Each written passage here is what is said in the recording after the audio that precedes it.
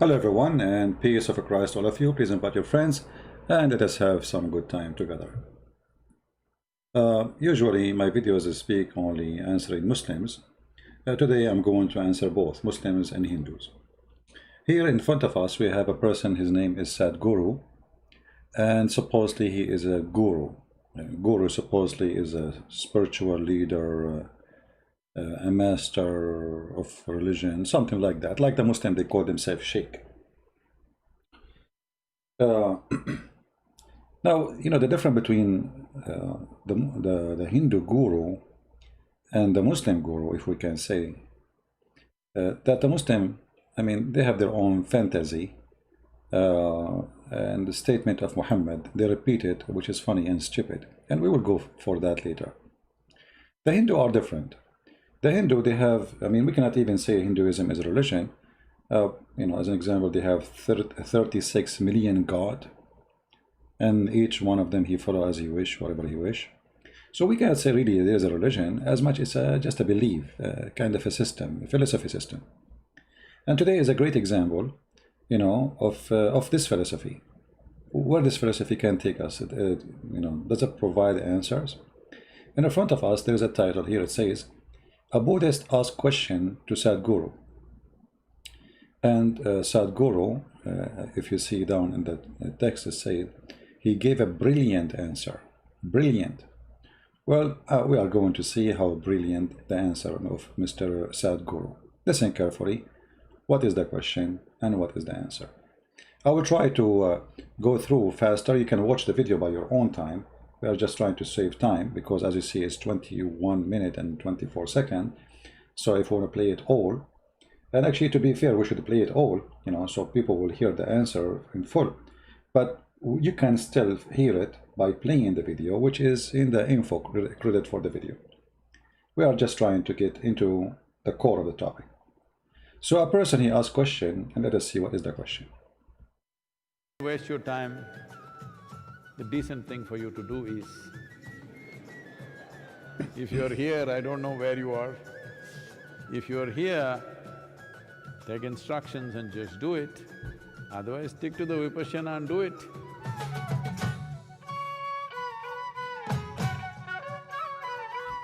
Okay, we let us skip this dancing part, people dancing. I don't know what the point of this, but yeah, let us go to the question.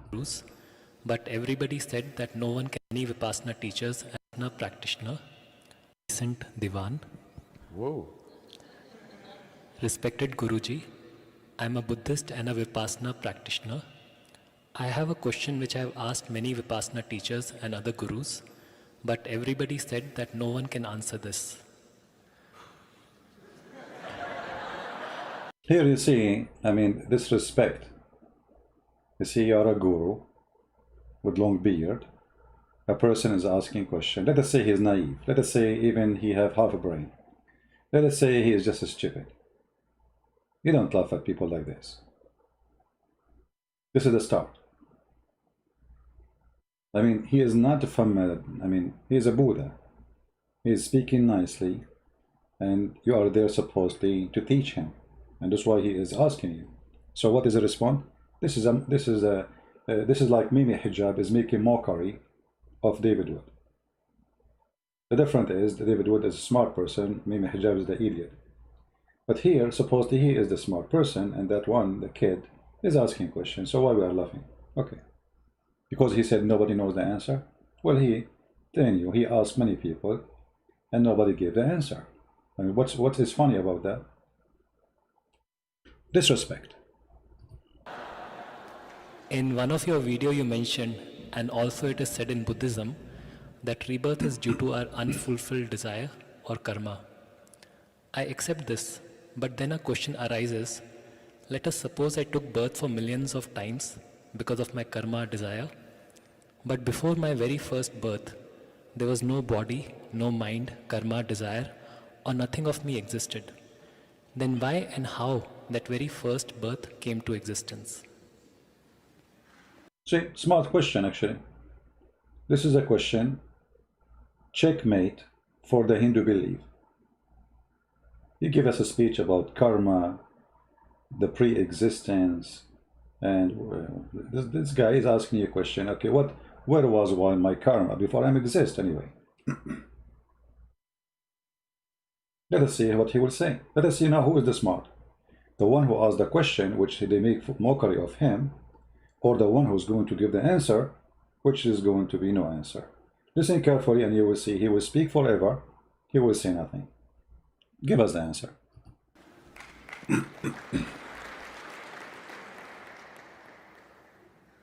Now, even I'm wondering about that about you. See? He's making mockery of him. Well, no, you're a decent guy, I'm like this, what would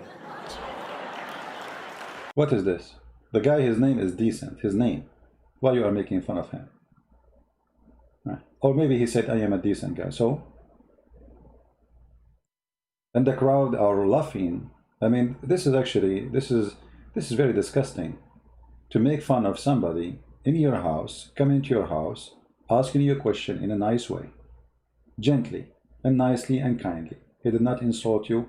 He did not say anything. What is this mockery is about?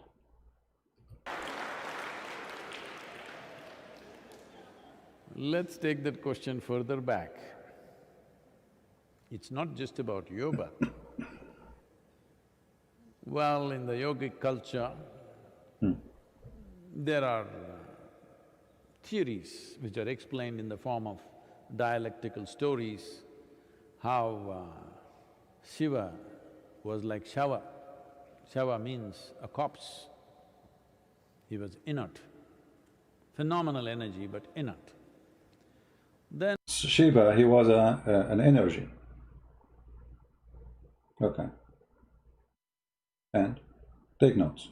energy or Shakti came and danced around him, upon Okay, how he was energy and then an energy came and danced around him. Which one is the energy? So now we have two energy dancing now with each other. And what does that have to do with the question? I'm just trying to make you think carefully of what this guy is saying. He's going nowhere and you will notice nothing of what he said now makes sense. Let us go back a little bit because I disturbed the conversation. was like Shava. Shava means a corpse. Corpse. He was inert, phenomenal energy but inert. Mm-hmm. Then energy or Shakti came and danced around him, upon him. Then he got… Is what? woke up. Well, we are,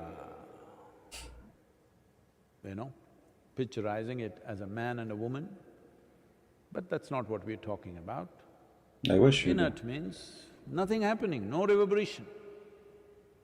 No reverberation means no creation. Energy got introduced, reverberation started. From a simple basic reverberation, it got more and more complex. As reverberations became more complex, it became matter, matter became small molecules, they became planets. What? So, energy and vibrate and became molecule and became what? How this happened? What do you mean? First of all, when you say energy, energy itself, it have to be electron, as long as you are talking about physics and science. So what vibrate and this was nothing? When you say energy, what you mean by energy? Isn't it something exists? Energy is something exists, is not something. And then the creation happened. This is the most funny answer ever. Listen carefully. How he is trying to brainwash this kid by giving no answer. An answer even atheists don't accept. No reverberation means no creation. Energy got introduced, reverberation started. From a simple basic reverberation, it got… What reverberation? Where is the energy coming from? I mean, the guy is asking you how creation happened. Shouldn't you ask, tell him who created the energy? The energy you are talking about isn't a creation. Either this energy is a creation by itself or it exists. I mean, someone created or it exists by itself. Is that God? But he just said there is no creation happen. So if we put now energy in a place, now next to it, tomorrow we will find something created just because there's energy next to it? In which science is that? In which logic? In which philosophy? You have a microwave full of energy. I'm going to turn it on, and tomorrow next to the microwave I will find a chicken.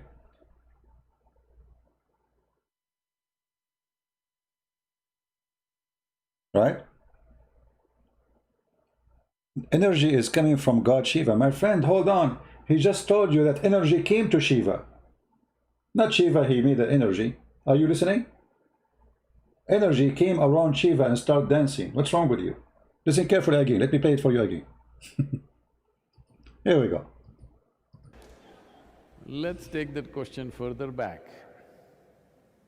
It's not just about your birth. Well, in the yogic culture, there are theories which are explained in the form of dialectical stories, how Shiva was like shower. Shiva was like what? Who's a Hindu here can help us? And then energy came and danced around him. So the one who's saying energy is God, that's funny. So who's Shiva? Shiva means a corpse. He was inert. Phenomenal energy, but inert. See? Then energy or Shakti came and danced around him, upon him. So now we have two energy. If Shiva is an energy and other energy came, so who is the other energy who came and danced around him? And later he will tell you it's a woman. So there is nothing but from the beginning we are talking about women and men now. So the energy who is dancing around Shiva is women. He will say that in a second. Then he got kind of woke up. Well, we are, picturizing it as a man and a woman, but that's not what we're talking about. Inert means nothing happening, no reverberation. No reverberation. No reverberation means No reverberation. creation. No creation. Energy got introduced, reverberation started. From a simple basic reverberation, it got more and more complex. As reverberations became more complex, it became matter, matter became small molecules, they became planets. Well, hold on. Matter became a small matter. Oh. If matter exists, which one is going to exist first, the matter or the small thing? Matter became a small… What?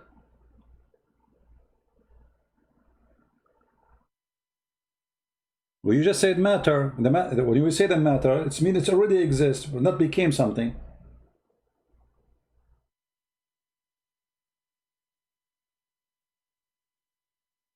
And the small molecules, if they came after the matter, that would be crazy.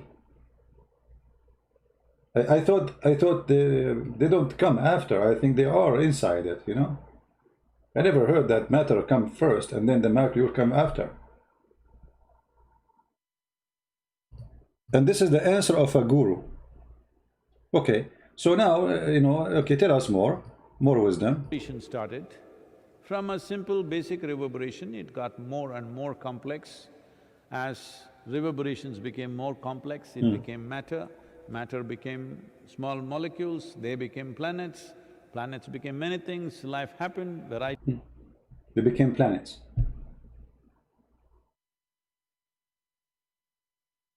They became what? They became planets. Well, how they multiply themselves to become a planet? You see, this guy, he just believed in the multiply.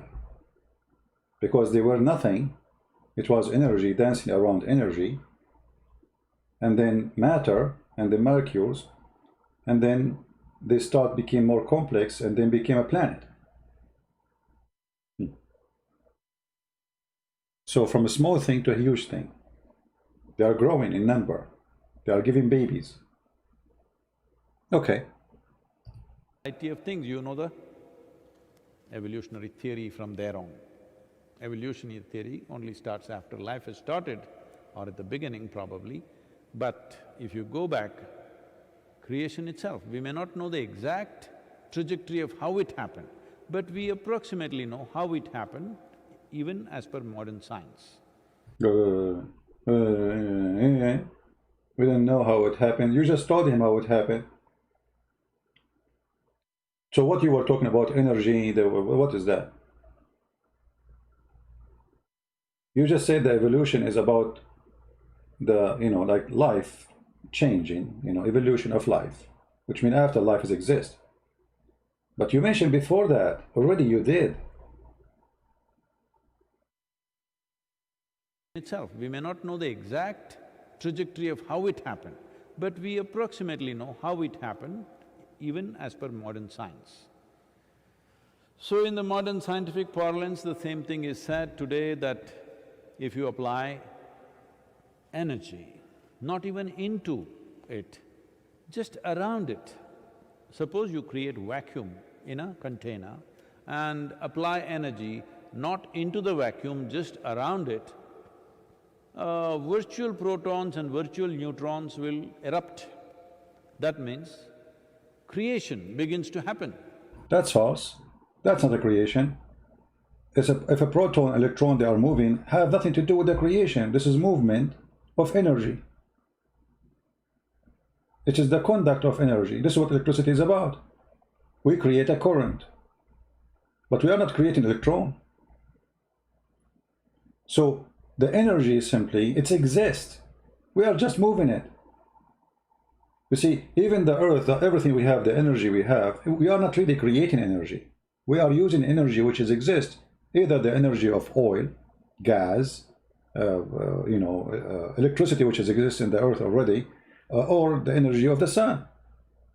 Even trees, they take energy from the sun and they convert it into their own food and supplement. And this is the energy. The food we eat is energy. So when this guy is talking about creation by moving electron, that is a false statement. There's no way or anyone who is a scientist, he will agree with this. Right? His belief harms no one and should be respected. For those who don't like me speaking about this guy, you can leave.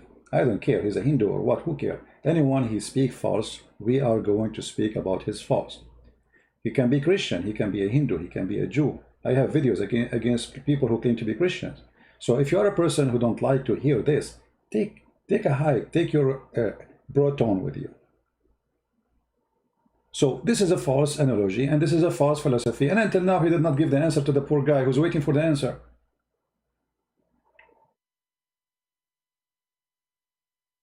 Until now, all what we hear, this guy is just talking about energy, energy, energy. But where the energy came from?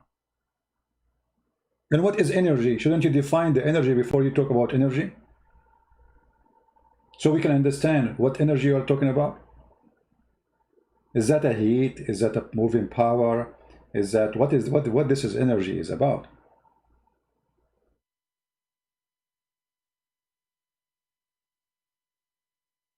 Let us listen more. Maybe he soon will get into the answer. Until now, talk is cheap. Mean nothing, say nothing. Virtual protons and virtual neutrons will erupt. That means creation begins to happen. This is creation, Proton, neutron just have to get together for an atom to happen. Once an atom has happened… And this guy, I think he is an engineer too. So proton and neutron and electron, they have just to get together and then atom will happen. And this is not true. Because those are not even free. What get together? Are they free? Like they swim in the space by themselves? What are you talking about?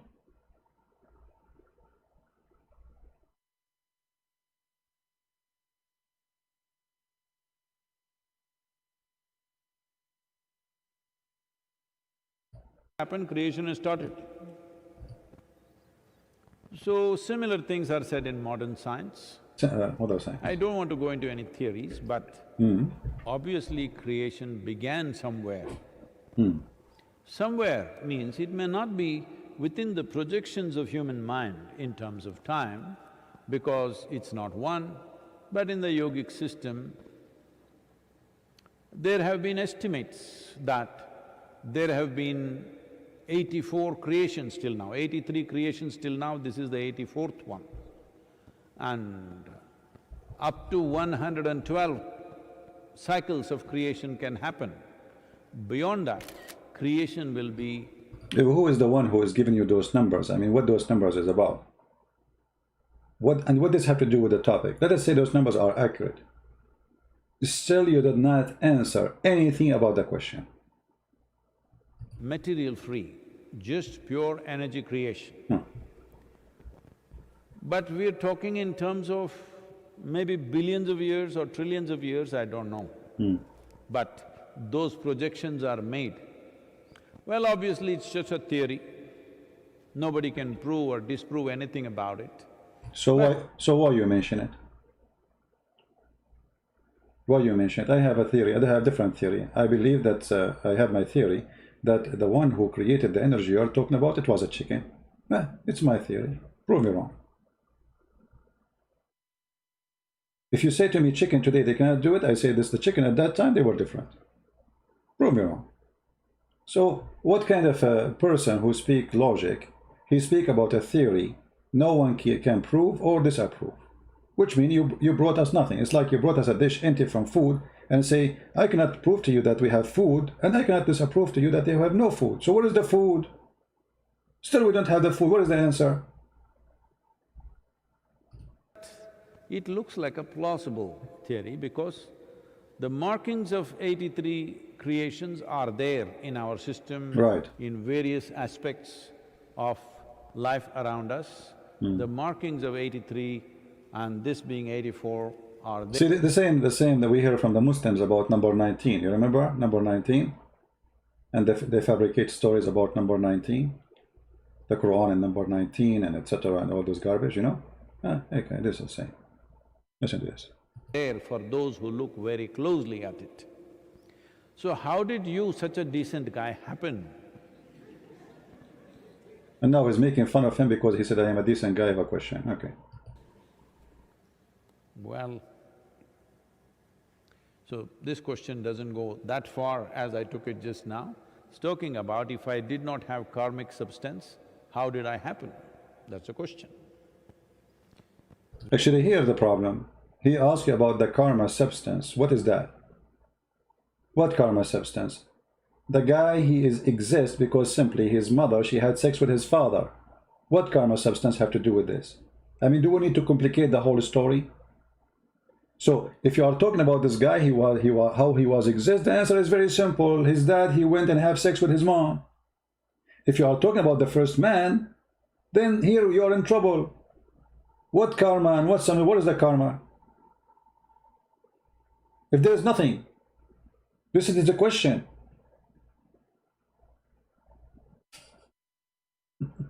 Well, you don't need a spiritual answer. Charles Darwin himself. Charles Darwin, he answered it? This is what a guru he say to his followers? Charles Darwin is a big filthy racist. He put a black person in a cage to prove that black people used to be monkey. If he was exist today, we will put him in the street and everybody will spit on his face. This is your example. Charles Darwin, he proved nothing. What he proved? Listen carefully. He went in a circle non-stop and now he arrived to the corner of a Charles Darwin. Karmic substance, how did I happen? That's a question. Well, you don't need a spiritual answer. Charles Darwin himself has explained this. You were a single-celled creature and then you became two-cell, then… Darwin, he did not say this is stupid things. What are you talking? Single-cell creature, what are you talking about? Evolution is not about single became two. And even if you say such a thing about one became two, how the first one came to existence, the first cell. And you know, the idea of Darwinism is the most stupid idea. As an example, let us say I was one cell and then I became two cells. But how my body taught my body that I need to be two cells. And then how my cells, they decide to have an eye. And then how my cells decide to make a heart. I am alive already. Is it Darwinism built to teach that it's the need what make things happen? The needs. So what is the need of seeing if I do not know what is seeing? If somebody is blind, he never saw. He will never know what seeing mean unless somebody else he can see. He can tell him, well, I have eyes, I can see, you cannot. And then he explained to him what mean to have eyes. So how a cells will be able to organize itself and notice I need to create eye. And then this cell is going to make an eye design in a very complex way. How that can happen? You know what? I like to fly. How come I was not able to fly when my cells, they knew inside me I like to fly? Can I wake up in the morning, I have wings? Why my cells is not doing that? Why the cells of a human being after all those millions of years, as you claim, did not come? As you see, a human being is desperate to fly to the point he made airplanes. Why his cells did not create for him feathers?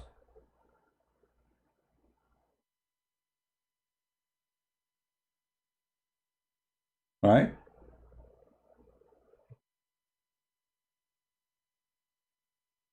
Diversion isn't about that. It is just about the change of genetic and environment. My friend, I understand. We as a Christian, we believe that God, he gave us ability to adopt. So if evolution is about adopting situation, we believe in that. As an example, if you're a human being who live in the mountains, you will notice that those who live in the mountains, they have wide shoulders, they have big chest. Why? Because they have less oxygen there. That is possible. But the garbage they are coming to us with, and yet this guy, he claimed to be a spiritual guru, is a garbage. Why you are bringing a false theory? No one can prove it. Because scientists themselves, many of them reject Darwin. There is some scientists accept Darwin. There's many that reject Darwin. Scientists, not me and you, religious people. Did you ask yourself how a male and female came to existence? I mean, how a cell convinced itself, I'm going to create two cells, one have penis and one have vagina. That is impossible. And that penis will fit perfectly to go there. Excuse my language. You understand what I'm saying? That is impossible. In order to do such a design, you have to have an outsider thinking. Designing the shape, not only the job, even the shape, how the shape is designed. So this is a very stupid theory even to mention. And you notice here, he contradicts himself from the beginning. In the beginning, there was nothing, supposedly, it was energy. Now he's talking about cells. And one cell became two cells. Okay, hold on, forget about the cell. What about rocks? How they came to existence? How about sand? How about all kinds of material? Forget about living things.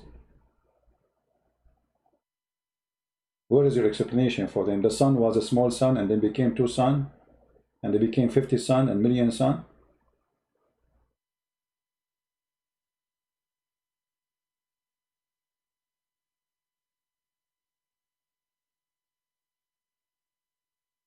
You became 3-cell, then you became multi-cell. Now you become little more. Little more only. Mm. Decently better. A decent development from a single cell has happened. So, in the process from the single-celled animal, from an atom to a molecule, right now this is a wonderful time to ask this question because there is virus. A virus is not a full-fledged life. It has proteins and enzymes to make it a life, but it's not yet life. Only when it enters your cell, it has a life. But by itself, it has no life, just a certain combo of protein. So decent, what? Dushyanta. Divan. And then now we have no answer. All this blah blah blah blah blah. The guy is asking how I came to existence without my karma, because Hindu, they believe in the karma thing. That before you became a person, that the karma is there. Okay, how I am there, how that my karma there if I am not there yet? So you were also pre-life, became life, became more and more complex life. Complexity itself. Pre-life, you also pre-life. Anyone can explain to me how you were pre-life?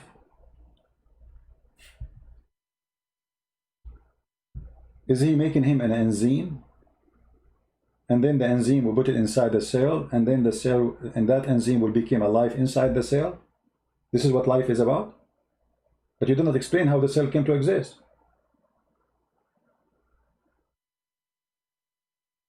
And he told you how I am exist.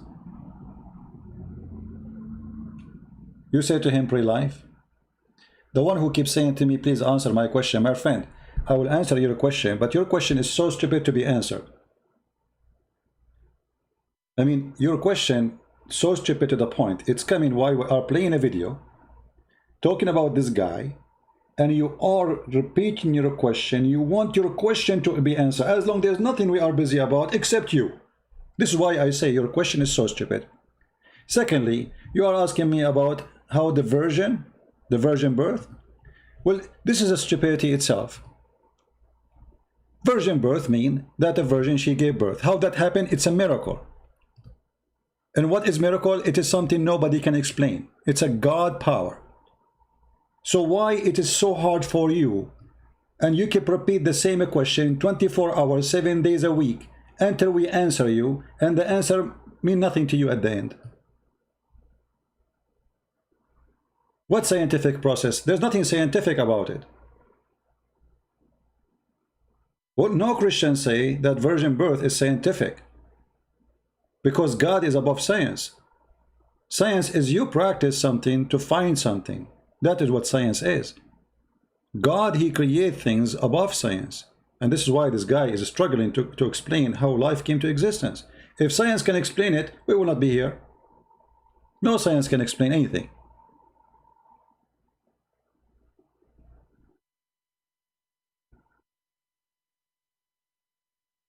Some people, they are so stupid, so foolish. We Christians, we don't believe in science. We laugh at science, actually, because most of science is something changeable. Today they believe in something, tomorrow they discover they are wrong and they switch their opinion. This is what science is. Not long time ago, scientists themselves, they used to believe the earth is flat. After that, they found that they are a bunch of donkeys. Not long time ago, scientists, they believe in all the theory of Einstein. And not long after, they found that they are donkeys. Because some of the theory of Einstein is true. Or let us say, according to them is true. Not all of it. Or Newton, etc. So science is a temporary possession of knowledge that can change depending on the discovery. So as long we have, this is a limited discovery, we don't have the full knowledge, that is not really a science, this is temporary knowledge. This is why you see scientists today, they are so much in struggle to fight a little tiny virus. Because this science is in disability. Why? Because they have limited ability and limited knowledge. So all the science they have come to be a joke. What is your science? People dying by thousands. All the computers, where is Darwin? Can Darwin help us? And now what they do, they are practicing drugs on that virus, and that practice will teach them about the response of the virus, which means there's no science really. It's just a laboratory. You know, they call it science, but it's not science. I bring an ant, I put salt in the ant did not like salt, so I write down this ant did not like salt. That is their science.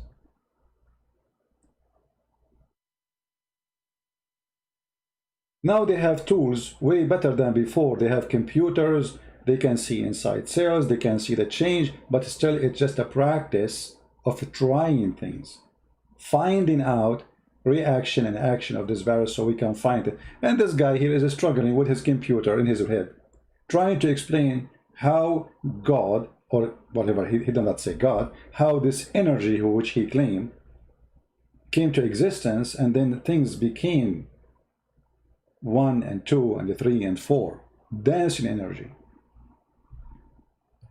Self is karma. Karma is not necessarily, even now as you sit here, karma is not necessarily only what you do like this.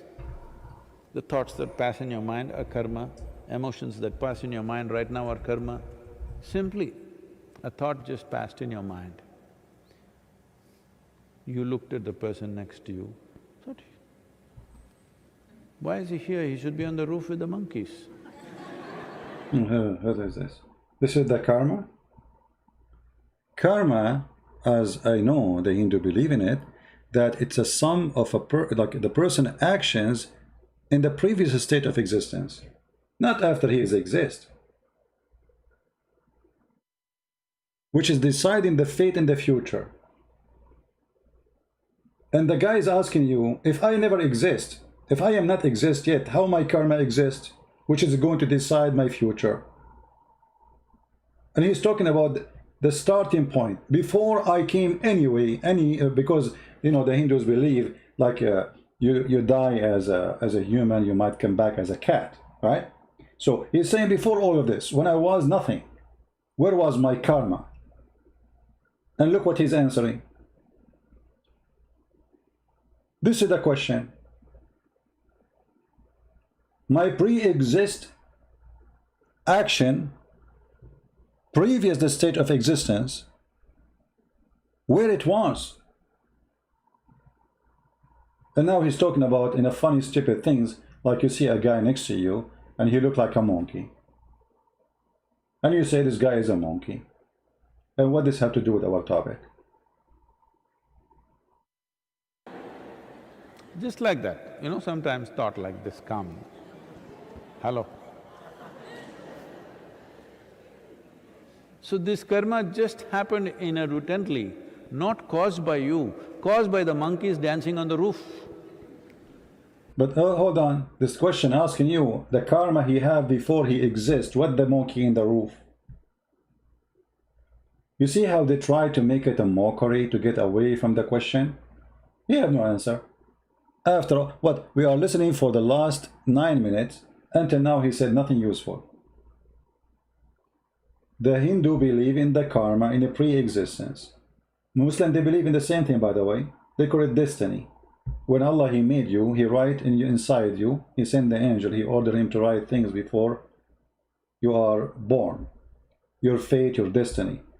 The Hindus, they are a little bit different. It's a pre-exist even you as inside your womb. The Muslim, they say after you get inside the womb, then Allah, He sends somebody and He write, the angel, He write your fate. But all what he said have nothing to do with the question.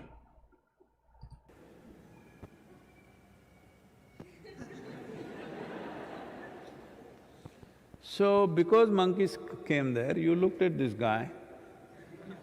At a certain angle, he looked a certain way to you. Maybe it's the lighting, maybe it's the way he sat, maybe something, and a thought came and went. Now you performed a karma. That somewhere you look at another human being and you think he's a monkey. Now this won't stop here, you understand? Now you looked at him and thought you're a monkey. Tomorrow we changed your department and you're in the monkey department.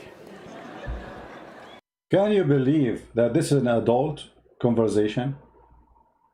And you can tell the one who they are listening, they are a bunch of shallow people, like the fan of Mimi Hijab. It's a mockery time, and nothing there is valuable. What I look, you know, you look at a person next to you, you see him like a monkey. Obviously, you are the one who see people like monkeys. I don't see people next to me look like monkeys. And then second day, you find yourself working in the department of this monkey. And now, you know, this monkey, he will be giving you orders. Oh my God, I have to work with this monkey today. It will continue. And if suppose the situations are placed like that, he is in charge of the department, you have to work under him. Do I have to be instructed by a monkey like this? It will grow. And this is how you became a racist. This is how you explain a racist. I mean, oh boy. You see, I make fun of Zakir Naik always, but you are trying to beat him today. So, this is how you became a racist? Because this guy, he don't like a person, how he look like, so he thought, he said in his head, this guy looked like a monkey, and then he became his boss. And then this is racism. Do you know even what racism is? Racism is something you do against a race, not a person. So if a person belongs to that race, and you act against him because he is from that race, that is racism. Not a person, you look like him, you feel like he's a monkey. What does this have to do with racism? So you don't even know the definition of racism. And until now, we do not know what is the answer. I mean, what does this have to do with my topic? Before I exist, what was my karma? Very embarrassing. All right? Because initially it's just a passing thought. Then depending on situations, how they corner you here, there, slowly it multiplies. This is even happening to every other creature. So somebody saying he might be ignorant, but at least he is not trying to convert people with his lies. That's not smart, my friend. This is his lies. This is converting you to his lies. Already he is converting you. He making you believe in his lies. He is more dangerous than somebody want to say to you, convert to Islam. Because now you, if you are listening and you are shallow, you believe in this garbage. So who said he's not trying to convert you? Anyone he claimed to be a guru or a master or a teacher, he is teaching you something and he wants you to believe in something. So if he is not truthful, he is converting you. It doesn't matter if he name a religion or not. Already you became his potato. You are a follower of him and you believe in what he say. So now what you learn from this, that racism, that you look at a person and you think he's a monkey, second day he worked for you, you hate him, so that is racism. In fact, you know, Hinduism is very racist. They divide, you know, but the racism there is different. It's a religious racism. They divide the society into ranks and levels. So the one who is from the Brahma, they are the highest, they are the holy, they are the good ones, and the rest they go down. And the society is separated to the point this person cannot marry from that rank. If you are a person who works as a barber, your son is going to work as a barber. This is your rank. If you are from the Brahma, you are the top, you marry from the Brahma. So as long as you understand racism about the monkeys, so which monkeys you believe in? How your society divide people into monkeys instead of dividing them into one unity of a human being, respecting them all. Gradually, karmic substance builds up, becomes more and more complex. Well, clearly, evolutionary sciences are telling us the initial human beings were very simple, half-bent human beings, very small brain, they couldn't think much, they just survived like any other creature. Everybody knows that, right? So from there you built your karma. I don't know why nobody could answer this question for you. Supposedly he is the one who answered it. I mean, did you see? From there you built your karma. You see a guy second next to you, and you look at him, he looked like a monkey. This is where you build your… The guy is saying to you, before I exist. This is a guru.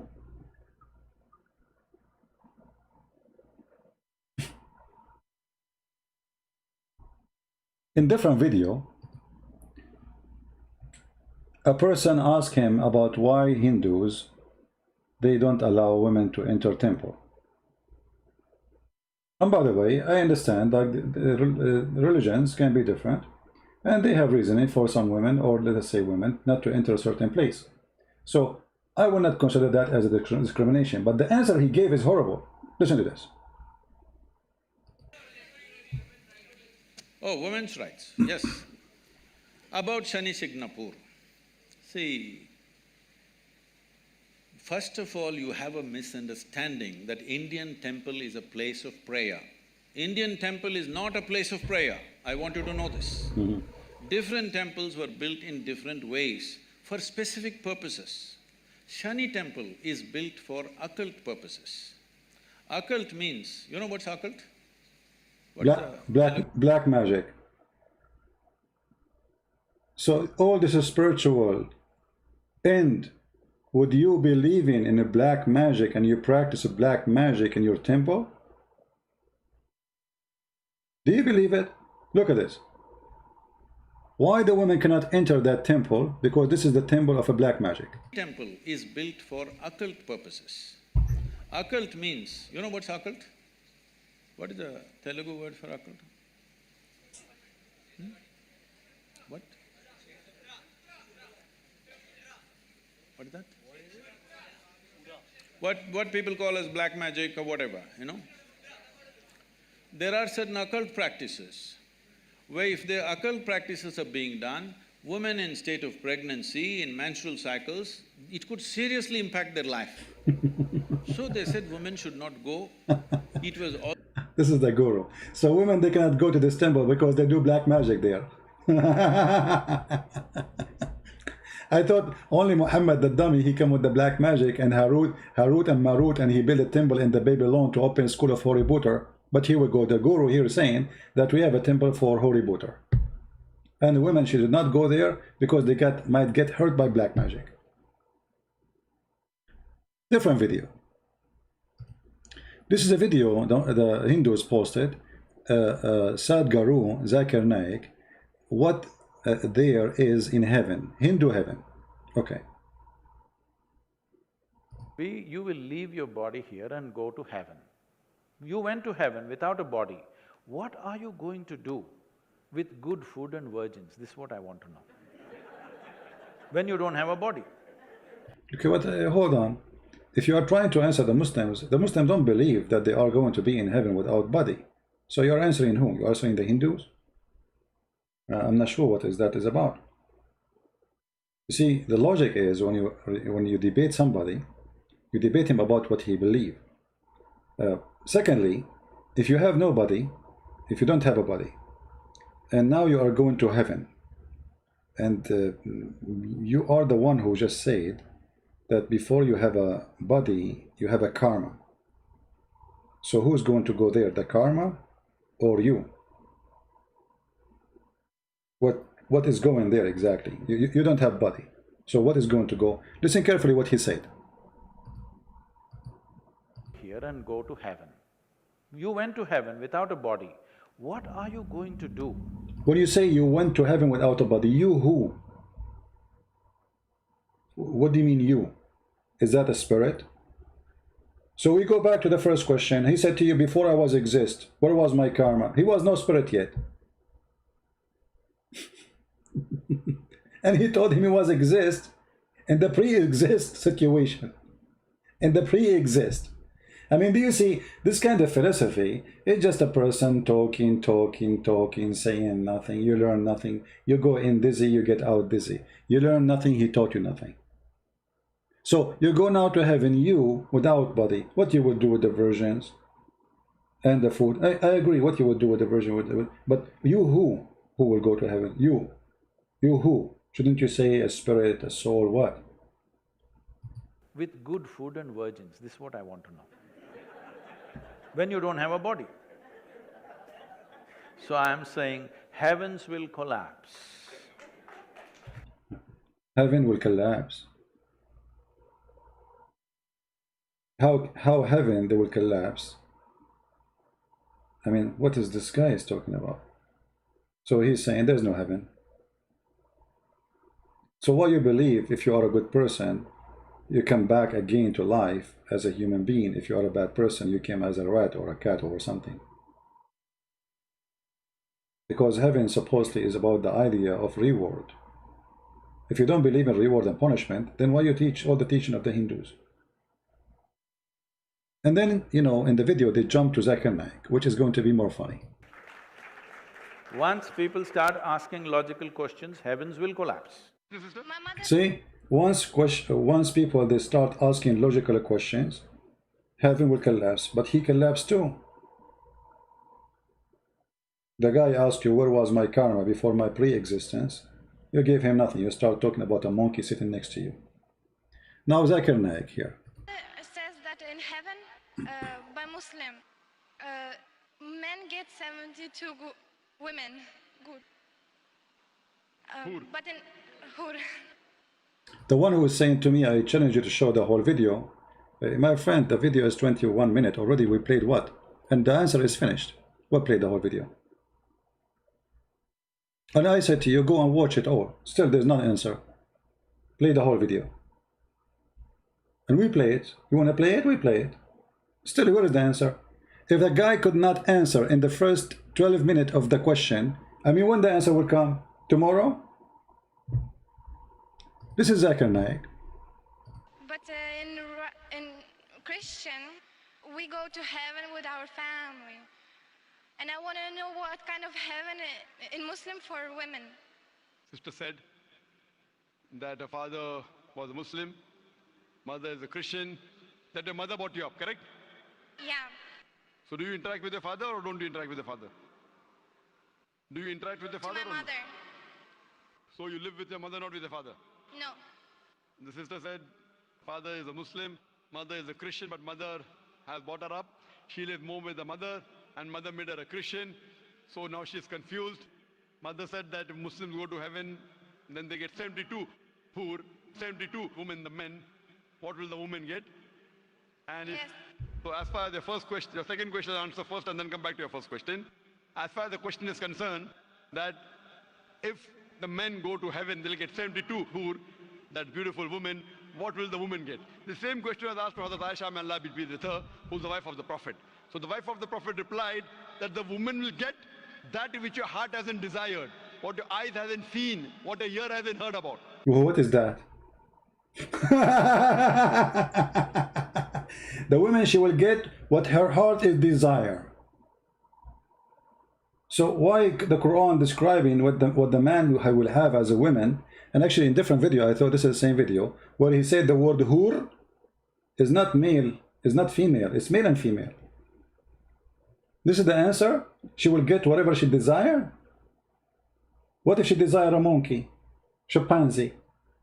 What if she desire to sleep with a woman? That means inshallah you will get something equal. Salah, What your salah. heart hasn't desired, what your eyes hasn't seen, what your ear hasn't heard. Amazing. So inshallah, if you go to heaven, you will get something good, which inshallah you'll be satisfied. Inshallah. But the question is, first you have to enter heaven.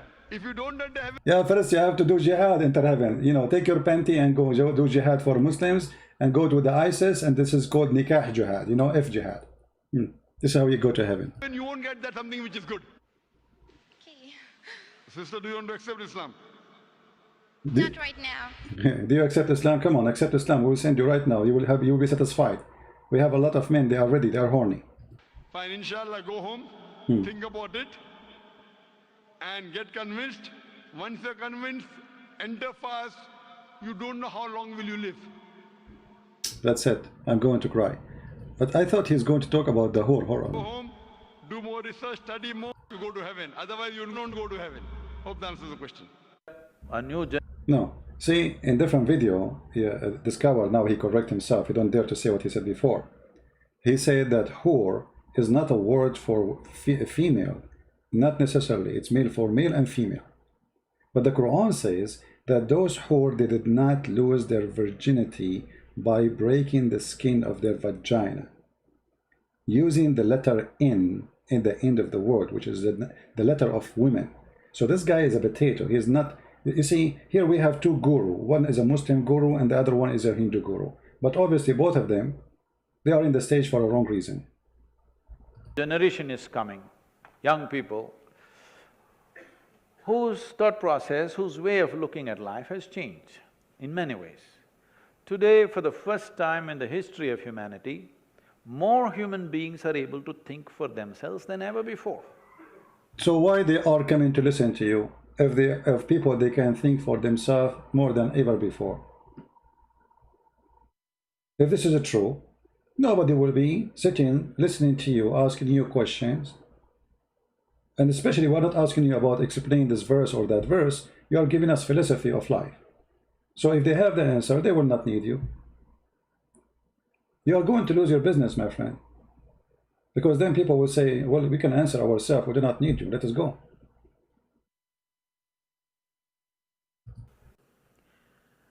Whether they're thinking right or wrong is not a debate, but they're thinking. At one time, a scripture would think for you, a guru would think for you, an elder would think for you, one man in the village would think for you. Today, everybody is beginning to think for themselves. Once this happens, people will become in such a way, unless something is logically correct, they cannot swallow it. So it's logically that there is a karma exists before I exist. That is logical. Which decide pre to my existence, my destiny. That is logic. So I was not there, but there was something it's called karma, and this karma decide for me, but I wasn't me there yet. What me will be, but there's no me. After I became exist as me, what I will be. And that supposedly you are saying how logic works. Right?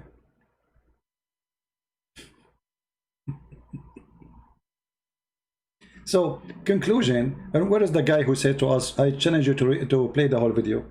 Do you want me to play the whole video, rest of the video for you? No, we can't play it. There's nothing. He said nothing. He finished the answer here. Here we go. I will play it again. The guy asked him, where was my karma before my existence? I not exist. Where is the answer? Everybody knows this. Maybe they thought you are not worth answering. See, he's insulting. He's saying nobody answer me. This he said. Maybe they thought you are not worth answering. But did he answer? The Hindu who's listening, be honest, did he answer where was my karma? Before I exist? What is my karma? What is this karma is? Can you explain to me what this karma is? If there's nothing exists. What is karma which is deciding for me what I will be? And what kind of logic that is, that the karma will decide for me what I will be? Which means, you believe, that I am not a free person. If I commit a crime, it's my karma decide for me to be a criminal. If I am a good person, it's not me being a good person, it's my karma decide for me to be a good person. Is that fair? Is that justice? Is that the logic? So why we have jail? A person who went to jail because of a crime, he should not go to jail. The karma should go to jail. Correct? The one who made him do it is the karma. So why don't take the karma to jail? The guy is a victim. The same as Muslims. Allah, He decides for you what you will do. So why the person will be punished for what he did if Allah decides for you what to do before He create you? Allah should go to jail. If a woman, she committed adultery in Islam and she is married, the punishment is stoning to death. But it's Allah who decides for her to do adultery. So we should stone Allah.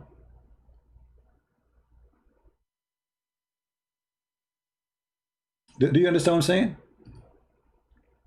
Those people who come with their own weird philosophy, doesn't matter what religion it is.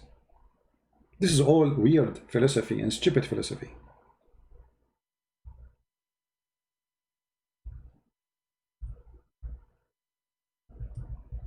Read with me and love.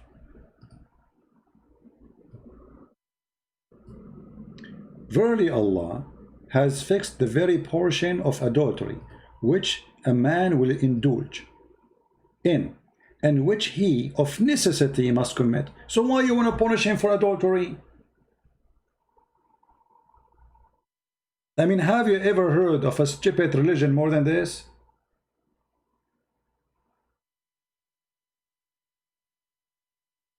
So the Guru bringing us stupid stuff, Muhammad bringing us stupid stuff, and there's no logic. Because now, both of them, they believe that it's not you who do good things or bad things. It is for the Hindu, the karma who decide for you. A certain energy, which is very weird energy, decide for you. How energy can decide for me? And how energy can write future? And what this karma, how it work?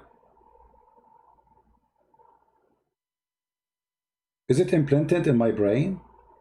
And if it's implanted in my brain, is it implanted in your body? Because in order to make something happen, you have to make it happen for everybody around me, not only me. You know what I mean? Let us make it simple. If they say that karma is the reason for things to happen, it's a pre-existence, previous states of existence. It is a sum of the person action. Okay. So I wasn't exist here yet.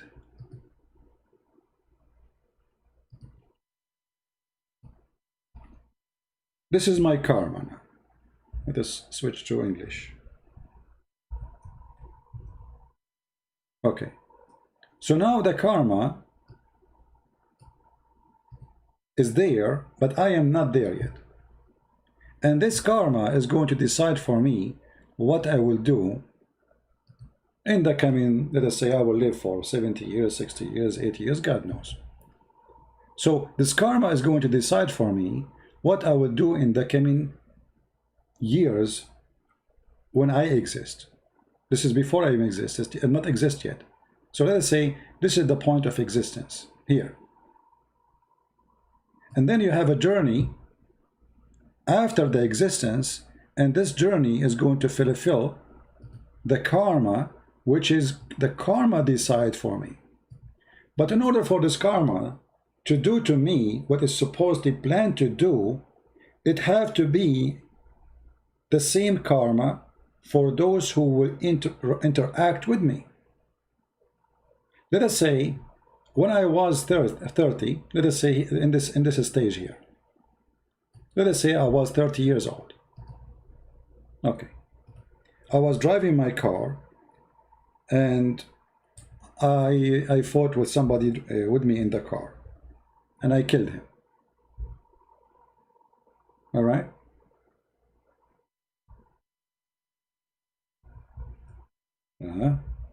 Sorry, I'm using virtual for the keyboard, for the Arabic keyboard, so it's not coming right. All right. So in order for me to practice or the karma to happen to me, this karma should make that guy go in my car when I am in the age of 30.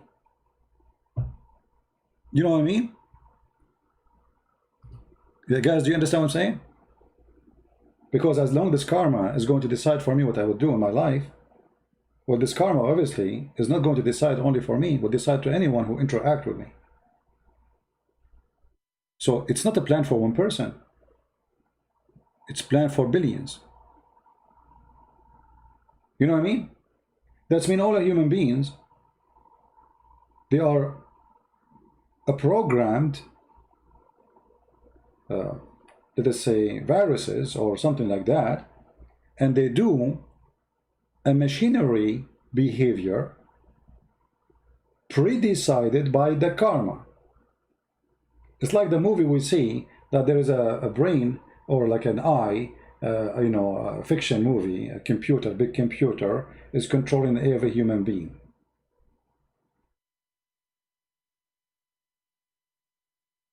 But this is not only stupid, this is impossible.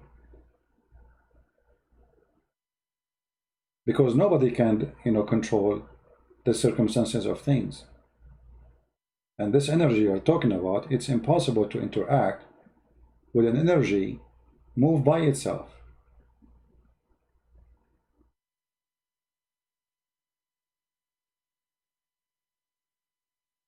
So this is very stupid. And here Muhammad is making the same stupid mistake. He is telling us that you have a karma, and this karma is Allah. And this karma, which is Allah, decide for you the very portion of adultery which a man will indulge in.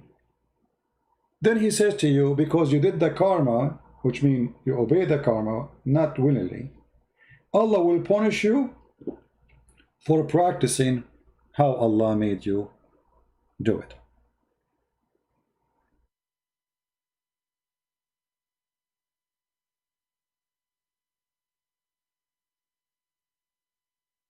So here we see that we don't have people who they are giving us answers. This is a stupid philosophy, confusing philosophy, make no sense. It is stupid, coming from a stupid human being, trying to deceive you, trying to make himself superior from you. He have answers, you don't. You know what I mean? Those who we see in the stage, they are people trying to play a game that they are superior. They are superior in knowledge, they are superior in understanding, and you are the fool. And now we are going to explain to you how life works. The Muslim, they have a big fool, his name is Muhammad, he claimed to be the big guru. And he is superior of all mankind. And whatever Muhammad he say, he have to accept because you are a fool. He decide for you, he think for you. You should not think. Thinking is not allowed. The guru here, he is not saying to you, don't think, but he is saying to you what it's meant. You are a fool when you think.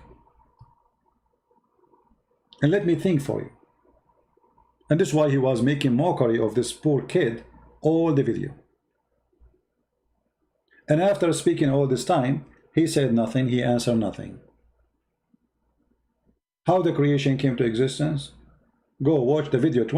I challenge you to watch the video 1 million times and tell me what is the answer for how the creation came to existence. And now he's making fun of him again. Because I am such a fool, I don't think anybody is not worth answering. Yeah, but you made fun of him, you humiliated him. And the crowd is laughing.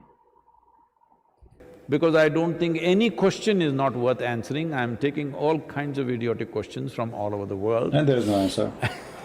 I'm taking questions from around all over the world. I mean, you see the self-worship from around the world. Everybody around the world is asking him questions. He is the one who have the answer. And then we listen, we die laughing at the answer. The same as the answer of Muhammad and his God. You did not give an answer to the kid. And actually, if he gave an answer, I mean, I will be happy to listen to it, to learn something. Maybe he can teach me something. Why not? I mean, we as a human, we think, and the smart one of us, he can help the one who is not. But I see here that somebody claiming to be something, someone, he have nothing to say except playing with the words. He have skills of talking, but he have no ability of answering. So, this is also because maybe you have some conclusion of your own. It's not really a question. You're testing everybody with your question, so they might have said, this happened. See, this is exactly what Muhammad did in the Quran. In chapter 5, verse 101, he said to them, ask not questions. Verse number 02, it says, why? Because the previous generation asked the same questions and they left Islam. So he's saying to him, maybe you have the question because you have a conclusion inside you. He's accusing him now. He's a guilty. This guy now is a guilty. He's a bad person. If you have a conclusion, he will not be asking you because he did not give you the conclusion yet. He's saying where I was. How this can be a conclusion?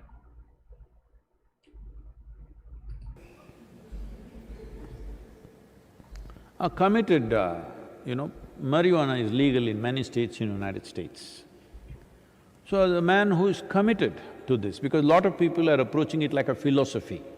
It is not just a compulsion that they have, it's a philosophy. We smoke, so we are superior to you. So this one is Yes. this is exactly… This is exactly what I said. I did not see this part of the video, by the way. Imagine this guy, he knew now that people, they are going to think that he is claiming to be superior. But you are the one who just said a second ago, people, they ask me from around the world, why you are mentioning this if you are humble?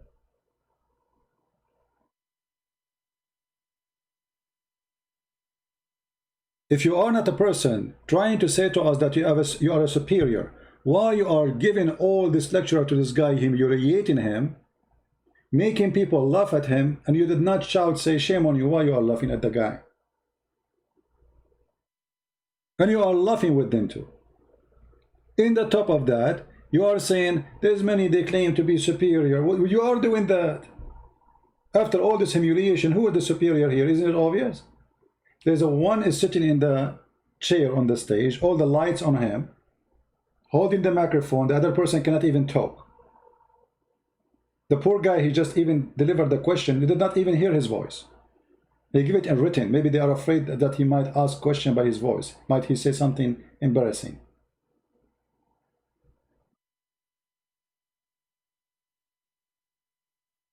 Something called as endocannabinoids that you can generate within your own body.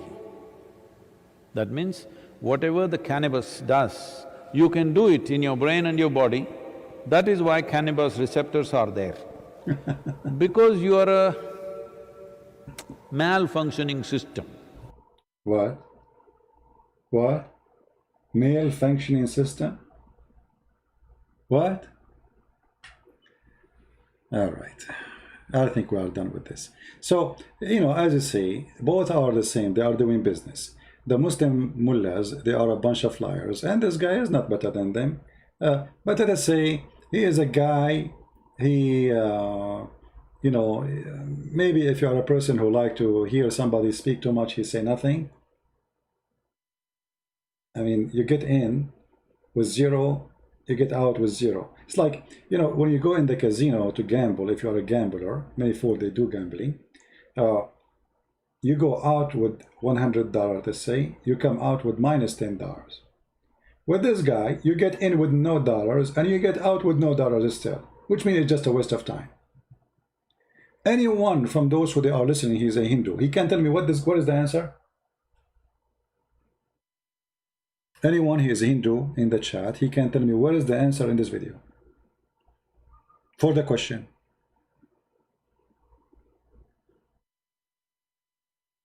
No answer.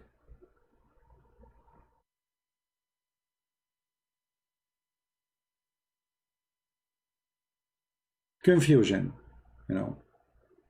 Guru.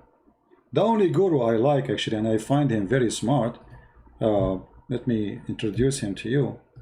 He's my favorite guru, actually. I learned a lot of knowledge from him.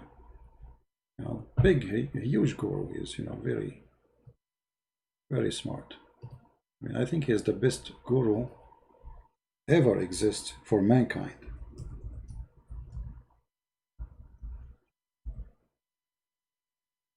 You know?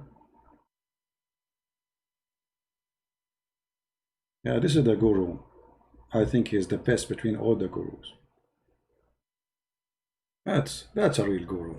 I mean, are you kidding me?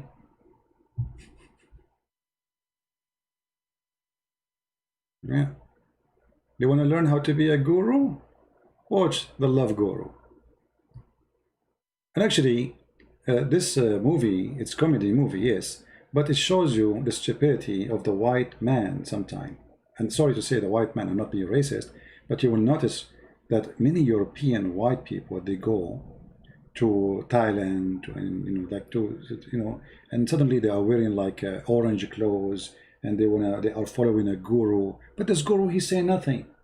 If you watch the video, you will see a great example of that. The guy, whatever he say, they open their mouth like, wow. It is a lovely movie, actually, even it's filthy, but it's a lovely movie because it shows you a truth, a part of a truth about Western people, how they became so shallow, to the point a shallow person, he can be a guru for them. And actually, there's a comment I wanna mention about Africa too. You know, a long time ago, the white man went to Africa to teach the African about Christ. Today, our sisters and brothers in Christ, they are coming from Africa to teach the white man about his foolishness. You believe it? Do you believe it?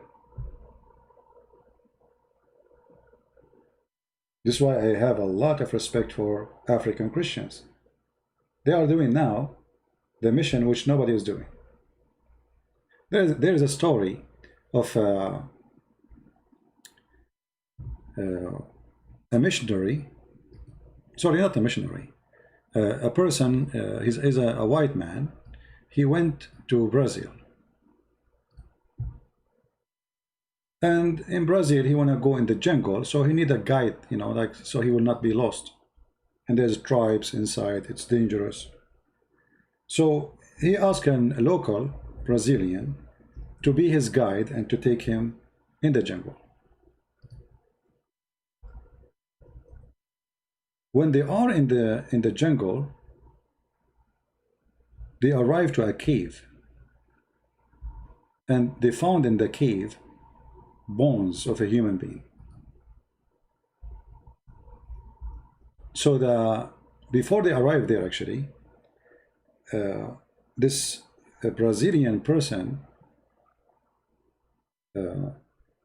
he have a book with him. When they take a break, he open it and he read from it. So the white man, he said to him, the European man, he said to this Brazilian person, what are you reading? Sound interesting. He said, yeah, this is the Bible. So the European man, he said to him, really? You read those books? We in Europe, we laugh at them. We don't believe in them no more. They are stupid. So the Brazilian, he felt insulted, but he said nothing. You know, he did not answer. He did not show anger, but he felt how wrong what this person, how rude he was when he spoke to him. So when they arrived to the cave and they saw the bones, the European man, he said to the Brazilian person, so this is what? He said, this is bones of a human. He said, here they used to cook and eat a human. He said, really? They eat them alive? He said, yeah, they kill them, they cook them, sometimes even they eat them alive. He said, and now they still do it? He said, well, in the way, when we are coming here, you ask me, he said to him, so now they are doing it? He said, no, and this is my tribe actually. I am from this tribe. My tribe used to eat people. So he said to him, now you are not doing it? He said, no. He said, why? He said, you remember the book you made fun of when we are coming in the way? Because of this book, you are not in my dish today. If not this book, which is the Bible, I will be eating you with my family.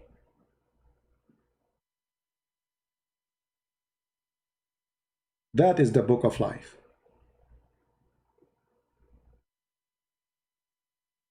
The Hindus, not long time ago, they used to burn the wife when the husband he passed away. It was the Christian missionary who fought against it, and they stopped it. Not the Muslims, not the Hindus. It was the Christians who stopped burning the wife alive. The women, the man he died, they burned the wife with the dead man alive.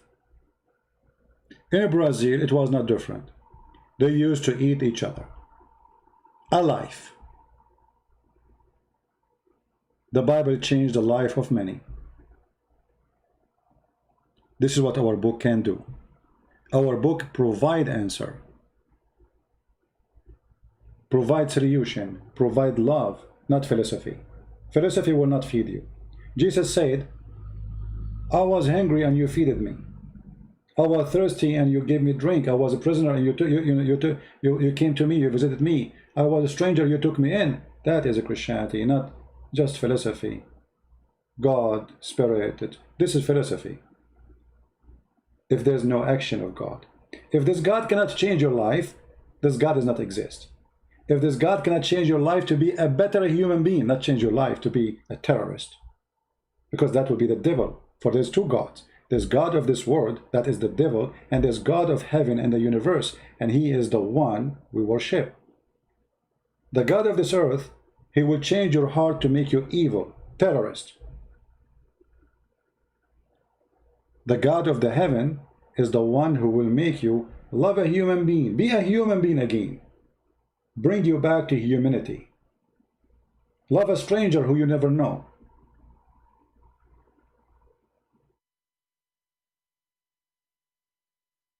Someone saying philosophy is good. There's no harm on that. No, my friend, I'm not, you see, I'm not speaking against philosophy as philosophy. I'm speaking against philosophy of stupidity. Because philosophy, I mean, it's you thinking about things and discussing things, right? So it can be very useful. But philosophy, if it's just to discuss with no logic, it is just stupid philosophy. I will tell you what I mean. There was a guy, a Saudi guy, he went, you know, in Saudi Arabia, they don't teach philosophy, it's haram. So he went abroad and he decided to study philosophy. So they have a class, it's called logic. Logic. So he asked the teacher in the first day in the class, can you tell me what logic is? The teacher, he said, sure, you know, logic is like, you know, we have some info, and from that info, we use it in a logical way, and that will lead us to more info.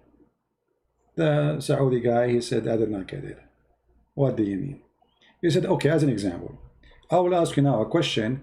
From a simple answer, I'm going to understand more things about you. I said, okay.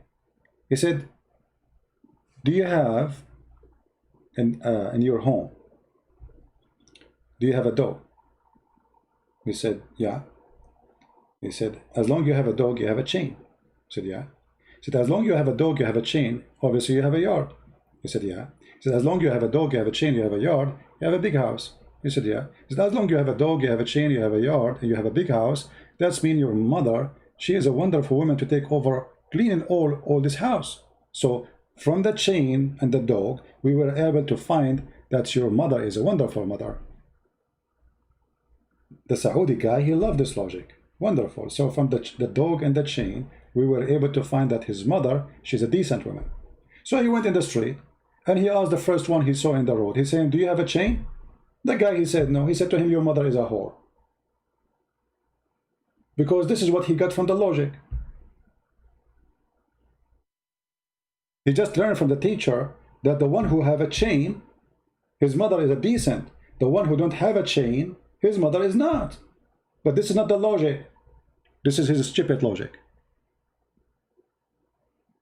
So we can go to the same school, we can learn from the same teacher, but does not make us same intelligent being.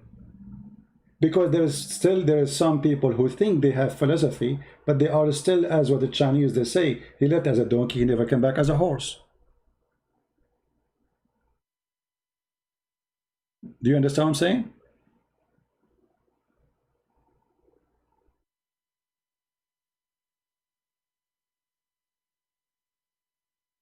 So when people they speak about philosophy, you need to ask yourself first, what is philosophy? The Greek philosophy, which is discussing nothing, saying nothing, talking about nothing forever. The Greek philosophy is the joy of thinking, not for the purpose or target. It's just the joy of thinking. So like we create situations and then we think about those situations and we enjoy talking about them. But there's no result of this thinking. This is let us say a waste of time philosophy. You know what I mean?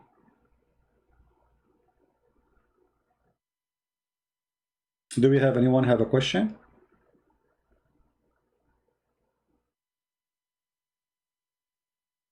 So those ones they call themselves guru, they present nothing to you. I advise all Christians. I cannot tell people who are not Christians what to do, but I can help my brother in Christ. And for sure, I'm asking everybody, not only the Christians, avoid this garbage like yoga.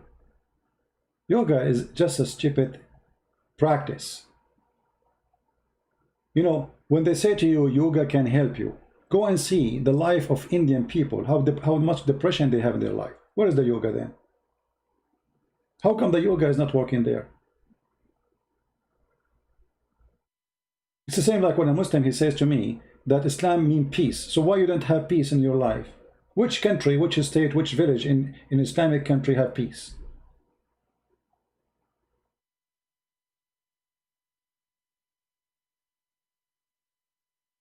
You know what I mean?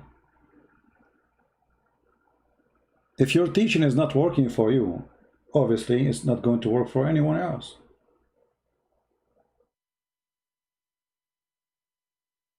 It's too much relax? No, yoga is not relax. Actually, yoga will make you more tired. Secondly, it's a selfish practice. If I ever, let us say, meet a woman and she tell me I practice yoga, I will never be engaged to her, because this is a very clear sign that she is a person who concentrates in herself. She is selfish. Never marry a selfish person, no matter who, if you are male or female. A selfish person is somebody he focuses in himself and he forget about the whole world. That is yoga.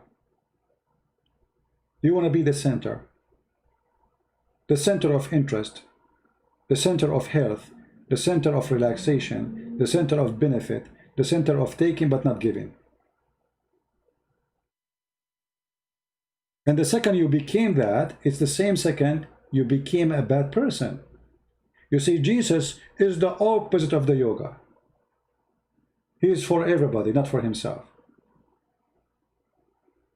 For God, he loved the world, he sent his only begotten son. God, he can do yoga and have you enjoy the yoga, you know, like relax. God, our Lord, he don't want yoga, he want action. He sent rescue. He sent the Messiah so you might be saved.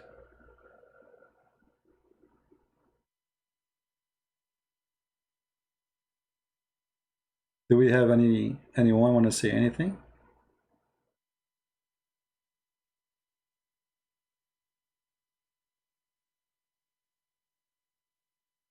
And you know, when the people they speak against the Trinity, I see some people speaking about the Trinity, I find it very funny, because if the Trinity for you is something not right, well, what is right?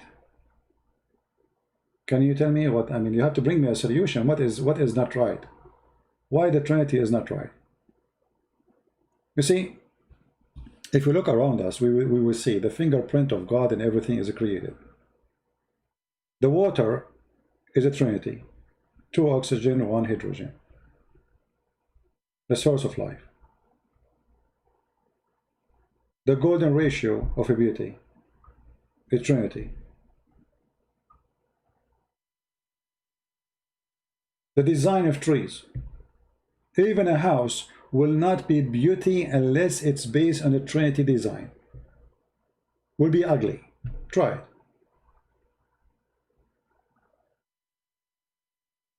Somebody saying ethic is application of philosophy. That's not true. That's not true. Because philosophy not always is about ethic. It can be ugly. As an example, the philosophy of the Greek did not prevent them from having sex, men and men, and having sex even with the children. So what is the ethic of the philosophy? If that philosophy failed to give you ethic, that's mean what you are saying is not true. Ethic is not application of philosophy. It can be the opposite. Look like, you know, some people, they go and they search and they get the definition and they copy paste. Use your brain, don't copy somebody else definition. Any other comment?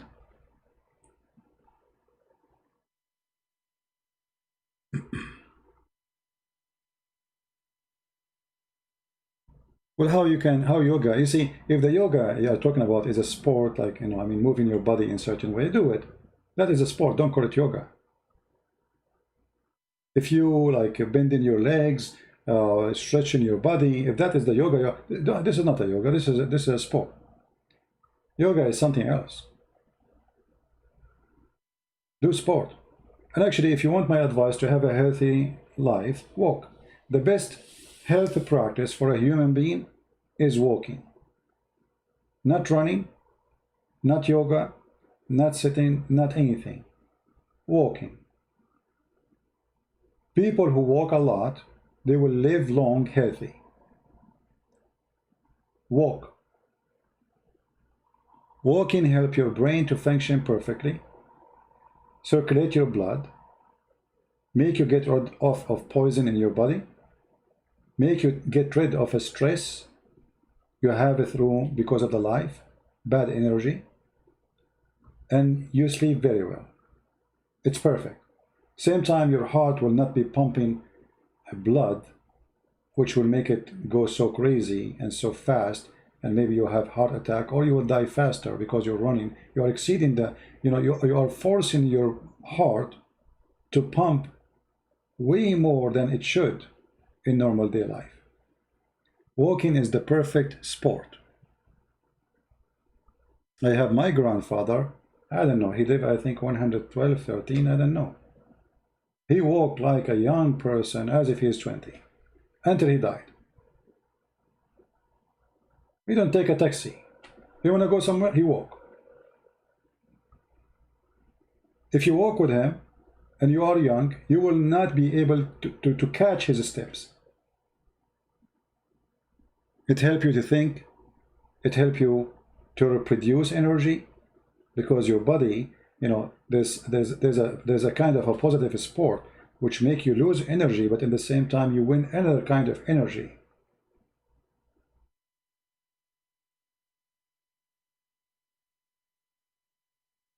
You do not need yoga.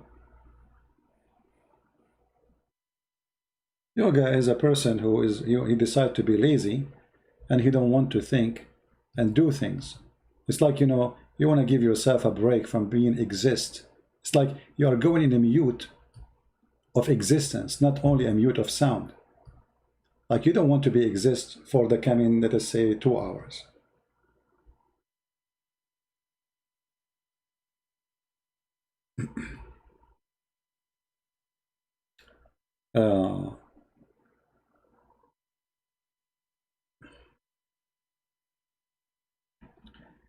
Do we have any Muslim have a question, or any Hindu?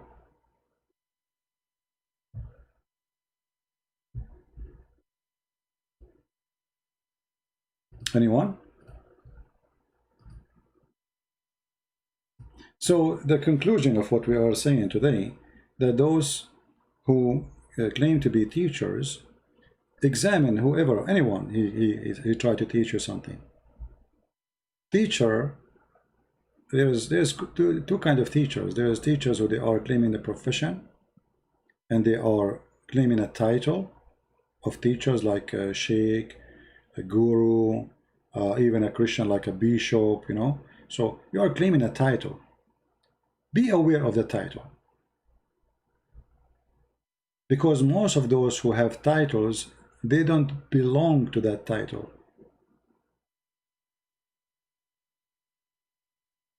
They are false.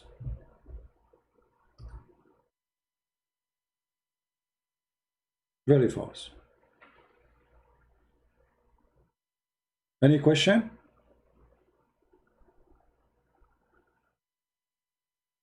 Anyone want to say anything?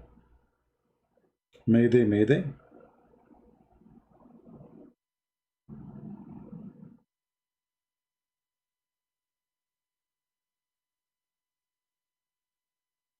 And you will notice that yoga is a kind of a popular between people who they have like luxury of life. Like a Hindu or a Buddha priest who don't work. People, they work, give them donation, they eat. Like when I was in Asia, I saw some Buddha priest, and I saw how selfish they are. There's people begging for money all over the place. Women, they are working in prostitution in Thailand. The Buddha, they walk by and they bless everybody and take donation. So this is your job in life. They eat, they pray to Buddha, they collect donation, and they don't care what's happening in the country. Those poor girls, aren't they all your daughters? Where is the yoga? Shouldn't they get help? Human trafficking? Isn't it hurting to see young, beautiful girls used and abused for sexual entertainment? in a country full of a priest, Buddha priest. Where is Buddha?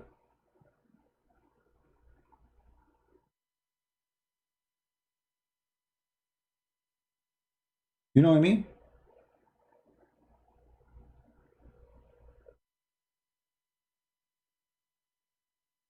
Where is Buddha? Where is the good ones? Instead of doing yoga, go and help those poor women.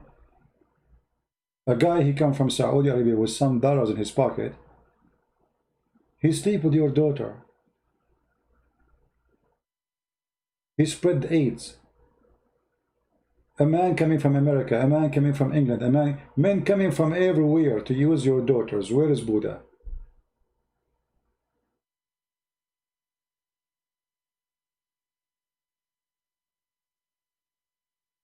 Someone was saying master seed is significant and not in the Bible. Okay, is he a Muslim? The one who was saying that, Maxarak, the one who's talking about the master seed. Is he a Muslim?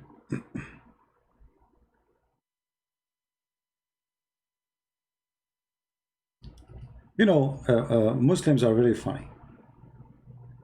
They come to you, they are copy paste. Actually, once I was debating a sheikh, and he said to me, well, master seed is not the smallest. This is a mistake in the Bible. The funny is that the Quran used the same statement copying the Bible, but those idiots do not know.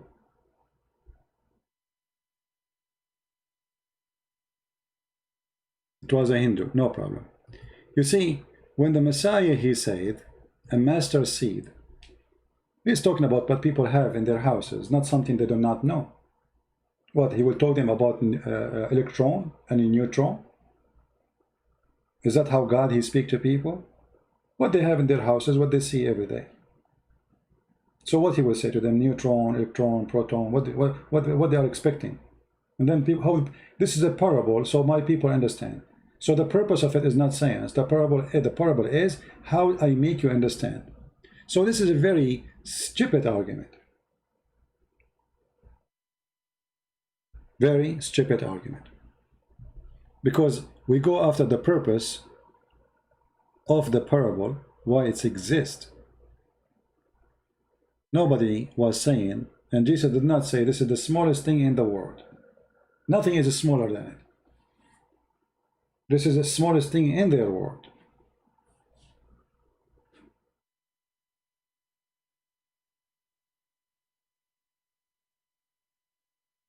This is why it's called parable. It's an example. It's not even real. So when Jesus speaks about the 3 servants and 1 master, it's not real. It's a parable.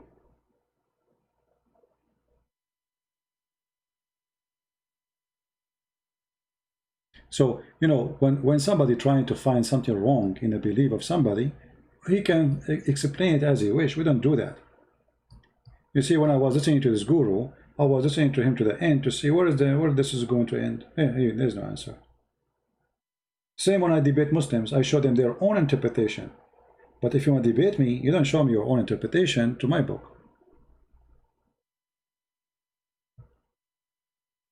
No, you cannot say that, because this is still a parable. It's not about something for real. It is a parable for you, you might understand.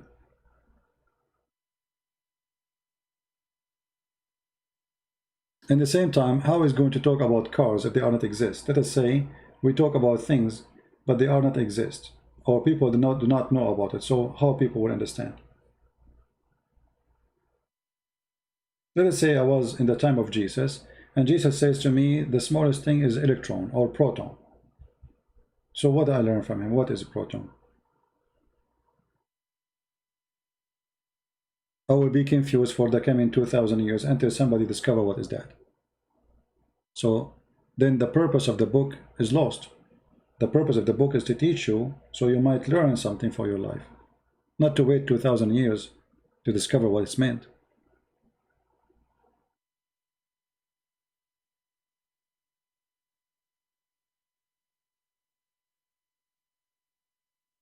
The Bible is a spiritual book. It's not a scientific book, have nothing to do with science.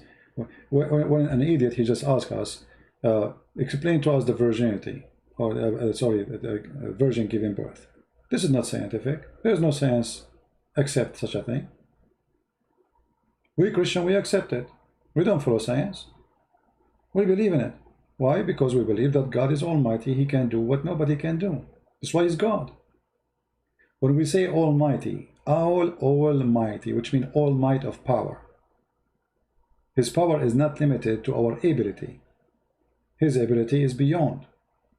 So we don't care what they say, and we don't claim that the Bible is teaching us science. And it's not a book of science, and never meant to be a book of science. And it should not be a book of science.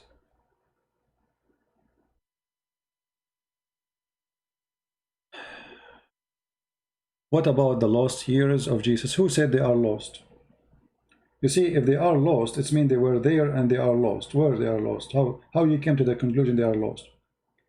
The Bible exists for the reason of teaching us about Jesus, not about everything Jesus did. Imagine if we are going to write down everything Jesus said since he was born. How big this book will be. Like right now, I'm speaking for the last hour. Do you know how many words I said? How many pages? Just in 1 hour or two? So it's a very foolish to speak about lost years of Jesus. They never been lost. First of all, those who wrote the gospel, they witnessed what they saw, not something they did not see. As an example, John, he was not with Jesus in his childhood when he was young. So how he will witness for it? And why actually? What is the necessity of it? The mission of Jesus started in a certain age, and this is where the story starts. The book is written for the purpose of education about Jesus, the God, what he did for us, not everything he said. Let us say somebody will say to me, in the book of Genesis, the Bible speaks about how God created the earth. Do you think really the earth creation can be explained by a page? Anyone here believe in that? One page can explain the earth creation? That's impossible. And nobody can accept such a thing. But we accept the book of Genesis because it's not meant to be a scientific book to tell us all the details.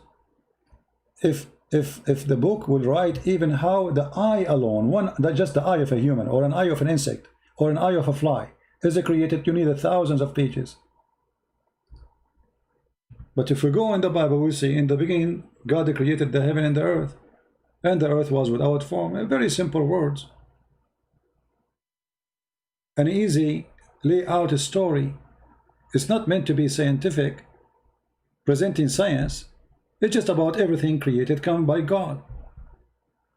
Otherwise, if God, he want to give us how he created the manual of creation, we should have a books of millions of pages.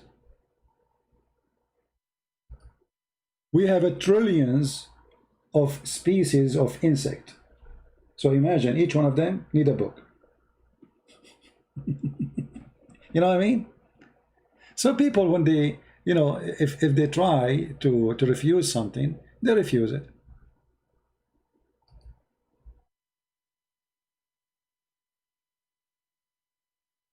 That is such a hypocrite when Sadhguru explained in better way than CP was. Mr. Avi, do you like to call me and explain to me what Sadhguru said? Guys, Avi is a Hindu, obviously. And I played all the video of Sadhguru and we got no answer. Do you like to call me and tell me what is the answer in the video of Sadhguru? Can you do that? I will open Skype just for you.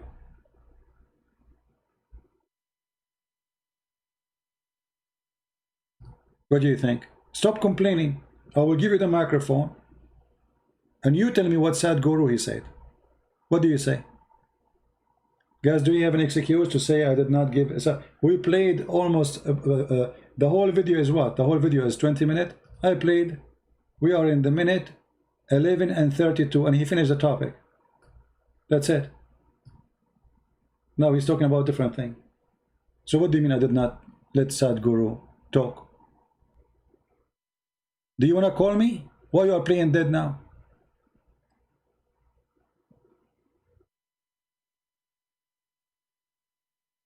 What do you mean show us verses about what you said about regard? What is that? What verses mean? What do you mean? Like what? You see, look how he changed the topic. A second ago, Sadhguru, he explained, and now he switched. You don't want to talk about Sadhguru no more.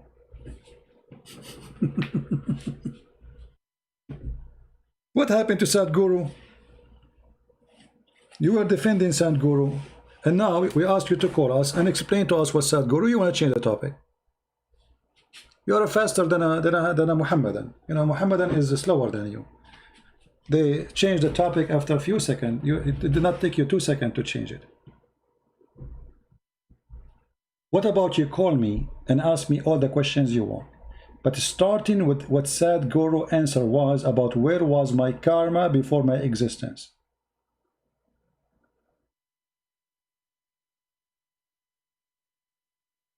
Do you like to call?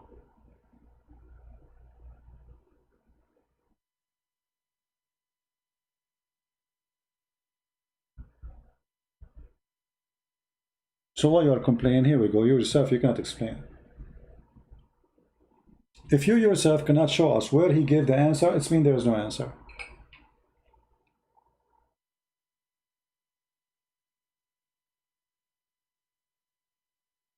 My friend, I don't care what he think. Attacking Sadhguru is attacking Hinduism. Who care? So, I am a Christian. I don't believe in Hinduism. For me, all those religions are false. Do I need to say it to know that this is my position of Hinduism or Islam? I do not need to say it. A Hindu, that means he don't believe in Christianity. He believes it's false too. If a Hindu person, he did not say it to me in my face, doesn't mean he don't believe in it.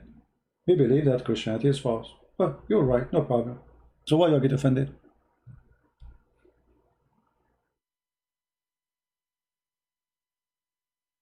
No problem. Avi, tell me when you are ready to call me. No problem. Download the Skype. But can you tell me right now, which part in this video Sadhguru he gave the answer until you finish downloading Skype? So we can go there. The video is in front of us. We did not close it. Which minute in the video Sadhguru he gave the answer for the person who gave the question? Do you know where he gave the answer? Or talk is cheap?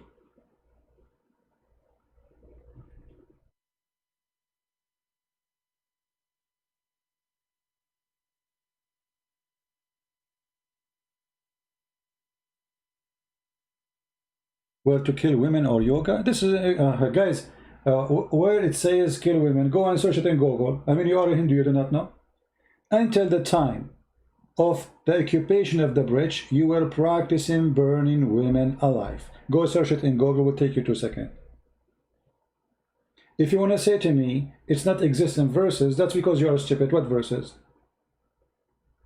That's mean you Hindus practice something does not exist. It's not in your religion, but you practice it. Are you going to say to me that like the Muslim, this is a tradition, Sahih Bukhari, Daif? This is the question will be for you. Is it true that until the bridge occupation, when a man he die, the woman she will be burned alive? Yes or no?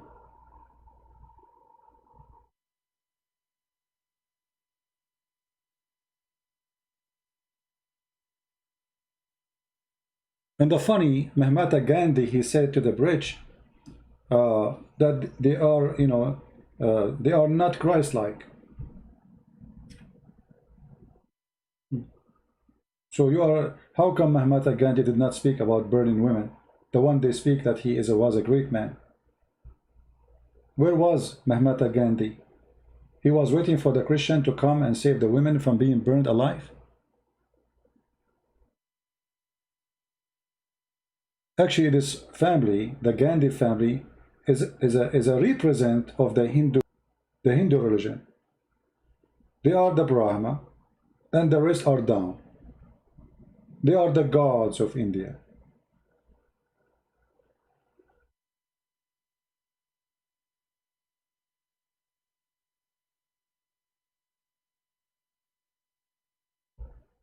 It was called Shagman. Okay, let's search this. I don't know what it's called. I don't know what they call it actually.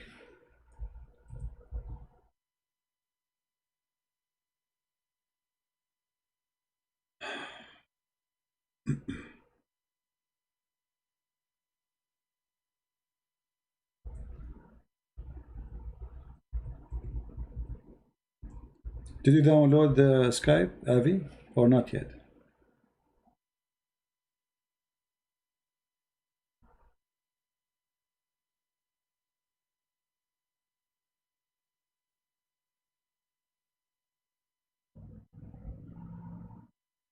Yeah, here we go. We found the answer.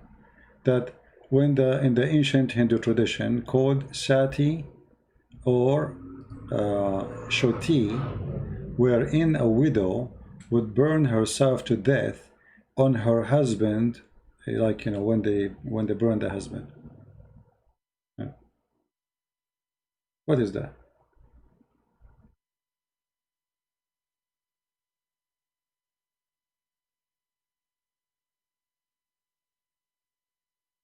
In which logic we can accept such a thing? That a man he died, the woman burn herself next to him. Regardless if you force her or she do it. But you made it a tradition. That's mean if there is a pressure on her. If she don't do it, she is the bad woman, obviously. Why she have to burn herself? I mean, what this is about? And burn herself alive? I mean, this is evil. Like, did she commit a crime as a punishment? No. That just the husband, he died.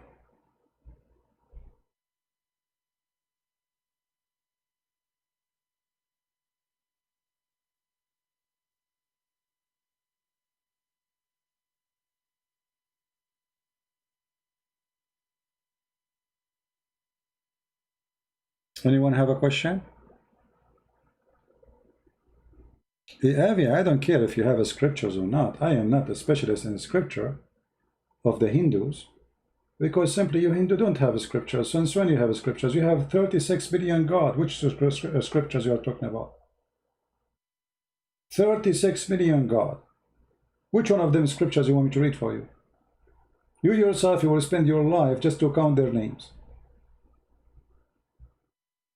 36 million.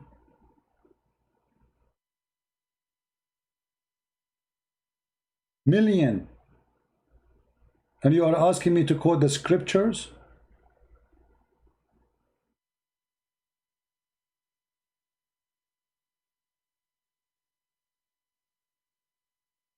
And for me, I don't have much knowledge of the Hindu, but what I see in front of me, nothing encouraging. And here we go. This is your best. The guru, he is just saying stupid stuff.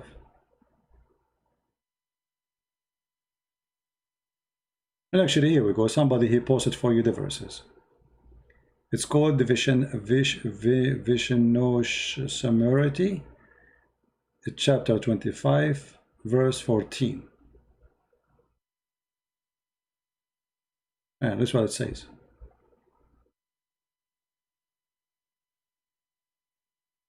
Here we go. Somebody gave you the scriptures. Are you happy now?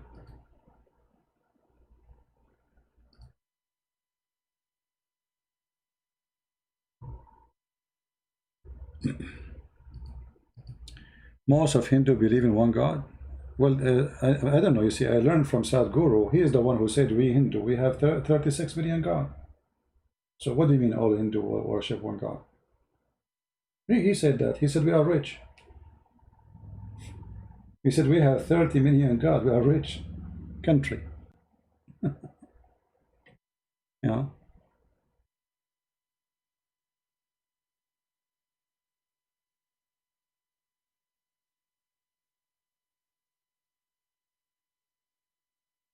Okay, well, we are not talking about even Hindus. We are talking about Sadhguru himself. So if he is a person who is not Hindu, why you Indian consider him Hindu? When you read the titles, when you read the title made by the Hindus,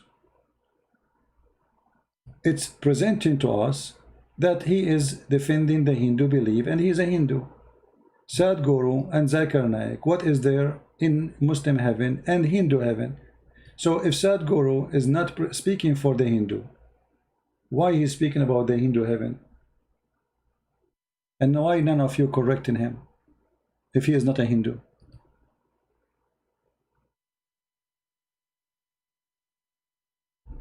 Somebody wanna call? Let me get my Skype. Hold on.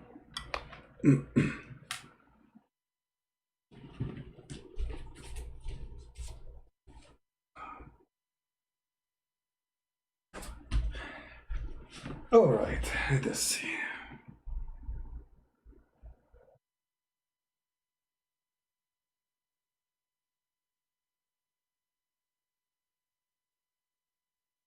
Are you there, Avi? Are you ready?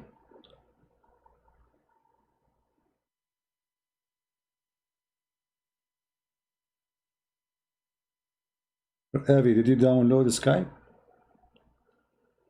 Sacrifice is bad. What sacrifice? If you are a smart person, give me a question in full so we can understand what you are saying.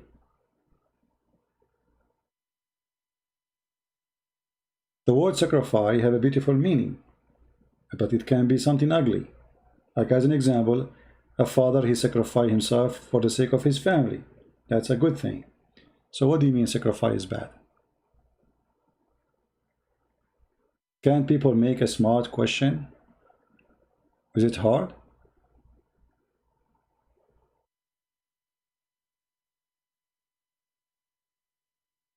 Are you there, Avi?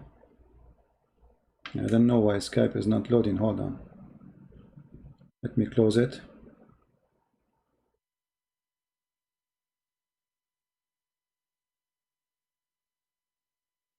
Okay, let's try again.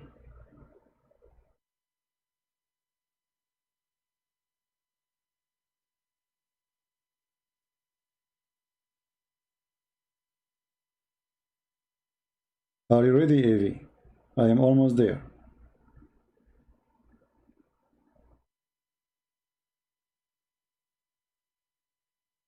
Call me, Avi. I am live on air, my friend.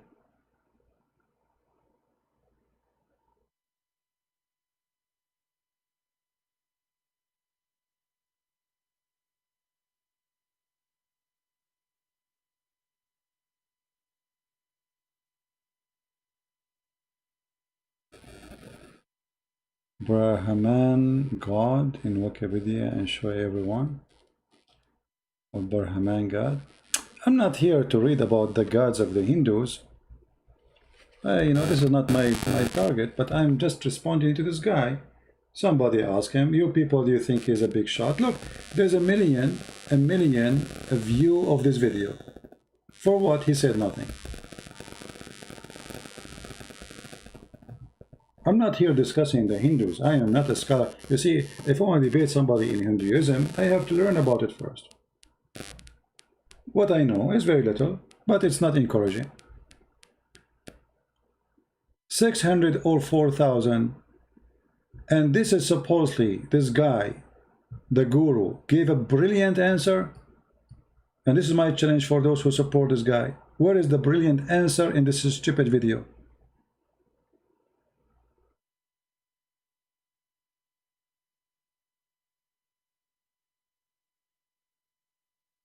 What do you think?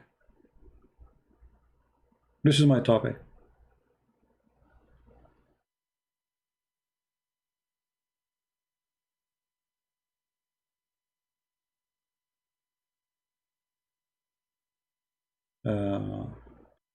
You are getting feedback in my microphone. How is that?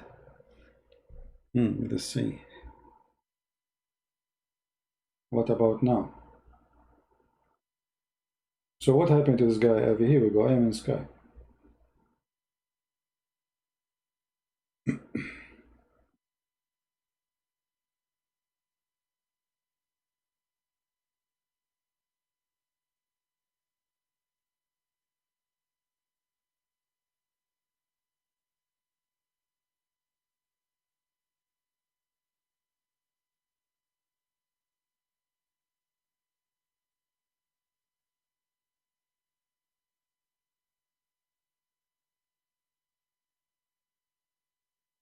Anyone?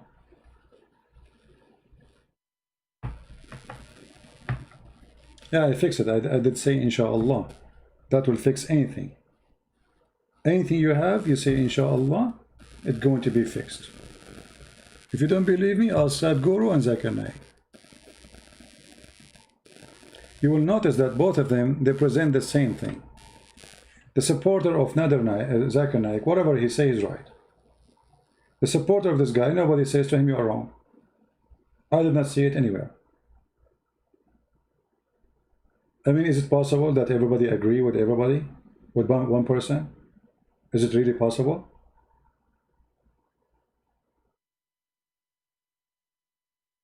The mic is buzzing again. I don't know, from my side I have nothing. No problem. Buzz buzz.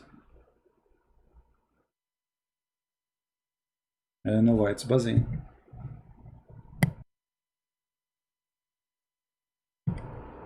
Okay, I think the reason it's buzzing because we were using buzzing. Is it doing the buzzing stuff now? Buzz.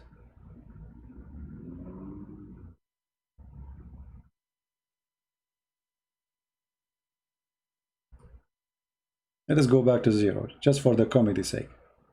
Waste your time, the decent thing for you to do is… Yeah, and they show you people dancing. Yeah.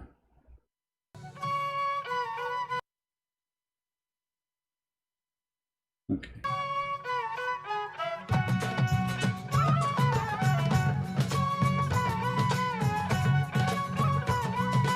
That's the yoga, supposedly. Okay, that's it. Okay. You know, there is a guy, he have a Christian sect in the Philippines. The same garbage. This exists not only for Hindus or Muslims. We Christians, we have false teachers who they bring their garbage with them. Let me find him. Hold on, give me a second. In the Philippines, this guy, he have a great, I mean, buildings, a lot of money.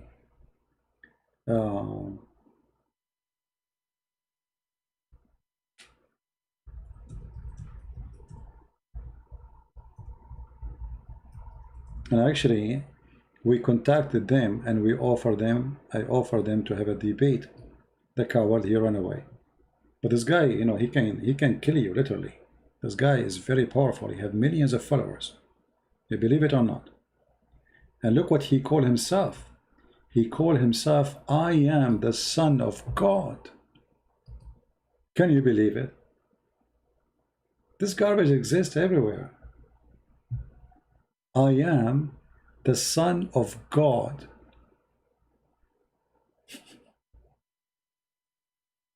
He claimed to be the Messiah. Palace.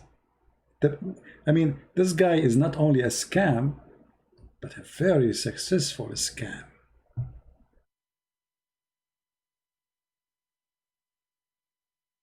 Oh.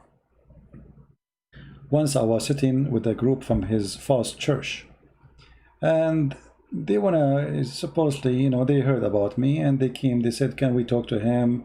They talked to a group talked to me, blah, blah, blah, blah. And then they came and they have a tablet with them and they want to show me some videos. Let me see if I can find you.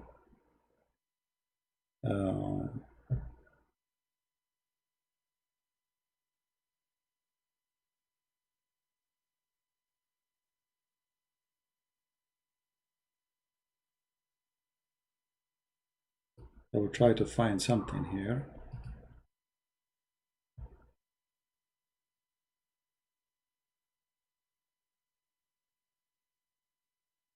I'm trying to remember the name of their church. False church for sure.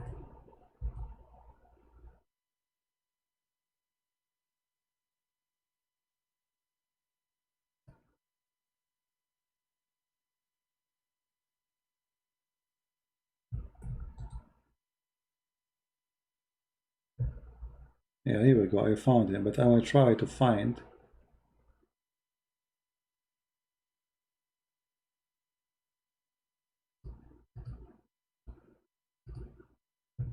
some videos. If you go to their, if you see their videos, they have a very professional TV station, and always those who sing, they are very good looking, and the camera only in a very good looking women and handsome men. Not a single person in this false church is not good looking.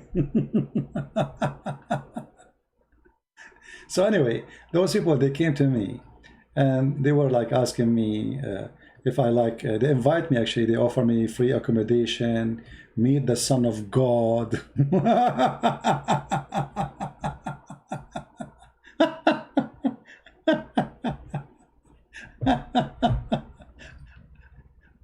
Oh boy, I mean, it was really hilarious.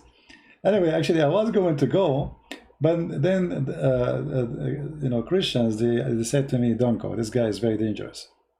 If he knew you're going to do something, you might end dead. You know, you have a big mafia. He's for sure he's a very false person. Let us see.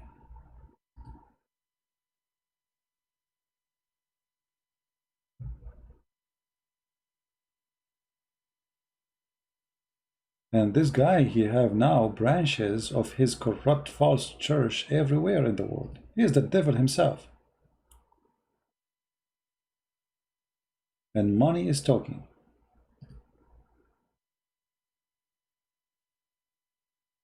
Money is talking. I will not be surprised if sooner or later they found that he is doing drugs like Muhammad. Let us see, somebody is calling. Hello? How many years you been in America, brother? Huh? How many years you been there? And you can't speak English? What you been doing there? Hiding, yeah? Hiding!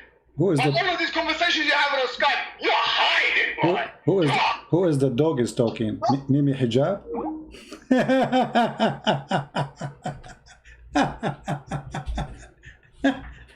You know, the first I thought it's a German shepherd, but it turned to be Mimi Hijab. But the coward, he hung up on me. You see who is hiding? Son of Muta. Let us see. Son of Muta, like your prophet. How many years you live in America? You are hiding. I'm afraid of you. I mean, you are scared.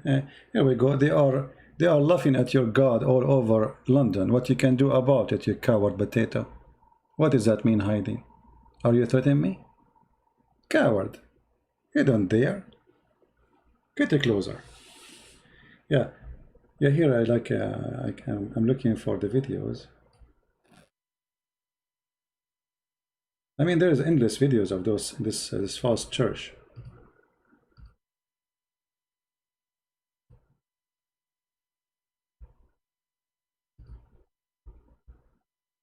You see?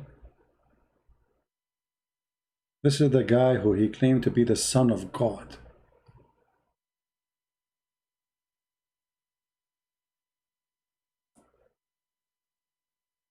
And every year he give himself a lot of buttocks.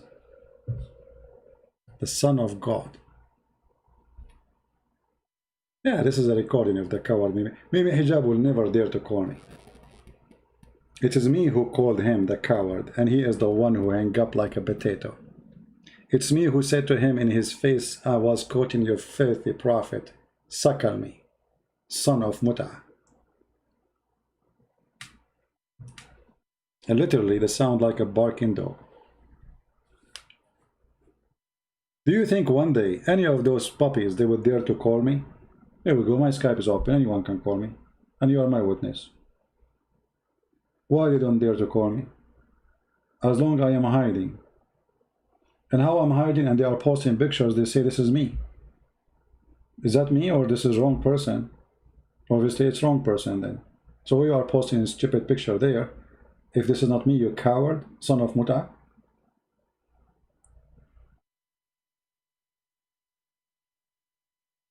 Do we have any brave Muslim? Ah, brave Muslim, you're right.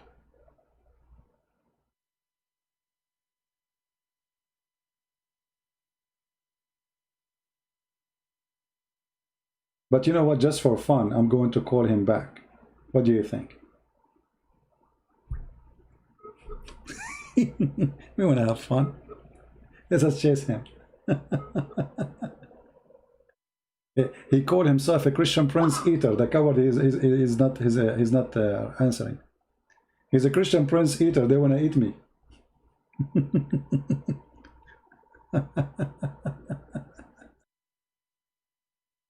They see me in their dreams. Cowards, all of you. Not even one of you dare to call me. If yes, prove me wrong. I am the one who opened his Skype and he say anyone can call me. Actually, I forbid the Christians from calling me. All people here, they are my witness. The same as this guy was able to call me, anyone can call me. So where are the Muslims who they can bring us something good? Someone saying, can I call? No, you cannot call. You have to be a Muslim. You are not. Let us see. We need a Muslim. Do we have any Muslim?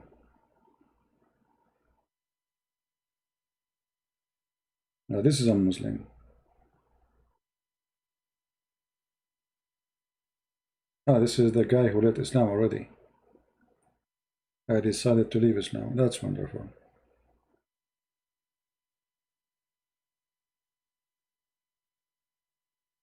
This guy who called me as a Muslim, he left Islam.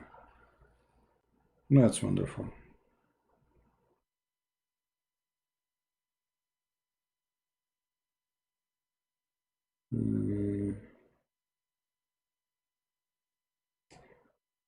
Islam media.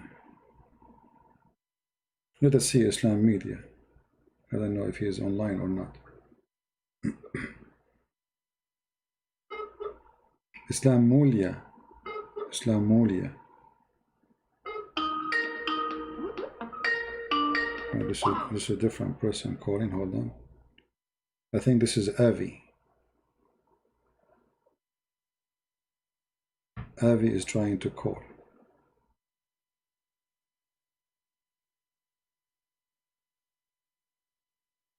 Make a normal call, Avi, not join call. I don't join call. What does that mean?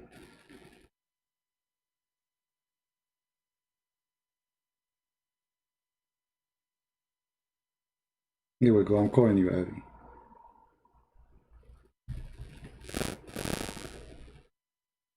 It's like internet is not good for Avi.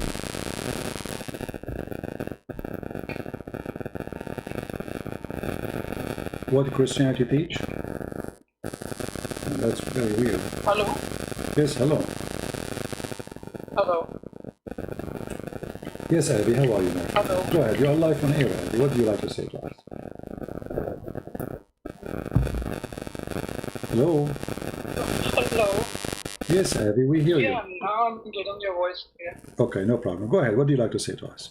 Yeah, so, I've been following you since past 1 year, and I'm a big fan of you, actually. I mean, I've been following you since a lot of time, and I appreciate the way when you speak something, prove it with logics, you prove it with verses, and that is what I like about you, and that is the correct way to do things as well. I mean, if you say something, I will believe you if you show something, like certain things that you said. Hello? Yes, I hear. We are listening. Go ahead. Hello? We hear you. We hear you. Yeah, I mean, today, CP, I normally felt bad because of any Sadhguru and other stuff. The way you talked about Saudis and Americans and Britishers coming and doing sex with Indian girls and I did not say Indian. No, I did not say Indian because I never said Indian. I spoke about Buddha priest. I said I went to Asia and I was speaking about Thailand, and I saw how Buddha priest. You did say that it's in this this video itself. So No, I did not. I never said India. No, don't say India. India is not a tourist direction for sex. I was speaking about Thailand. I never been in India all my life. I never been in India. I said I was there, and I saw how a Buddha priest, not Hindu priest.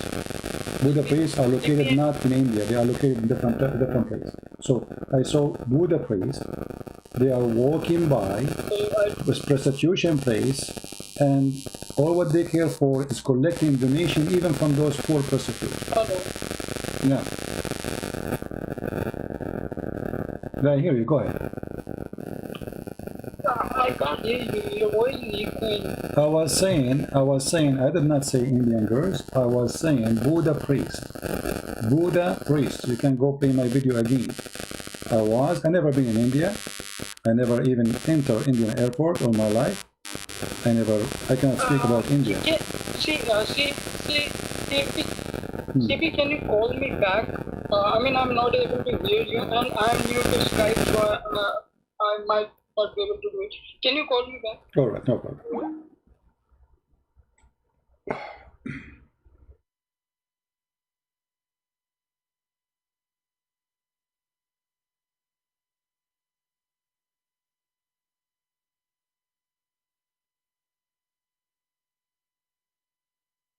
Oops.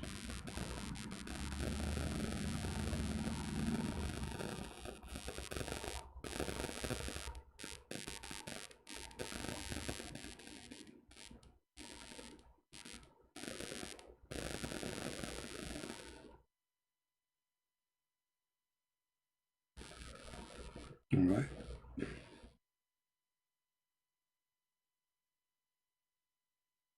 Send me a text message because for some reason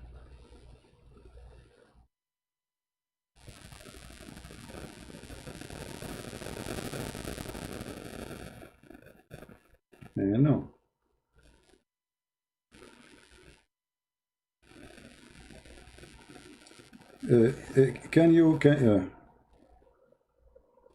I lost you again.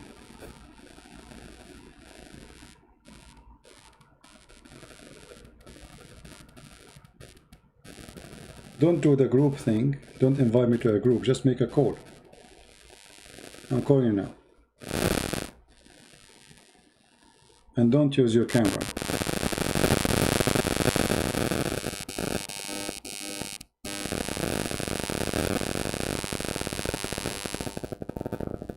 Nothing is working.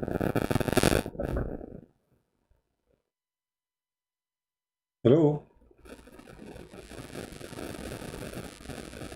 We have another caller. I have two callers at the same time. How that can be possible? The Skype is fine.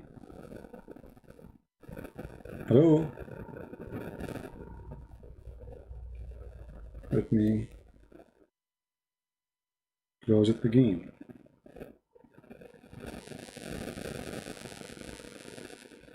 The Skype freeze. You received two callers for some reason. And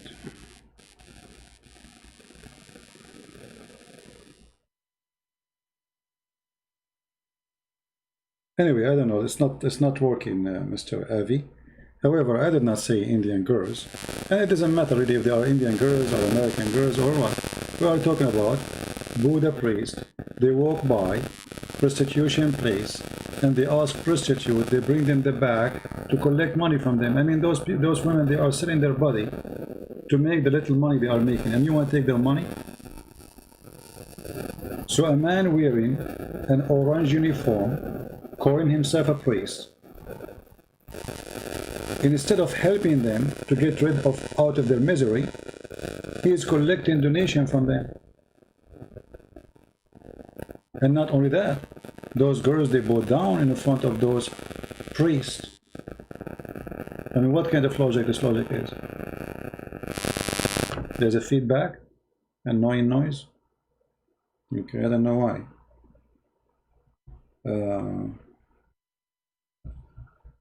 Let's see. We have somebody try to call. I don't know who is he. Let us see.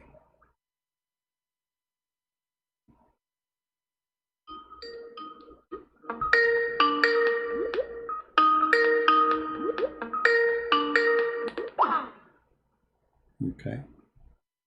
Well, hello? Hello?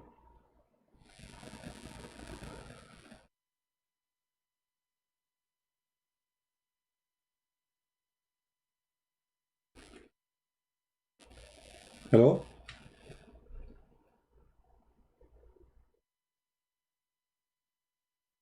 Look like they have bad internet. Hello? What we can do?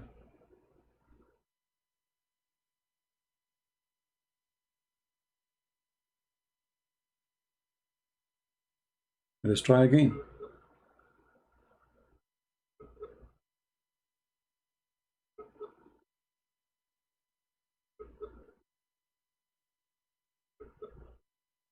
Do you still have a bad noise there?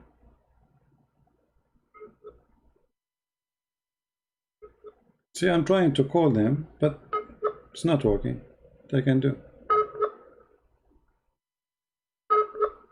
It doesn't matter what, you know, a window burning things, if he's upset or not, my friend. I'm not against you. I'm against wrong things. You see? And yes, actually, we found the scriptures speaking about that, or let us say what it's called scriptures for the Hindu. You know? It's called Vishnu Simriti, chapter 25, verse number 14. So yes, it's true. It exists in the teaching of Hinduism.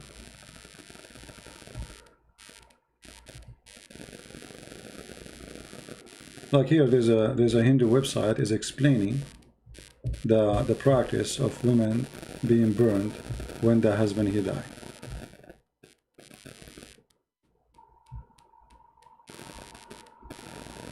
And if this is just a tradition, so why the priests allow it? Because, you know, remember, in villages, in towns, nothing will happen unless the priests allow it and approve it.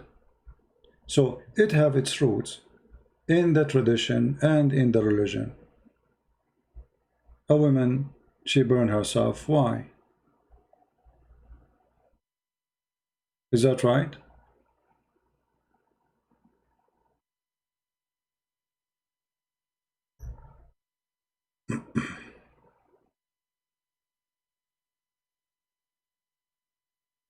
Let us see.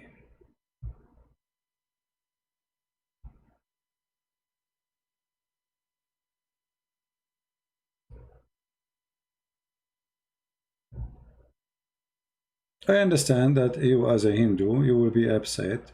You will not like what you are hearing. But if what you are hearing is what is there, don't be upset from me. For me, I never been in India, and I don't know. I learned those things by reading. And I learned that it was the Christian missionaries after the British occupation who stopped such a practice where the women, she will be burned, or even they call it volunteer burn, but she is forced because this is a tradition. The guy he died, so the woman, she will be crying so hard, not because she loved her husband, but because tomorrow is going to be her her funeral of being burned alive. I mean, how that can be right? So when you say to me, show me, if you say something, show me reference, here we go. For me, actually, I did read it. I don't know even the reference where it exists, but somebody posted, here we go. This is what they are saying. Vishnu Simriti 25:14. After the death of her husband, to preserve her chastity, or ascend pale after him, etc. So she burned herself. So you asked me for reference, here we go, this is the reference. So now what we will do?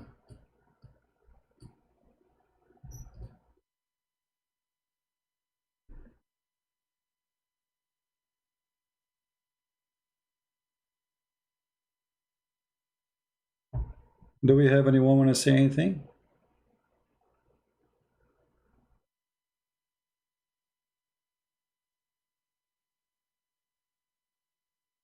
You see, if this was a punishment, even if it's severe, scary punishment. At least she did something, but she did not do anything. I mean, the husband, he died. If she is a criminal and the crime is extreme, I would say at least she did a crime. But she did not do anything, just the husband, he died, she is going to be burned. Same time, in Hinduism, which I don't like a lot, at all, is discrimination between society. So there's people who they are going to live poor, stay poor, and even if you get rich, by the way, like now, because of technology, etc., so you might be from a poor society, your son became a software engineer, he made an email or software, he became a millionaire, still you are going to be considered from the low society. Because obviously Hinduism discriminate you, the same as the Islam discriminate. Islam discriminate, the Arab are the highest, the rest are just servants. Why Osama bin Laden became a leader in Afghanistan? Because he's an Arab, he's Saudi. Why the Arab, they are not equal? Because even Arab are not equal. Even Muhammad, he said it clearly, that Allah chose from the Arab tribes. He chose from the nation's tribe. And then he chose from those tribes, from the Arab, certain tribes. And he is the best of his own tribe.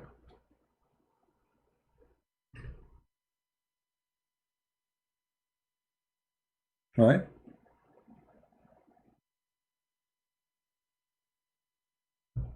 Do we have any Muslim?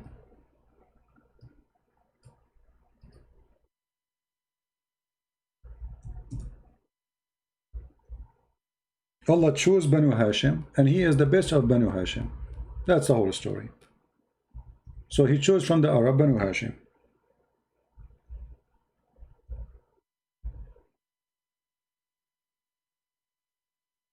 And Muhammad supposedly is the best of mankind. You see, when the Bible speaks about choosing people, Bible does not make the Jews holy and the rest are not a human or less. God in the Bible says God is with those who they are with him. The rest of the world were not worshiping him. As simple as that. This is what chosen people mean. When the Jews themselves, they are against God, God was against them.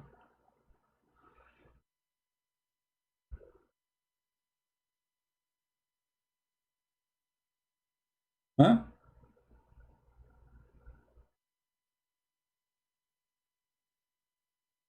Any Muslim?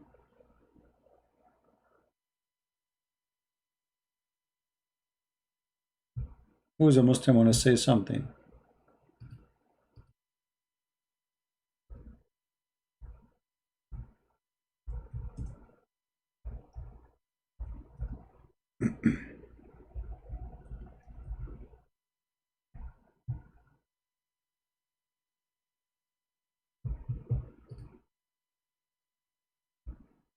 Nobody?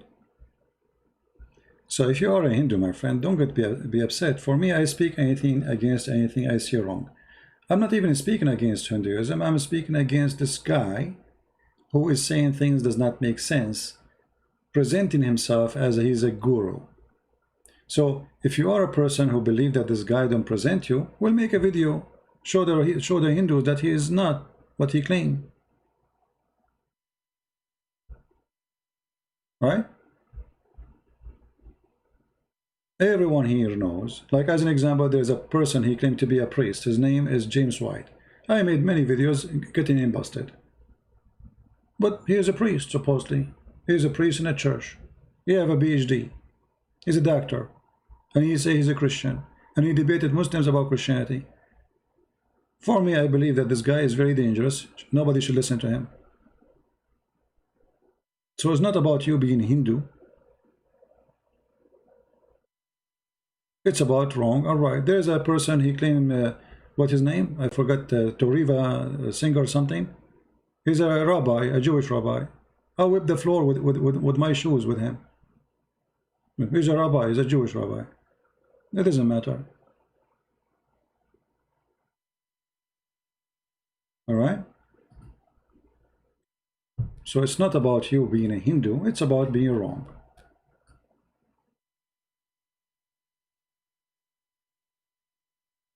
Anyone have anything to say?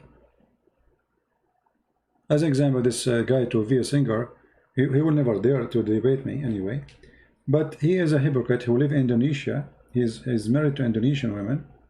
And he knew he cannot say anything wrong in Indonesia, otherwise they will kick him. And in the best scenario, he will lose his business as a Jew in Indonesia. I think he sells jewelries or something. And he claimed to be a rabbi, but there is no way he can be a rabbi. He will never dare speak wrongly about Muhammad or Islam. But every time he go live, he attacks Christianity. And he says stupid things.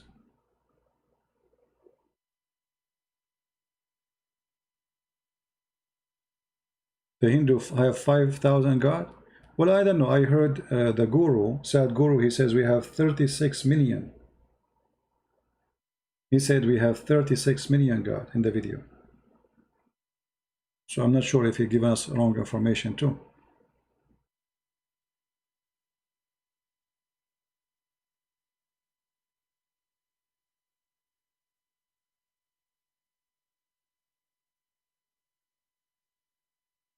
Any Muslim? Any Guru? Any Guru want to say anything to us? We take calls from Gurus and we take calls from Muslims.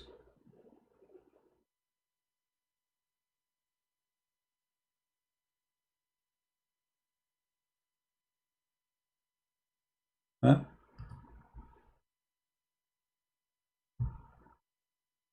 And what I find it embarrassing, that in description in his channel they say, or whatever this channel present, he gave a brilliant answer.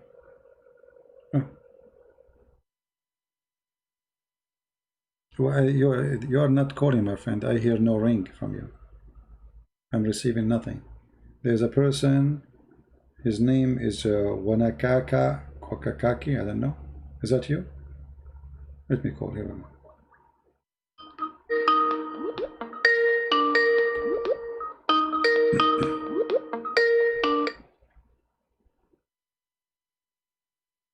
Hello? Hello? Yes.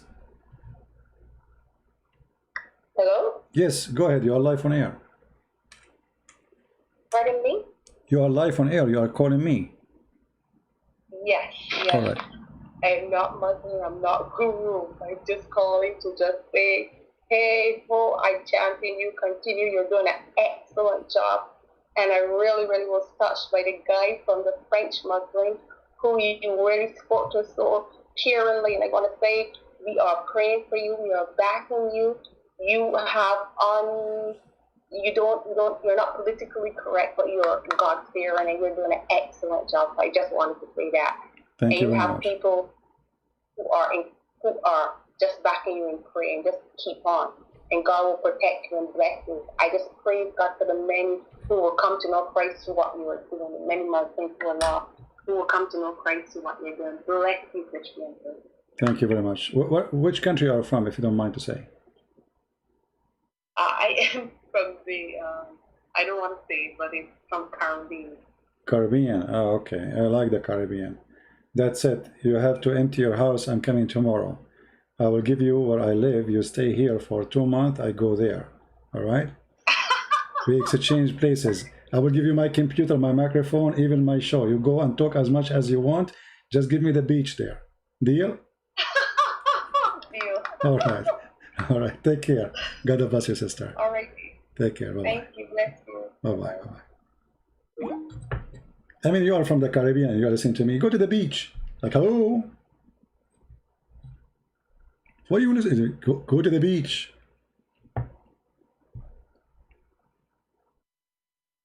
Instead of listening to the Sadhguru, this idiot, talking nothing, saying nothing, go to the beach. You're living in the Caribbean, listening to me. I feel sorry for you now, actually. Like, come on. Go to the beach, you will see God there, the glory of God there. The amazing beauty created by God is there. The fingerprint of God there. The art of our Lord is there. Each time I see the beauty of the nature, I believe in my Lord way more. Incredible. Today I was out in the yard. I planted a new tree. And guys, I love those trees. And I don't know, like each time I see it, I see that how amazing God is. Even tree can make you love God. All what you need is just to have the eyes to look in the right way. And then you will see the beauty which you will enjoy. And for sure, I was joking with you about why you are listening to me. But yes, God is everywhere. And if you live in the Caribbean, I mean, God, He bless you with a lot of things. And you will believe in God way more when you see His handwork.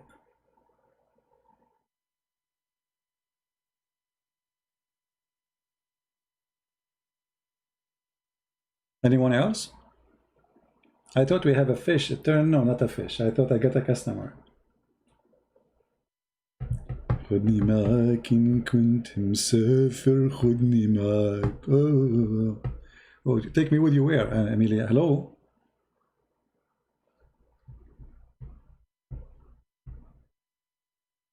If I go, I will go alone. I will not even tell anyone where I am. All right. No, it's not the nature is true beautiful. It's God beautiful. That is not the nature. That is God. See, the beauty is the beauty of God, because nature is not beautiful unless there is a beautiful God. He comes with such a beauty. In order to generate a beauty, you have to be beautiful yourself, extreme beautiful. You know what I mean? An ugly being cannot provide something beautiful. And the ugliness here is not about just about a look. It's about the structures, the design, the suitable design, how they fit together. Each time I see the sky and the cloud, I love to look at the cloud. I love the cloud, especially when the cloud they are down and they have different color. Like sometimes the sun hit the top of the cloud is so white in the top, and then it go a little bit darker and darker and darker, and that lighting is a piece of art. The lighting alone is an amazing art. So if you are a person who don't want to believe in God, shouldn't you ask yourself how this beauty come to exist? Is it really an accident?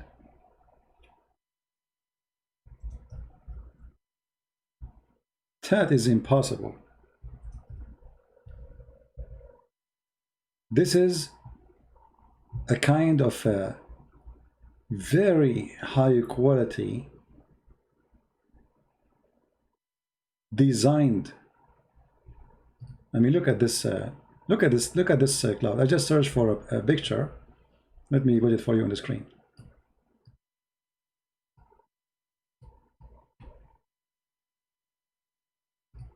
Look at this. How we can describe this? And then, like, I cannot show you the rest of the picture because it's too big, but you will see then the reflection of the cloud on the water. I mean, isn't it amazing? Or when there is a storm, or when there's, it's so beautiful. Actually, you recognize God when you see something ugly. And that is the benefit of Muhammad and Islam. You see how ugly Muhammad is. And you see how filthy Muhammad is. And then you remember that we need a savior from the ugliness of someone like Muhammad. Otherwise, we will lose all this beauty.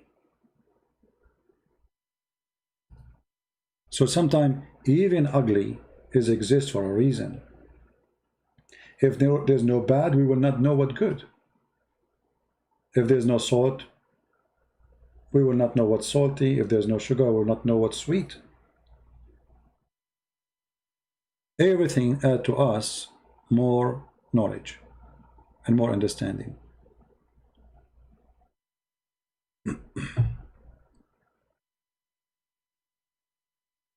Uh, do we have any Muhammadan? Want to say anything?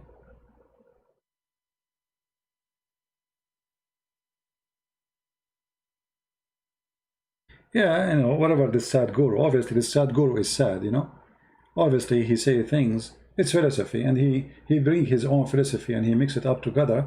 And actually, if you watch his videos, he say things contradict what he say in previous video. He's the same as Muhammad somehow. But people, they like to listen to those who they have, let us say, skills of talking, but in the end of the day they teach you nothing, and you cannot take anything against them, supposedly. But not for me. I send you Ivy Skype. Well, he wasn't. He's in. He called me. I spoke to him, but it's not working. You do not need to send me Ivy Skype.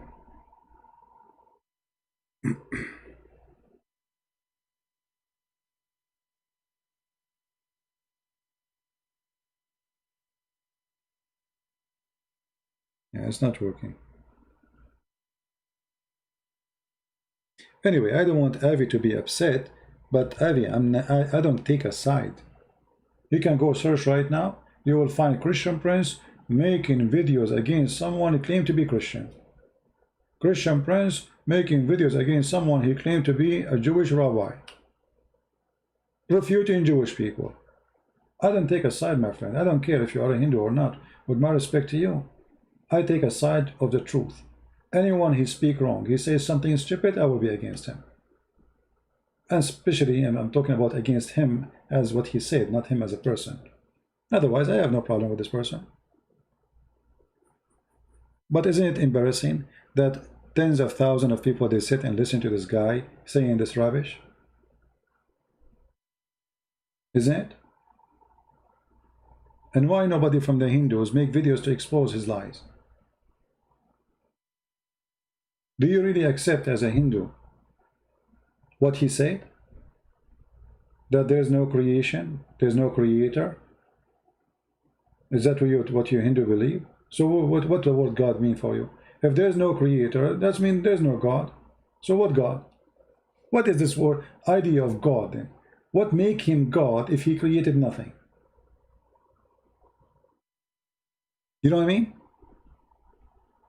When this guy in the video, he made it clear that there's no there's no creator. Then why you believe in God? Why you claim that you have God? And what is God then? Is God is somebody like he is an officer working for a company or something for you? Because this is what he said. If we go right now and we listen to the video again, which is boring. I don't want to annoy you, but we can listen to it again. You will find that, the answer is very silly and very stupid. There's no God. But yet he said we have 36 million gods, 36 million. So what is God then for you?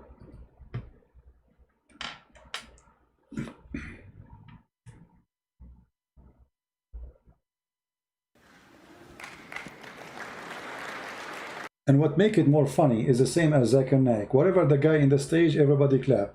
Like amazing, so good. Doesn't matter what he say. The guy, even if he sneeze, they will clap with their hands. That's true. Allahu Akbar. Now, even I'm wondering about that about you. Making fun of the person. Well, no, you are a decent guy, I'm like this, what should I…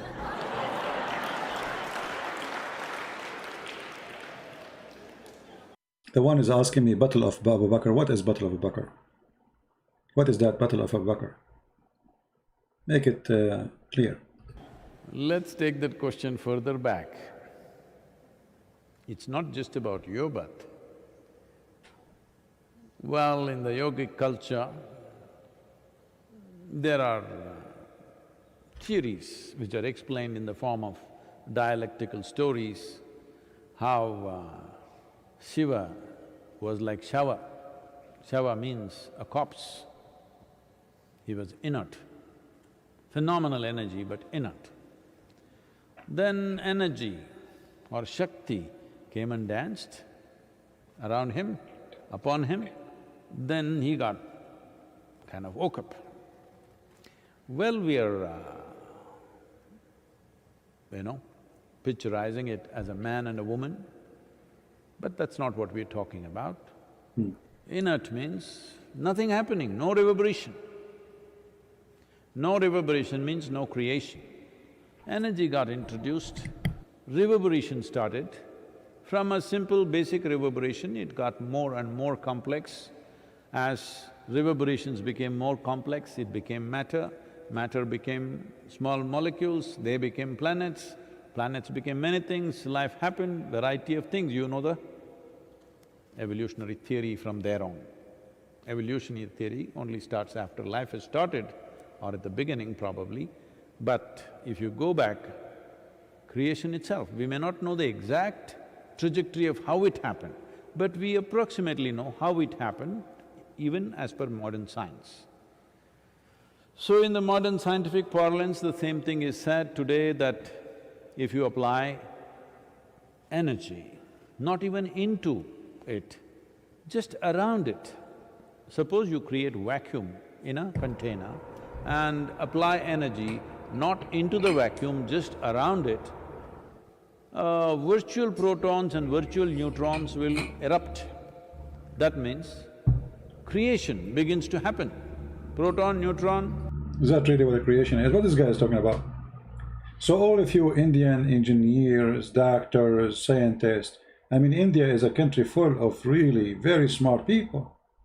Is what he is saying any close to accuracy? If you have a vacuum and then you put energy next to it, creation started? Is that true? Can we do that? Can we practice this in the laboratory? Even in the laboratory, which is not an accurate practice. Because remember, in the laboratory you are forcing things to be there. It is not a natural thing to be there. You know what I mean? This is why it's a laboratory. So I can bring things, they will never meet together unless I bring them in the laboratory. And I put them next to each other or mix them together in the laboratory. But in real life, never happened. So it is true that in the laboratory, if I bring energy next to a vacuum space, creation started?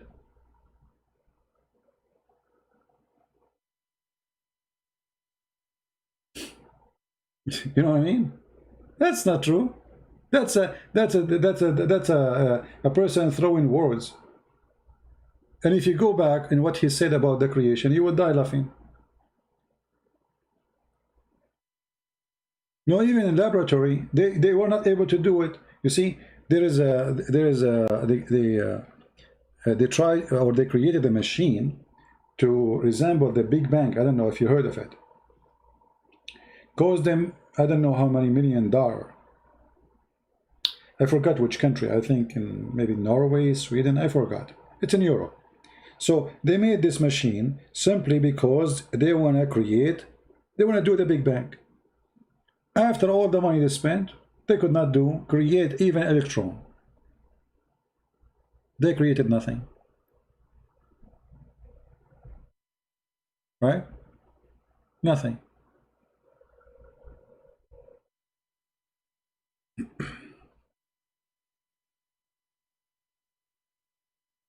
Was Hindu tribe in the Arabian Peninsula at the time of Muhammad and his companions?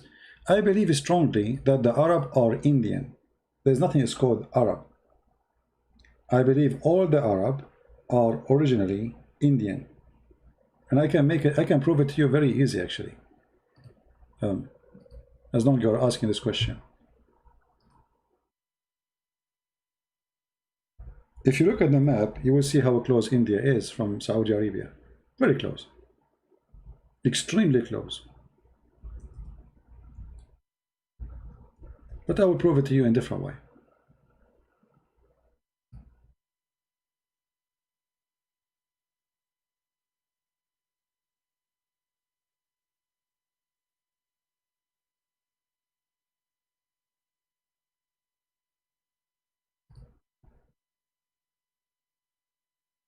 Let's see.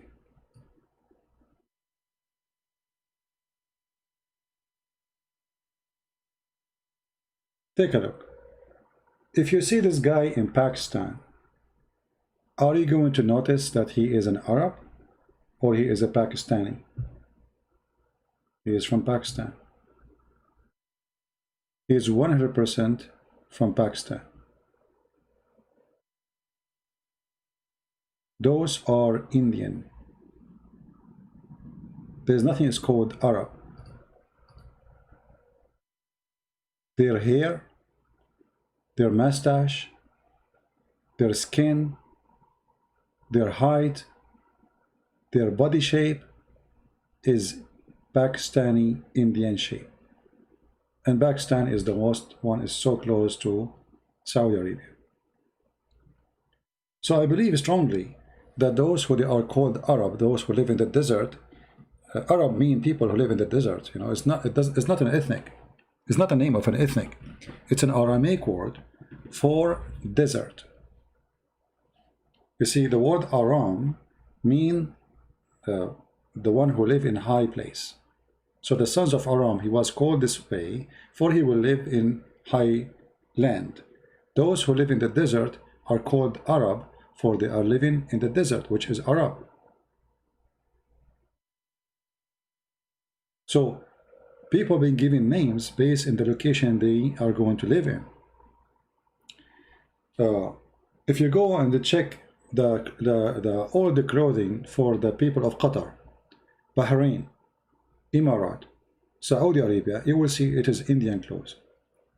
If you go and check the clothes of the people of Yemen, you will find that they are wearing Indian clothes. They have a sheet around their waist like a skirt. It's Indian, literally Indian. Those are new clothes. This is not really an Arab tradition clothes. This is new. The real tradition clothes is the skirt which they wear. Now you see them. You see this the abaya or the bisht. They call it the bisht. The one they are wearing around their shoulder. It's covered by gold. If you look at this golden thing around the coat, this is literally made from gold. But those people, they never have this luxury. This is after the oil and the gas. And their clothes was not even like this. It was very horrible. There's holes in it. They wear skirts. Sometimes they don't even wear anything. Like they wear like a Pakistani style trouser. So this is all is the luxury life. This is after the oil business. But if you look at the look, you will find that those are not anything except they are Indian. Go right now and look at the map and you will see how far is Pakistan from the borders of the Kingdom of Oman, which is part of Saudi Arabia anyway. You know, the Kingdom of Oman, Sultanate Oman, this is the Arabian Peninsula. There was nothing. Those are new countries made by the British. Emirat, Bahrain, this is British business. They never exist.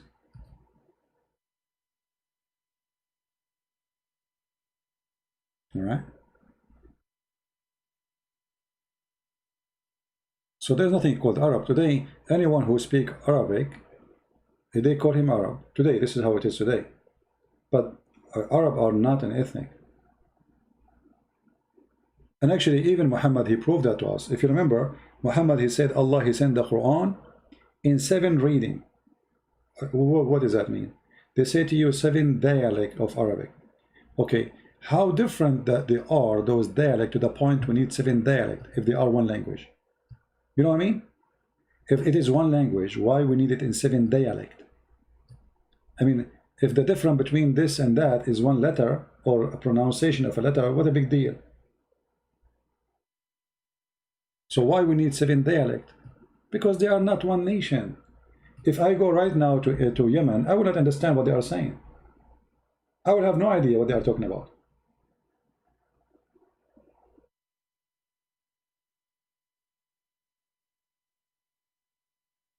But they claim that they are Arab. So how come we don't understand them?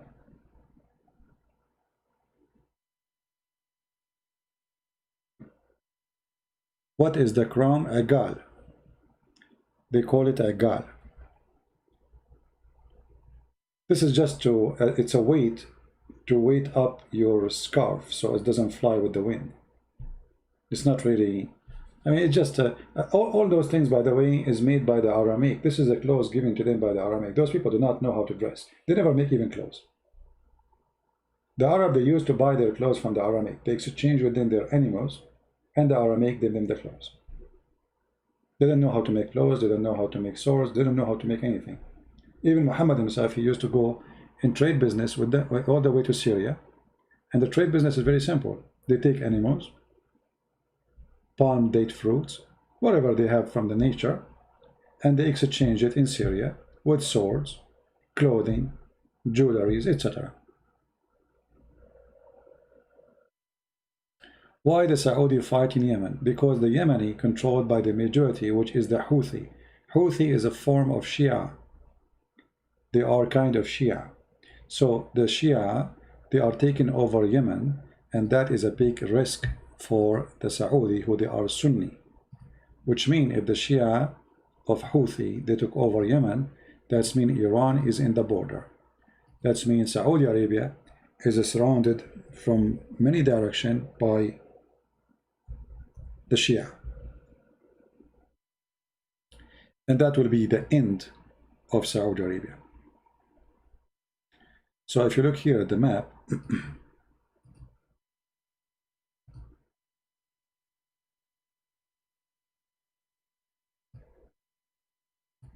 see, this is the new map. Those things are not exist before. I mean, like now, how Iran is located, how Pakistan, there was no Pakistan. All of us, we knew this is India.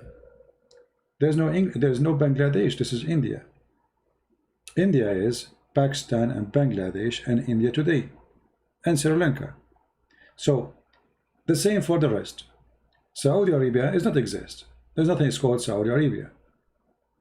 It's never been one country, never been united, never have a king, never. So when the British, they took over, and the French people, they took over most of this territory, especially the British in this area. They divided, and every sect took over a place. As an example, for a certain time, Egypt was all of it Shia. All of it, imagine. This was in the time of the state of Al-Fatimiyyin. If you remember before, I mentioned to you the story of Al-Hakim bi Amrullah Al-Fatimi, which means the ruler by the name of Allah, the Fatimi. Fatimi supposedly come in from the descendant of Muhammad daughter. Those, they were Shia, and they are the one who built the Azhar University or mosque, which now is the center for the Sunni. What happened is that those Shia, they depend in some fighters' slaves, and then those fighter slaves, they took over the ruling, and they converted into the Sunni sect. And by converting to the Sunni sect, they forced all the country to become Sunni. So you can say overnight, Egypt from Shia country became Sunni country. And then Yemen. The majority of Yemen is Shia. And this is Iran. Iran, 90% of it is Shia.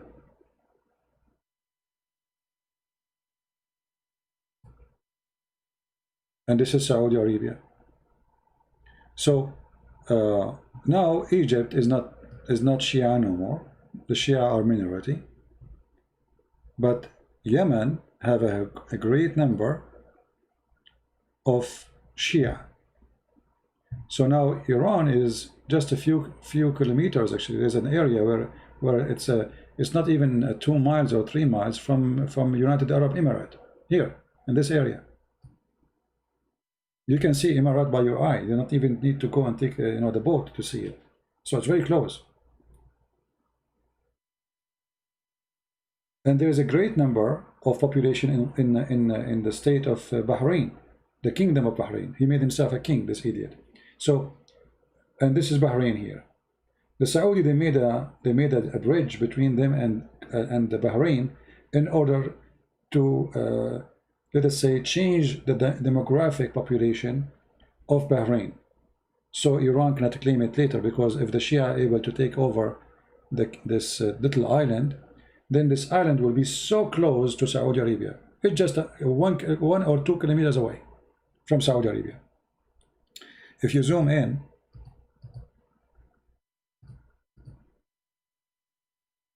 let me show you here.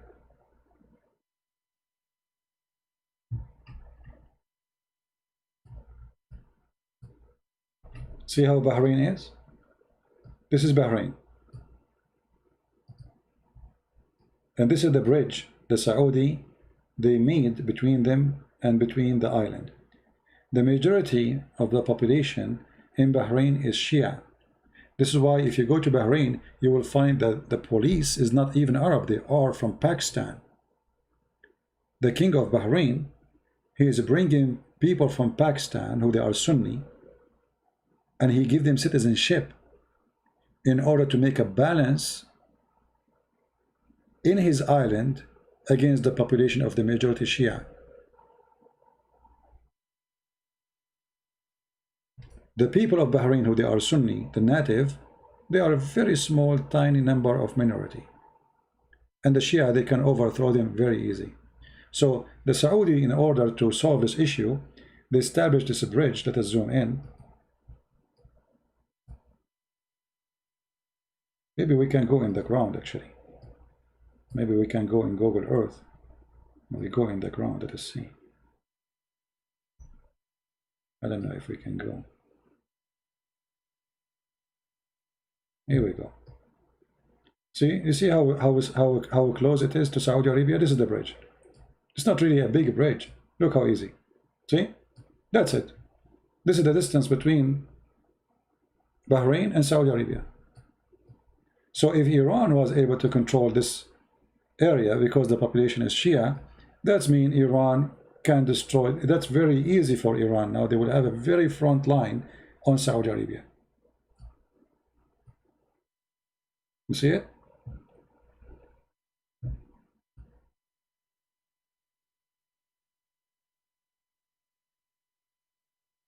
CP have a different view about India than it is reality. No, my friend, I don't have a view on India at all.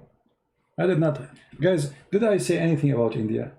What this guy is talking about? Why is making it personal? I did not even speak about India. Actually, I said the opposite. I said Indian are smart people. How come nobody is getting this guy busted? What is the engineers and the software engineers and the doctors of India to say to this guy, the creation is not a creation. This is not a creation, what you are saying in the video. It's you who have it. You are not listening. You are stubborn. And you are upset just because you are Indian and you are Hindu. And whatever I say, you are upset. You don't want to listen. Even you said to me, I said that Indian girls, they do this and that. I did not mention Indian girls. Guys, I didn't say anything about Indian girls.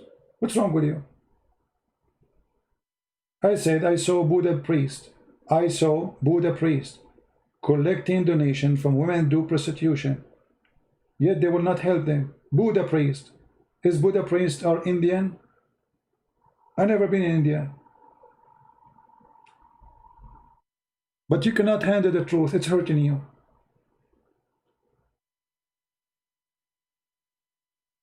Anyway. So, Shia and Sunni, there's a huge problem between them, and one of them have to kill the other one. They will never be friends. Never.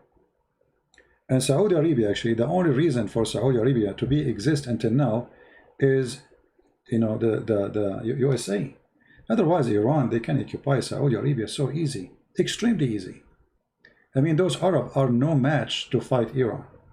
You know, remember, those are the Persian. Persia one day used to be the enemy of Rome, which means it was a super power. So they are no match in everything, the way they think, the culture, education, even population. So if the Iranian, they decide to invade Saudi Arabia, I assure you they will take all over Saudi Arabia in a few hours, not even in a day. The same as Saddam Hussein, he took over Kuwait in less than 6 hours.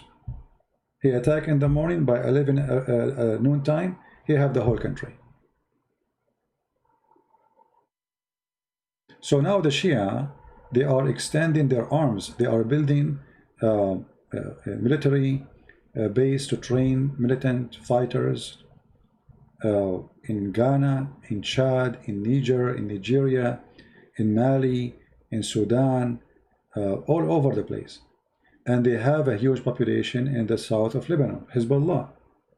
And they have a great population in Iraq. So look, the things is getting really bad for the Muslim Sunni. The Shia, they are growing in number, and they are growing in power, and they are surrounding the Sunni. So this is Iran, and this is Iraq. Iraq was controlled by Sunni, by Saddam Hussein for a long time. And before Saddam Hussein was Sunni too. But then George Bush, he decided to change history. And he did. He took Iraq from the hand of the Shia and from the hand of the Sunni, and he gave it to the Shia. So now Saudi Arabia have a huge borders controlled by Shia. Iran have a huge control and authority over those Shia in Iraq. This is why we saw Trump, he ordered the assassination of one of the Iranian leaders in Iraq. What he is doing there? I mean, he is an Iranian military general. What he is doing in Iraq and Syria. Add to that, that Shia, they took over Syria for a long time. The Alawi, they are a form of Shia. And now Iran have about 200,000 soldiers inside Syria. Here. And Hezbollah too. So things is not getting good for the Muslim Sunni. There's Shia from behind them in this area.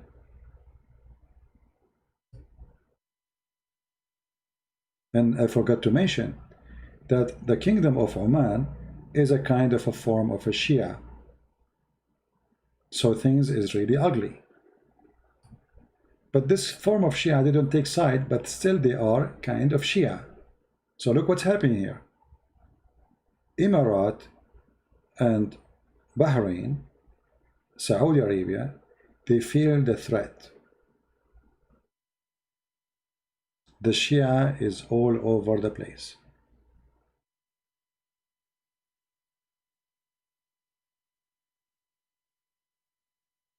Any other question?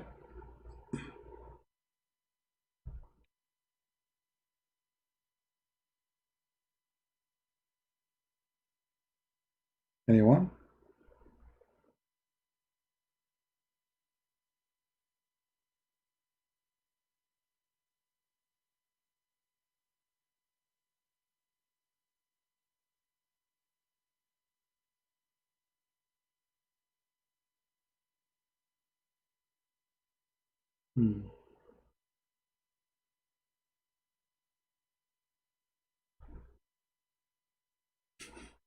This is Budi from Indonesia. He says, I feel I was not finished with my explanation about talking about the Einstein relativity. And I feel, I did not finish my explanation due to your continuous interpreting. That's why I left the debate. Thank you. That's a false statement, because interrupting you is the conversation. What do you mean interrupting you? You can interrupt me too. Nobody hang up on you and nobody silence you, but you have no answer. And that you are lying again.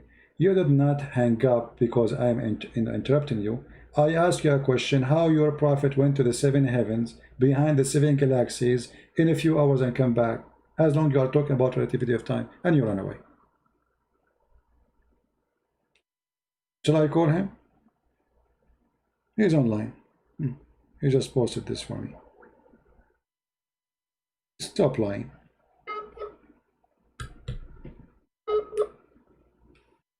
Have you ever visited Israel? No. I wish one.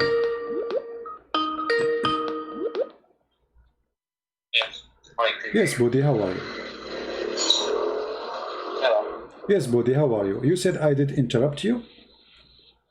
Yes, I'm fine. No, we are just having a conversation. If this is interrupting, that's really funny. If I say to you hello, I say hello back. This is interrupting. So you, just to remind you, you were talking about that there is a relativity of time, and this is about movement.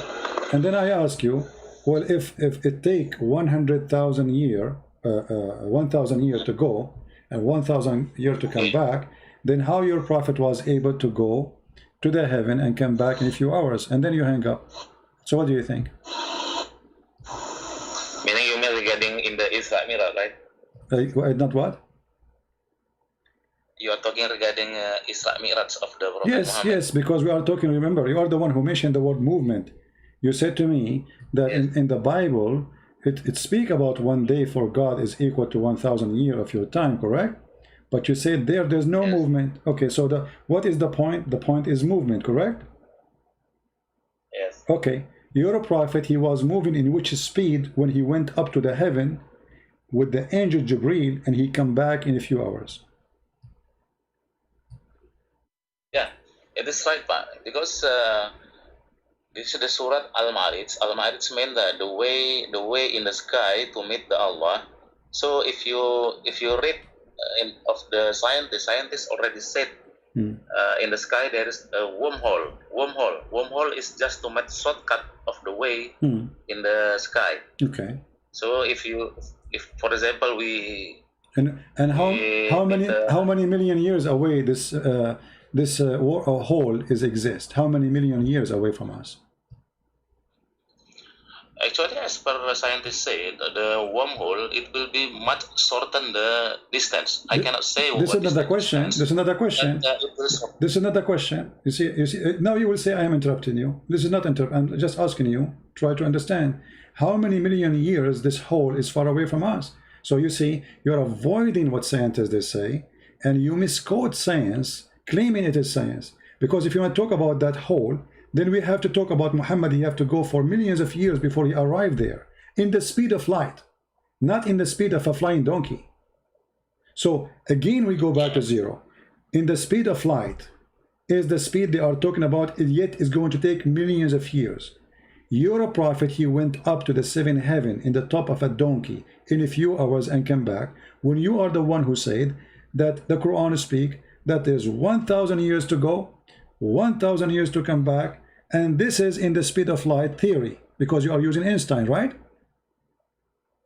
Yeah. Okay, so speed of, okay, in the speed of light, 1,000 years to go, 1,000 years to come back. Okay, what speed Muhammad he used to go to heaven and come back with the angel, who is his speed maximum will be is the speed of light? CP, I was not saying that it consume 100 years. I'm not saying that. I was not saying that. No, not you saying that. The Quran said that. The Quran says that, my friend. The Quran said that it's going to take you 1,000 years to go there, right? That is misinterpretation, sir. What misinterpretation? Okay, read the verse for us. Go ahead. You give me the interpretation. You name the scholar, and I will read it for you, or you can read it for us. Once again. You are saying this misinterpretation. Get me busted. Go ahead. Yeah. Okay. I've said that maybe our like Ibn Qasir maybe already misinterpretation. They are not totally wrong. So the scholars they have misinterpretation, and you are the one who have the correct interpretation. Prove it. The scholars who speak Arabic, and they all exist for centuries, and they are the one who taught you Islam. They are stupid, and you are the smart one who have a correct interpretation. Give us the interpretation, go ahead, and how you can prove the interpretation of yours to be true. What is your interpretation for that verse? It's like this part. In the school, in the 18 years old, this lesson already studied. In the 18 years old already studied in the school. this relativity Einstein. What does have to do with my So it topic? is, Can you prove to me, my friend? I'm Don't not change the thinking regarding don't change the time topic. consuming. Don't change the One topic. thing Don't change the I'm topic. talking that- Don't change the topic. You say the interpretation of the verse, the scholars they give is wrong. Give us the interpretation of the verse. Go ahead. The verse in front of you. Yes, Ibn Qasir, it is he was alive. It is in the 20th, I mean in the 12th century he alive. Now already 21 centuries. So the interpretation should be updated. So, but the Quran is updated or still the same Quran? Same Quran, same Okay, Quran. the Quran is so clear. I mean, what's wrong with this religion? Are you saying to me by the change of the time we change the meaning of the Quran? That is funny. Same time, the Quran in front of us says very clear words. It take them 1,000 year. It take them 1,000 year for those angels to travel. Did the date and the time change? So the interpretation will change? No, it's the same. It's 1,000 year. So give us the interpretation. Go ahead. CP, you should change your time consume minded. You should change it. It is not time consume. Really, it is not time consume. My friend, so please check. It's time consumed because it take them 1,000 years to go. So they have to consume time.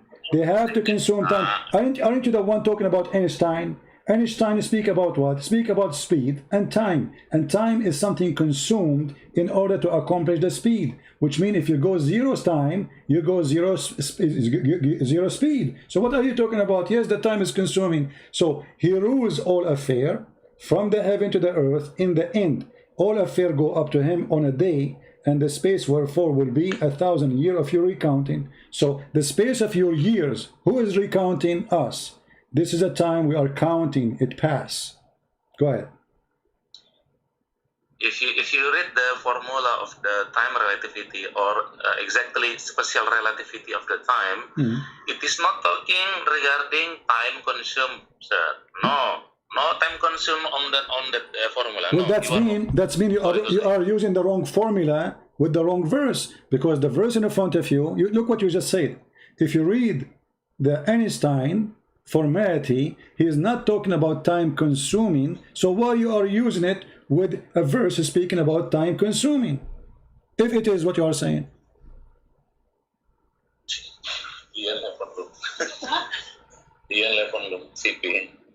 What? Once again, CP. Once again. It is not regarding time consumed. Are you going to hang up? Are you going to hang up and you said I did interrupt you? Why you are using if Einstein, and this is not true, Einstein he is using the time consuming because time is about consuming. There is no time if nobody consume it. Time is exist only for the one who consumed the time. It's about when I say 2 hours, it's mean 2 hours pass or 2 hours will pass. So if there's no 2 hours will pass, this means there's no consuming. So this is your false analogy. You are even corrupting the theory of Einstein. In the top of that, if this is true, that the theory of Einstein is not about time consuming, why you are using it and applying it in a verse speaking about time consuming? Because it says it take you 1,000 years from your time. The angels will go there. Who is the one that will pass the time? Us. And who is going to pass through the distance? The angels. And how long is going to take to the angels? 1,000 years of our time. And there's time too will pass not only to us, will be passing to Allah. That means Allah is a physical being inside the rule of physics. And there's one day is going to pass for him, because now this is not metaphorical no more. If we are talking not regarding relativity, once again, if we are not talking not regarding relativity, yes, we can account regarding the distance or the time consumed. This is time relativity. Okay, can you read for me can you read for me what relativity mean? The relativity of time. Go ahead. Teach us. The equation is T absent equal to T divided per square 1 minus velocity square of velocity divided by speed of light square. Okay. So there is hold on. Okay. Did you just say divide by the speed of light?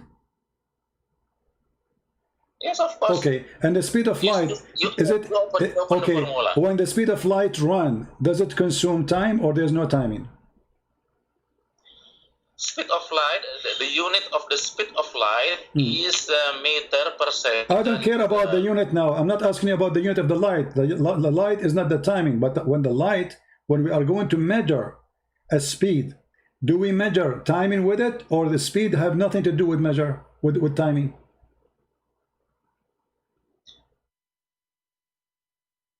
I think you never see the formula, I think. My friend, don't tell me I never see. Teach me. No, I'm learning from you. I'm learning from you. I'm asking you now. When we measure a speed, do we measure it by timing, or timing is infinite? It doesn't matter. So how we can know the speed then? When the second you say speed, you are going to divide what? What does the speed mean? What does speed mean? What speed? When we speak about speed, is it about an object moving from a place to a place? And in this case, it's a light. Is that true? It's not the speed, not individually stand by. What do you mean? So the speed of the light. When we say the speed of the light, are we talking about the movement of the light or no? If only the speed of the light, yes, of course, we need distance and time consuming. No problem. If only the speed, yeah. Okay, no problem. But that's it. It's not only. What only? Here, the Quran mentioning time and mentioning how long it take in your lifetime. So it is your God who mentioned the timing. So if your God is mentioning the timing, why you decide to delete the timing from the story when all the verse is about timing? Do you see there it says a speed? No. Do you see there it says light? No. Do you see there it says like the vision of it? No. It says it take 1 day for Allah equal to 1,000 years of your time. So the only thing mentioned in the verse is timing. And look what you did. You decide to take the timing and throw it in the garbage as if the verse is not talking about timing. So why you do that? Now I'm challenging you. Show me which formula showing the relation between this. I'm showing you the formula. I'm showing you the formula of Allah. I'm showing you the formula of Allah. Allah, He said time. He did not say anything else. Why you are throwing the time out of the formula if this is the formula of Allah? Are you disrespecting Allah? Did Allah say the speed of light there? Did He in the verse mention the word light? No.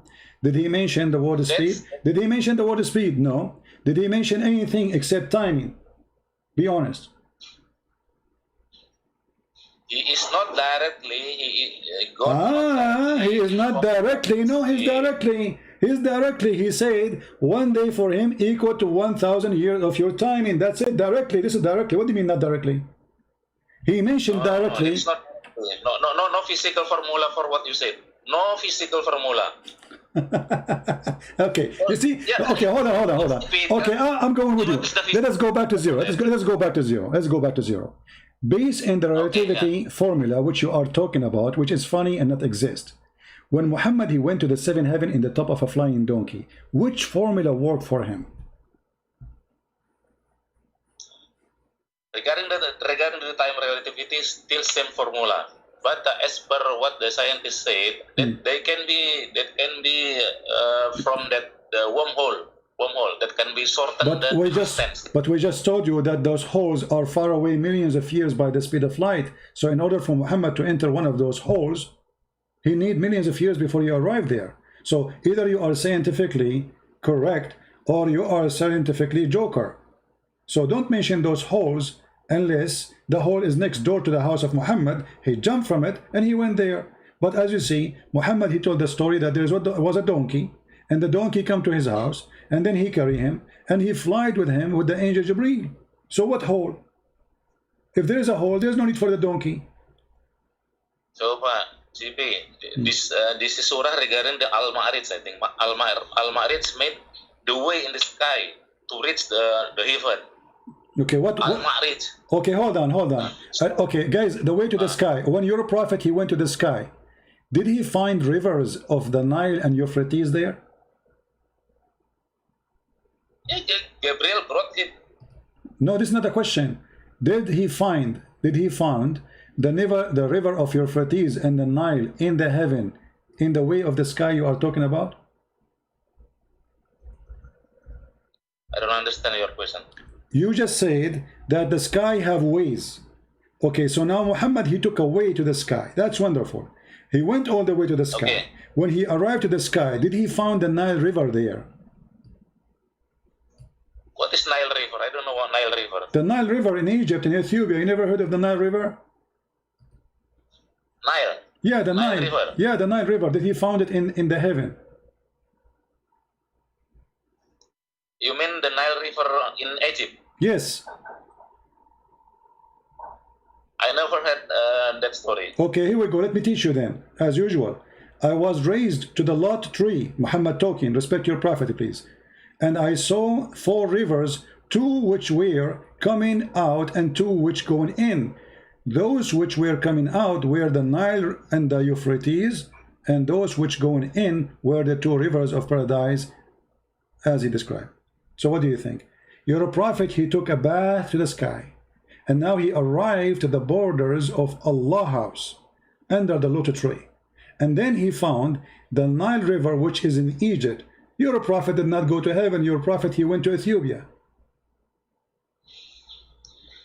Isra Miraj, including 2 words, Pak. Isra and Miraj. Isra from Mecca to Jerusalem, and then from Jerusalem to the heaven. No. So 2 words. No. Isra, your prophet, he went to heaven. Then he went to Jerusalem. But regardless, who cares? So your prophet, he went to heaven, and what he found in heaven? Because Nile River, my friend, is not, the lotus tree is not in Jerusalem. The lotus tree, all Muslims, they understand, the lotus tree is in the 7th heaven or the 6th heaven. So here we go, he is in the lotus tree, which even the angels cannot pass that point. Muhammad only can pass that point. And now he found under the lotus tree the river of the Nile and Euphrates. So here we go, you mentioned to me the hole. Okay, Muhammad, he took a hole, flying a donkey. He went there, he found himself in Ethiopia. Actually, now I don't want to talk regarding Nile River. I only want to talk regarding relativity of time. No, they are connected because we are talking, they are connected. We are trying to find out, Muhammad, he went where? You see, when we read the verse about it take you 1,000 years of your time to go to heaven, that is a confirmation from your God that this is the time we'll take in our time. That's it. There's no other solution. And then when Muhammad, he go to heaven and he come back in a few hours, that raised the question that there is no way Muhammad is a truthful man, because how come it take the angels 1,000 years of our time, but it took him a few hours? And then when we investigate the relativity of time, which you are talking about in the formula, we will find that Muhammad is a fraud, because he went there, not only he gave us wrong information about timing, not only wrong information about location, he gave us wrong information about rivers, where they can be found. He claimed they are coming from under the lotus tree of Allah, which in the 6th or 7th heaven. CP, I think no need to repeat again. I mean, I have explained you that Prophet Muhammad went to the heaven using the way Al-Ma'rij. It is scientists said wormhole. So can be shorten the distance. But we answer you about that. I answer you about this stupid claim, because the whole, it takes millions of years before we arrive there. So this is a stupid claim. So in order for Muhammad to go there, we have to wait for maybe 7 or 6 million years in the speed of light before Muhammad he arrived there, and then he enter it, and then he can come back with taking God knows how many million years. So what are you talking about? So you Muslims are looking for a solution. Suddenly it is Muhammad taking a hole. The only hole I see is in your head. Because I just told you how many years it take us to arrive to those holes. Can you give me a scientific answer so we can laugh?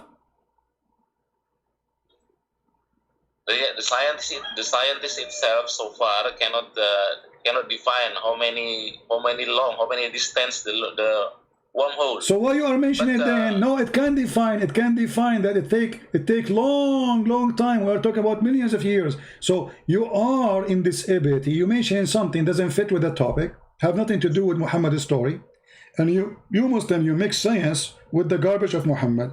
So when we say whole, science says it take a few hours to go there? Does it take a few thousand years to go there, or says millions of years? So why you are mentioning it? You are mentioning it. The point is not regarding how long is the hole. No, it's regarding because in order for us to arrive there, it's going to take us time, my friend. Scientist says that. Why? What do you mean not regarding? Before we arrive there, can we go there in the blink of an eye? No. Can be there without no time? No. So why you are throwing the timing in the garbage? I don't know why you are so difficult to listen my explanation. I don't know why. Difficult for I don't know. Okay, listen. Obviously, you are stubborn, and everybody listened and heard you. What do you think about your prophet is speaking about smart things? As an example, you know what? I'm not going to tell you which one. Give me a smart one additional to the relativity of time. Here we go. Relativity of time. We are done with it. Everybody is laughing. Your prophet, obviously, he is a fraud. He's lying. He is not saying the truth. Can you give me second one or another choice? I think you.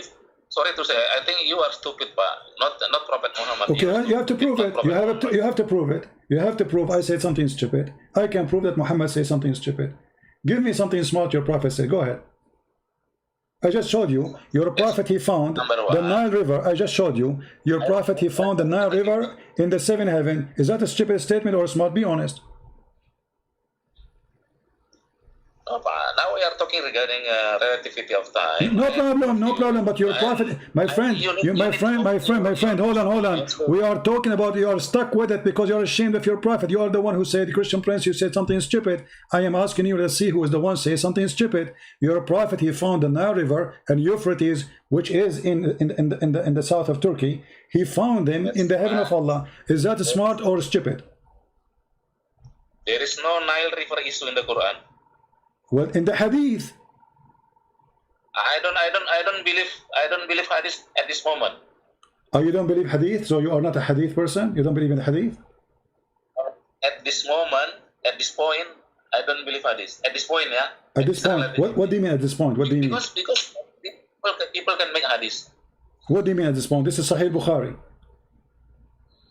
Even Sahih Bukhari not yet born when this formula comes. So we should update. We must update. So now we throw the hadith of your prophet, which is authentic, and we say it is not true.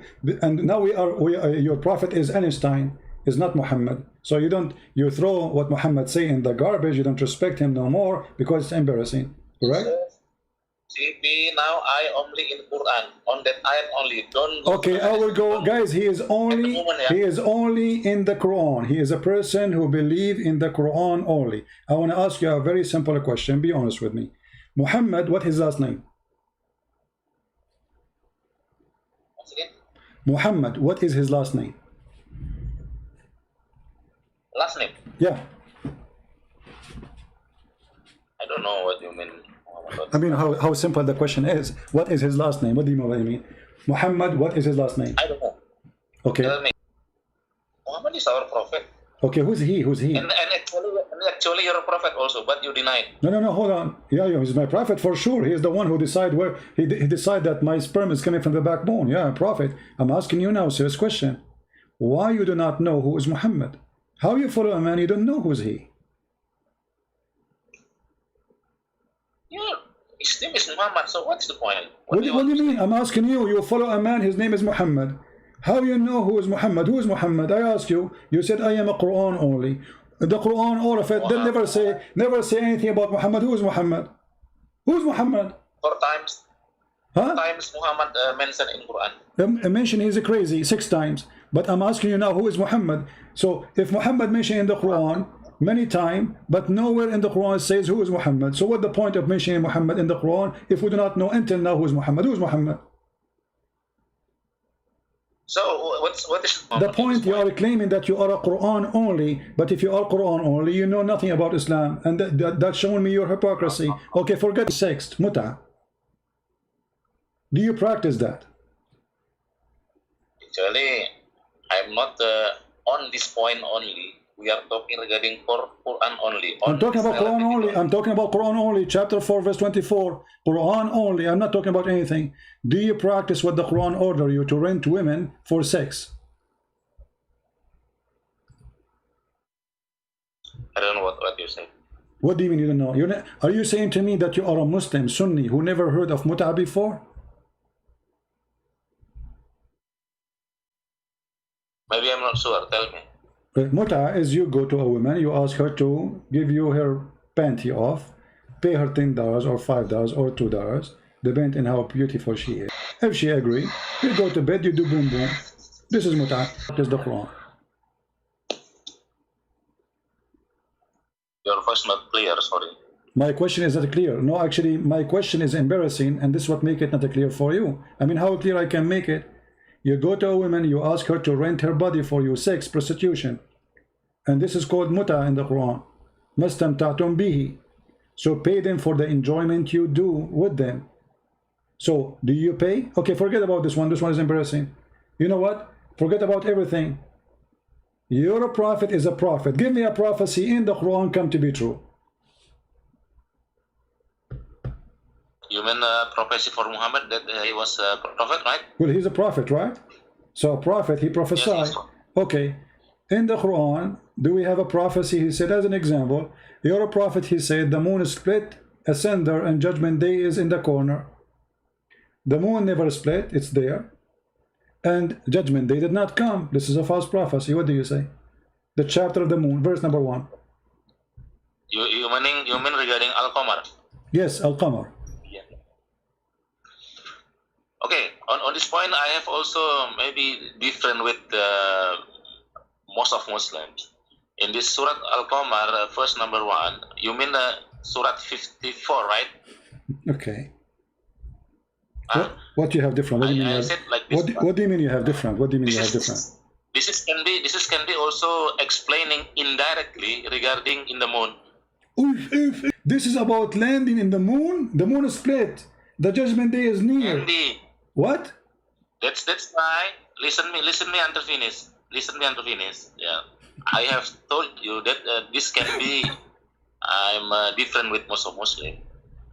It is like this. If you read that ayat, it is Surat 54 ayat 1, right? Yes. Yeah. If you open the NASA site, NASA airspace, when did the NASA took the stone from the moon? I don't know. You open what is the time of the astronaut took the stone from the moon? What the time? What the time? It will be. It is like this. If you open the NASA website. My friend, just tell me the story. My friend, just get what this.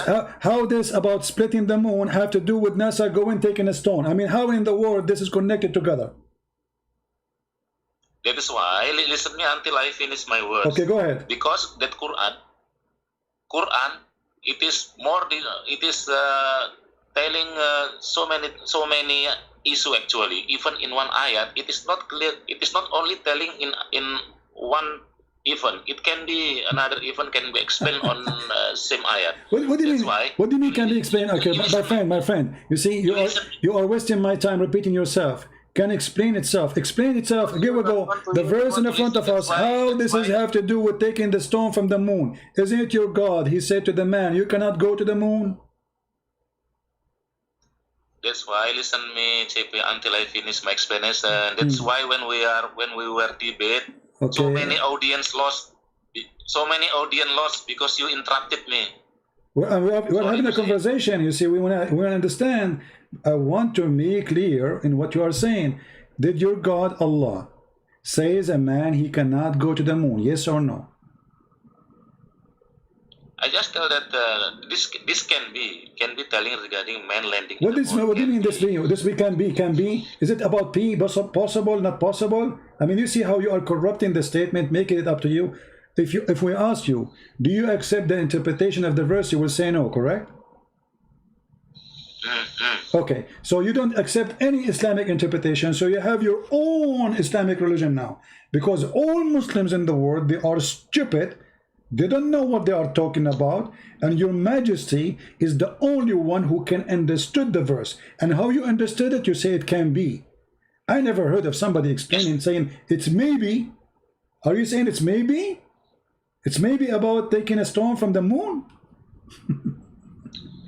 as long as it is not talking regarding that there are three gods, like Trinity, there are four gods, or more than one god, no problem, we have different ideas. Okay, no problem. Let us see how stupid what you just said.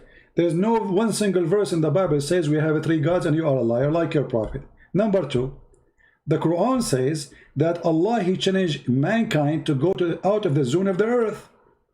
And you cannot pass, and if you pass, Allah will shoot your ass with a star, with fire. So you mentioned NASA, and as we speak now, there's two men of NASA, they are living in the space, and they are doing poo-poo. So your God Allah is a fraud, because He challenged mankind and the genie to go out of the earth zone to the space. So how you explain such a stupid statement from the one who is claiming to be God? TB, that ayat on that Al-Qamar said that what is in English? In English on ayat 1, you know, it is not split. Split mean the stone on the moon itself split. So it is no. I mean, this will be the best movie. It says the moon split, not a stone.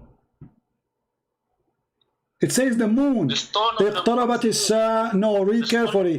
Listen, kid. Shame on you. You are just a stupid kid.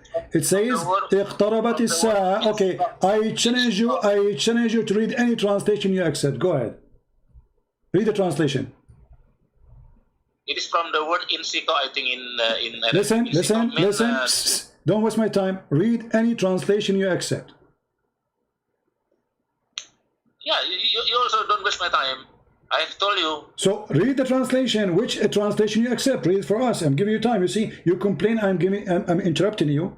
I am the one who's asking you to read. You are refusing. You keep repeating yourself. Maybe it means this. Maybe it means that. Why you don't read what the word is saying?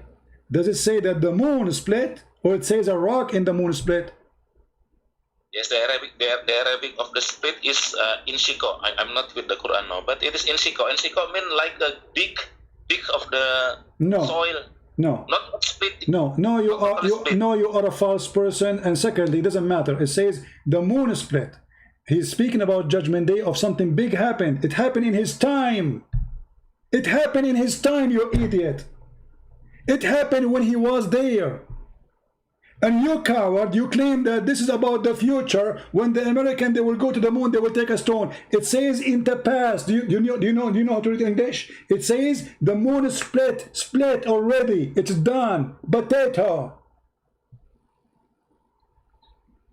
Split on that ayat is insiko. Inshaqqa in the past. Inshaqqa. It's past tense. Inshaqqa. It is a past tense, and the translation showing that too. And this is why you are refusing to accept any translation. Can you tell me what translation you trust so we can put it in the screen, please? And then everybody will laugh at you. Is it past tense or something will happen in the future? Now, if we see from our time, why you don't want to give me a translation? Is a true translation for you? You accept. Why you are refusing to do that? which translation? Any translation you accept, because we want to see if it's past tense or something will happen in the future. According to you, this is something will happen in the future. According to the Quran, I speak Arabic, this is my first language, and all Islamic translation, this is something happened in the past. Yes. So as per Arabic, it is past tense, right? Yes. Yes, because we read it now. Quran, it is for until Kiamat. So next year. Guys, because we read it now. No, Muhammad, he said that in his time. It is past time since his time. So if we read it today, doesn't mean happened a second ago, you idiot. The first one who said it is Muhammad. So he said that 1400 years ago. So how you, with your genius stupid idea, you say this is about something that will happen in the future, if he said 1400 years ago, the moon split asunder in past time. It can be across the time. It can be. No, I will tell you what it can be. It can be that you are a donkey. Because you are refusing. No, you are a donkey. Otherwise, prove me wrong. Give me one Islamic interpretation, I agree with you. It says that this is not a past time, this was a future prophecy speaking about the future, and it is not a past time. Show me one. Which one, which interpretation you agree with? Yeah, what I understand, the Quran is for a long time, for whole life of our. This is another question. Which interpretation presenting the verse not as a past time? Any interpretation, any translation you accept? None. So you are a liar. If we see that ayat now, then it is true. If we see the ayat now, it's true, guys. If we see the ayat now, it's true.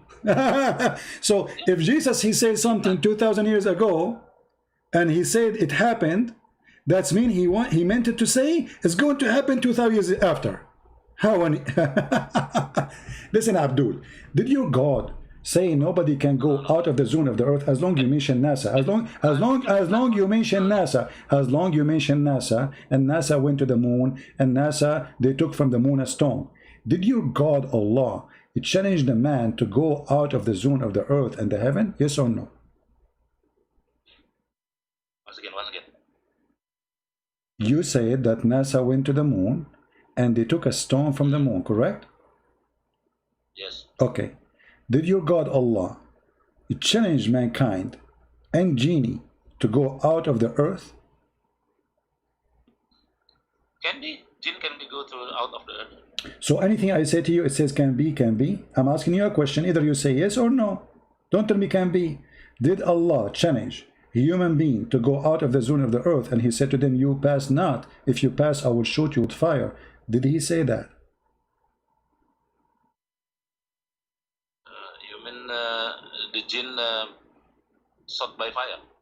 My friend, what's wrong with you? Give me the answer. Did your God Allah, I mean, why it's so hard to understand my question? In which language I'm talking? So, did your God, look how many times I need to repeat the question for this guy. He's trying to buy time. He's searching Google. Did your God say that a human being, you and genie, cannot get out of the zone of the earth? And if you pass, I will shoot you.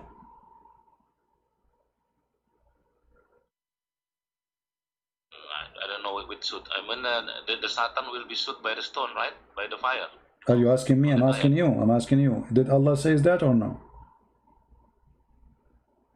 Yes, Okay, as long as you said, so finally he said yes. Finally he said yes. As long Allah, he said you cannot go out of the zone of the earth. So how dare you to say that Allah is a liar and NASA went to the moon? Because that proved that Allah is a liar. You just, everybody heard you saying that Allah, he challenged us to go and he will shoot us if we go. And then before that you mentioned that the American, the kuffar, the Christians, they went to the moon and they even took a stone from the moon. So Allah is a liar. What do you say about that? No, the first not like that. What I understand, the first is, ya ma'saral jinni wal insi, if you want to go outside of the space, you cannot. You only can go out of space with the sultan, with the power. So there is a possibility people go outside of the earth. No. The possibility there is only for those who they are angels or prophet.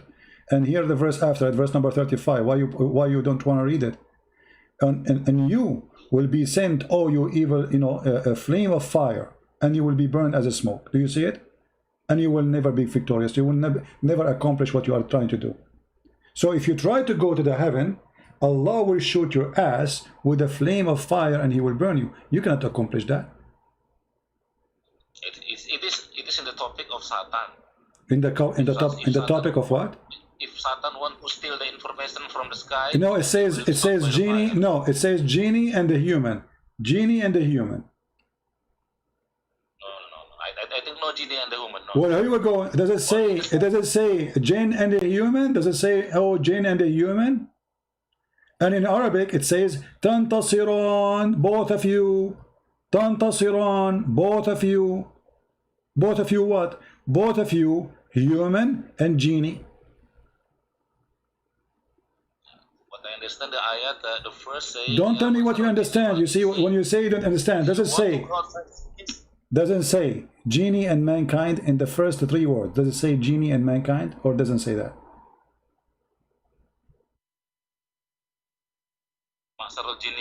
Yes, yes. Okay, so jinn and a human being, he's challenging him what? To go out of the earth. And then in verse number 35, it says, Tantasiran. Is tantasiran mean both of you will not be victorious, will not accomplish it? Is it for two or for one?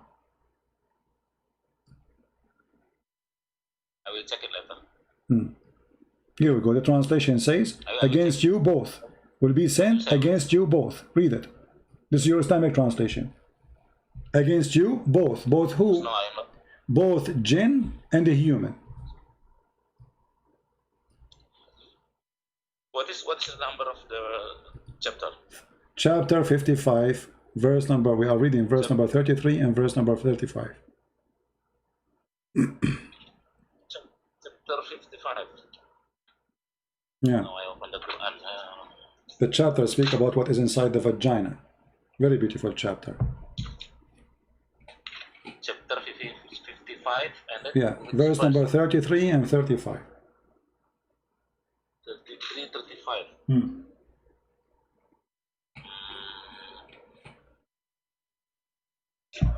Yes, yes, jinn, 33 with What? Does it say both? you see this Does it say that fire will be sent against you both? Both? No, this is not talking regarding the will be struck by the fire. No, this is only talking that the people and jinn can go outside the atmosphere. No, it says that. Read verse number 35. It says that. 35. It says if you try, Allah will shoot you and you will not be able to accomplish. You will not be able. And you will not be able to defend yourself. You will not be able to do what? To be victorious, to accomplish your mission, to go out of the zone of the earth. So if you try, Allah will shoot you both. Both who? Human and jinn.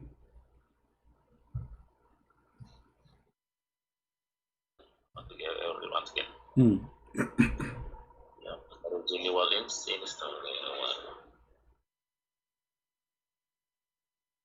35. This is talking regarding other event. I think, yeah. Because I just read this. Talking about what? It seemed like talking regarding in the day of judgment. And where is the day of judgment? Where do you find the day of judgment? I mean, you are a hilarious kid. Abdul, listen. It says, listen.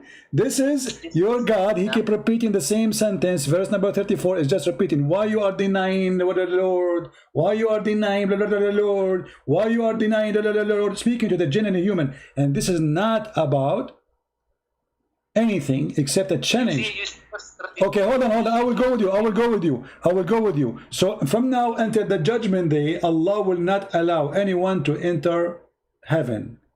If you try, Allah will shoot you. You are the one who just said in judgment day. So how come NASA went to the heaven?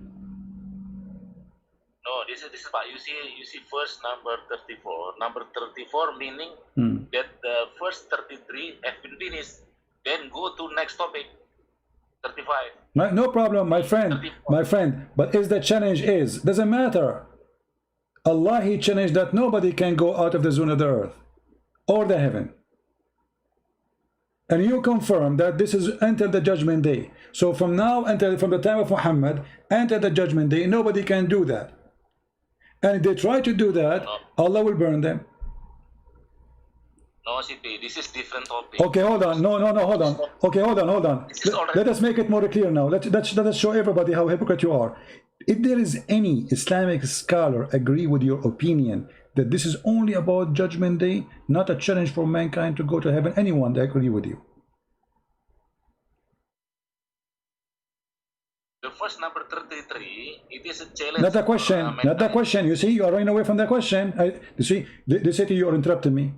If there is one single scholar exists in this world since the time of Muhammad until now, agree with your majesty that this verse is not a challenging a human being and jinn to go out of the earth. It is only in the day of judgment. If there is one person agree with you on that. CP, I think you are mistake. You almost same with David would make mistake. Even Arabic. I made mistake. Prove it. and you are a coward, and you are running away. Let me repeat again. If there is a single scholar exists in this world since the time of Muhammad until now, agree with the garbage you just said to me. Can you name one? Okay, wait 1 minute, yeah. You see in this verse 33, ya ma'sarul jinni wal ins, inis mean if. This if mean it is possible. Ins mean if. Yeah, what I understand in bahasa Indonesia, it is a kind of if. If here is possible, not like law. Abdul, it says if, Mr. If. First of all, why you are not answering my question, and then you can read. If there is one Muslim scholar exists in this garbage earth, agree with the garbage you said to me that this is only about the judgment day. If there is one, agree with you. CP, listen to me, CP. Listen to me, CP. Why you don't want to give me one scholar? The answer is very simple. Because you are a fraud and you are trying to change the meaning. Because all of them, they will get you busted. Okay, prove me wrong, get me busted. If there is one scholar, agree with you. Get me busted right in the spot. If there's one scholar, agree with you that this is only about a judgment day, not about now and every day. Sorry to say, you are Arabic. Your mother language is Arabic. Why you cannot see that this word is using is not law? What in? What in what? Okay. I will tell you something. Like Mr. David Wood saying that. So sorry, I want to say another story. Just short only. No. Focus on the verse. Don't change topic. Don't change topic. What in? No. For a while only. Okay. For a while. This has relation also to this ayat. David Wood said that Prophet Muhammad was killed by the girl of the Jews, and then he quote the verse from the Quran, and on that Quran using that law. I cannot see. I will see the words. Law mean if, but that if it's not possible. But here this ins mean possible. So it is no need to wait until Judgment Day. Okay, hold on. First of all, why it is not possible? Why it is not possible? Why it is not possible? I mean, this is the most stupid answer I heard. It says, وَلَوْ تَقَوَّلَ عَلَيْنَا بَعْضَ الْأَقَاوِيلِ. And if he say, who said that this is not possible? Who taught you this? This is garbage. Secondly, your prophet, he died by poison like a rat, and it's true. And he said that my artery cut off. However, we go back to the topic. Here, it says here that if you, man and genie, if you can go out of the zone, beyond the zone of the heaven and the earth, go. But you will never be able to pass them, except the one who with the authority, and those are the prophets or the angels. And if you try to do so, both of you, and the Quran used the word both, a flame will be shot on you, and you will not be able to accomplish your mission. So where is the win here? It is the if which is impossible to happen. Where is the if which Allah is saying it is possible? I mean, it's so clear. You cannot do it. GB, maybe I want to repeat once again. Even you will be different with me, just to understand what in my mind. Yeah? Okay, go ahead. Even we are different. Okay, go ahead. On that, this is what my understanding. On the first 33, meaning it can be, because it used not the word Arabic law, but the word inis. So it can be happen, possible. And then on the first 34, it is change the topic. So sorry, this is my mind. Just understand me. Change the topic. Next topic regarding Judgment Day. That is what my understanding. Even we are different. My friend, when you say this is my understanding, you have to sponsor what you are saying. Secondly, low. It's about something possible or impossible. Doesn't matter. Okay, like as an example, chapter 2 verse number 109, it says وَدَّ كَثِيرٌ مِنْ أَهْلِ الْكِتَابِ لَوْ يَرُدُّونَكُمْ مِنْ بَعْدِ إِيمَانَكُمْ. Many of the people of the book, they wish they can make you go back from your religion. But yes, many of Muslims, they go out of the faith of Islam because of people of the book, and I am the example. Tens of thousands of Muslims left Islam because of me. So it is impossible or possible? It is. Okay, which verse I will see? Which verse? Chapter 2 verse number 109. All right, chapter 2, let me see. Yeah, chapter 2 first. Chapter, what's wrong with you? How many times? Chapter 2 verse 109. 109, chapter 2, the cow. Okay, 109. Now I'm open my Quran.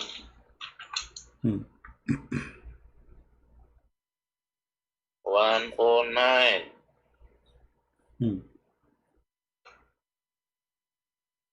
And the funny is, it is true. It is law because it is impossible. That's impossible. How many Indonesians left Islam because of me?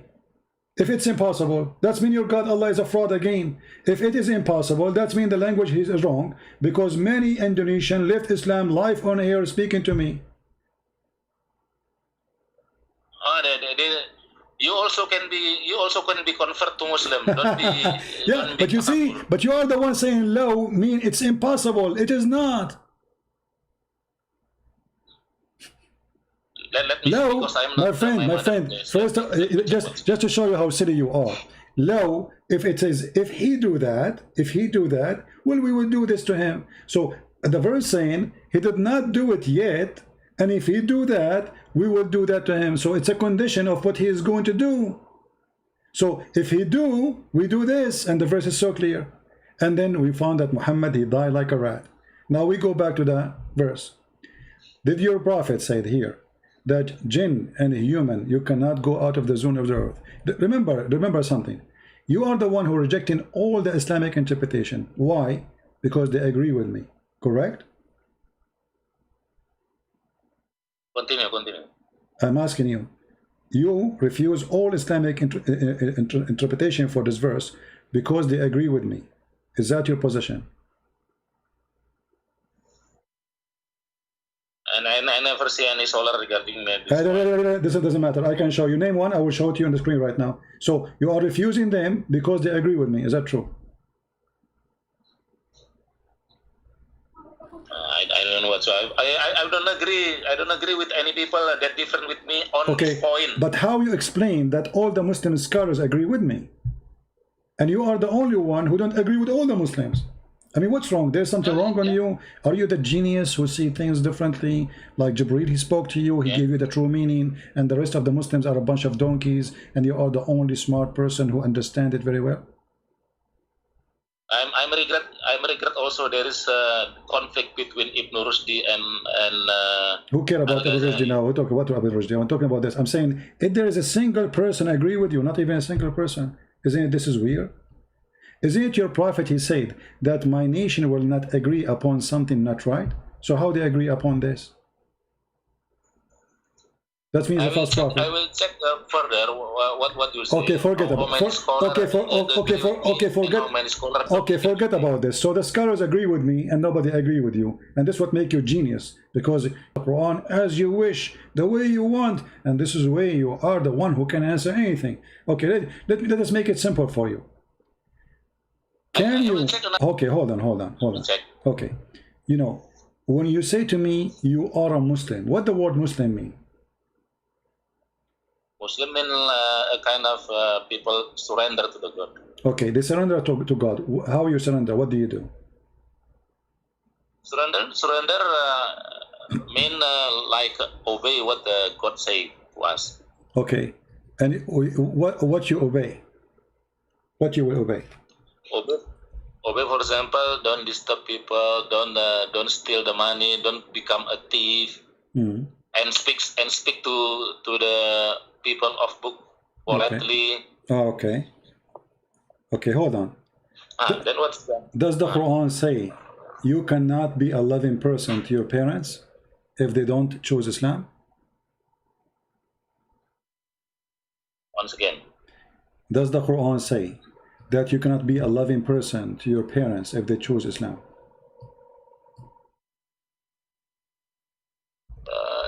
You are telling regarding if our parents are not embrace Islam? Yes, if your parents, let's say they are Christians and you are a Muslim, do the Quran allow you to be loving to them? Yes, we have to love our parents even they are not embrace Islam. All right. So what's the problem? And you are the one who said you follow the Quran. Obviously you don't. Chapter 58, verse number 22. Chapter 50? 8, 22. 58 verse? 58, 22. Verse 22. Okay, 58, verse 22.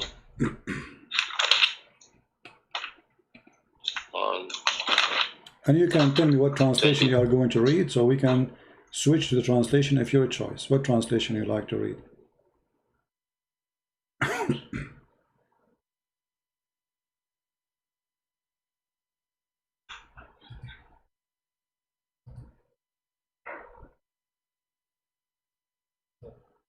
Yes, 22. La tajidu qawman. That mirip in bahasa ya.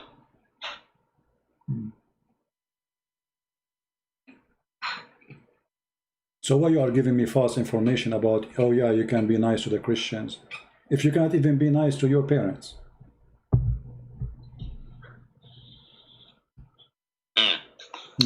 Yes, in another verse, we are instructed to be good to our parents even they are not Muslim. No, that's a lie.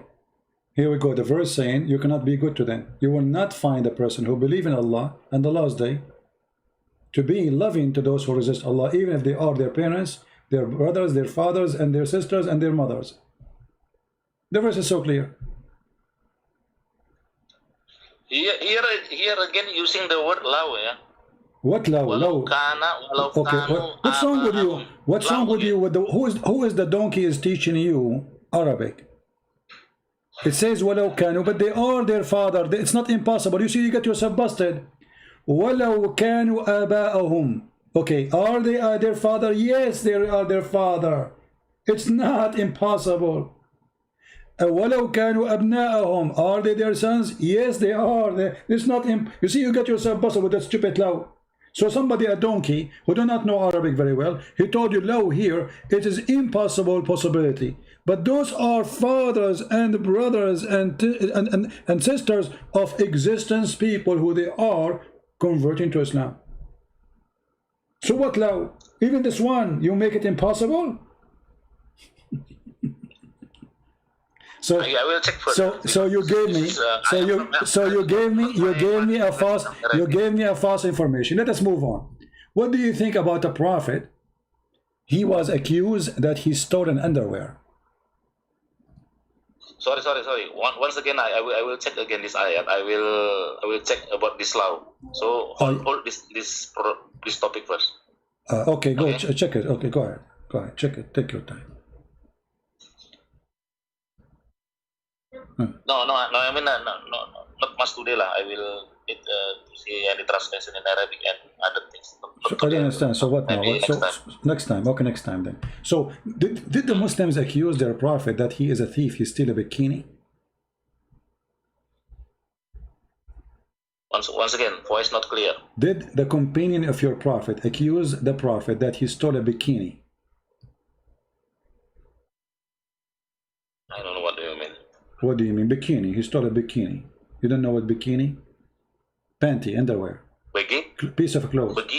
Bikini, piece of clothes. Bikini, I don't know bikini. Bikini, panty, pant, clothes. Don't you wear clothes? Short, you wear short? Clothes. Oh, yeah. Oh, bikini. Yeah, bikini, yeah. Did the Muslims accuse the Prophet that he is a thief? That he is a thief and he stole a piece of a cloth? I never heard regarding what you say in this Quran.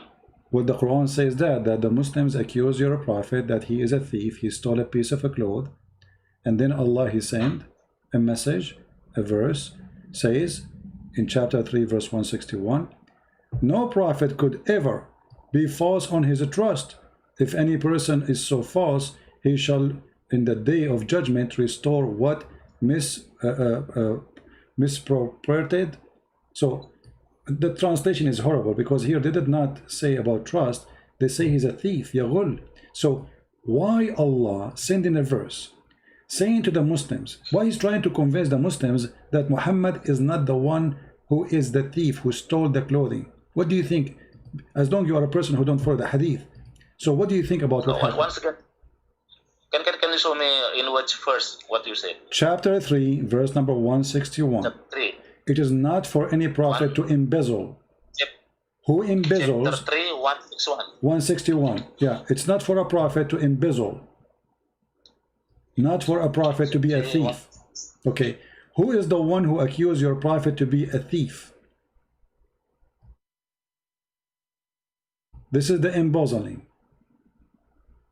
Your prophet, there's a verse about him that there's a verse about him in the Quran. It says the prophet is a thief, accused to be a thief, and the one who accused him to be a thief is his followers. So what kind of religion and what kind of followers, they accuse their prophet, their boss, that he stole money, he stole even a piece of a clothing, and then Allah he says, oh, it's not for a prophet to be a thief. Hello, what do you think about this verse? I see there is no verse on that Quran there. In which verse? What do you mean? You don't see the verse? I gave you the verse number. What's wrong with you? Chapter 3, chapter 3, verse 106, 161. Let me read in verse.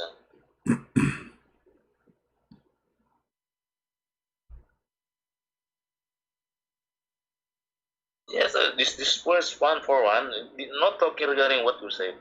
161, 161. Surah Ali Imran 161, right? Yes, it doesn't say that your prophet accused to be a thief. No, this is totally wrong. Okay, read for us. Okay, guys, totally wrong. Guys, totally wrong. Okay, read for us what it says. Go ahead. Okay, we read that first 161. وَمَا كَانَ لِنَبِيٍّ أَن يَغُلَّ وَمَا يَخْلُلْ يَأْتِي بِمَا غَلَّ يَوْمَ الْقِيَامَةِ. That's supposedly Arabic. Okay.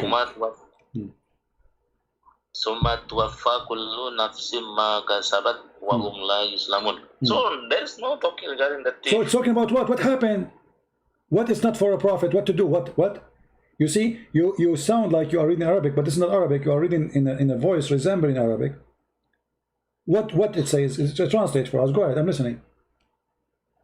You are talking regarding that the prophet still the Don't stop telling me I am talking. Tell me you what it says. You are saying it doesn't say that, it doesn't say that, and I say to you what it does say, and you will not tell us. Why you will not tell us? Please go ahead, tell us what it says.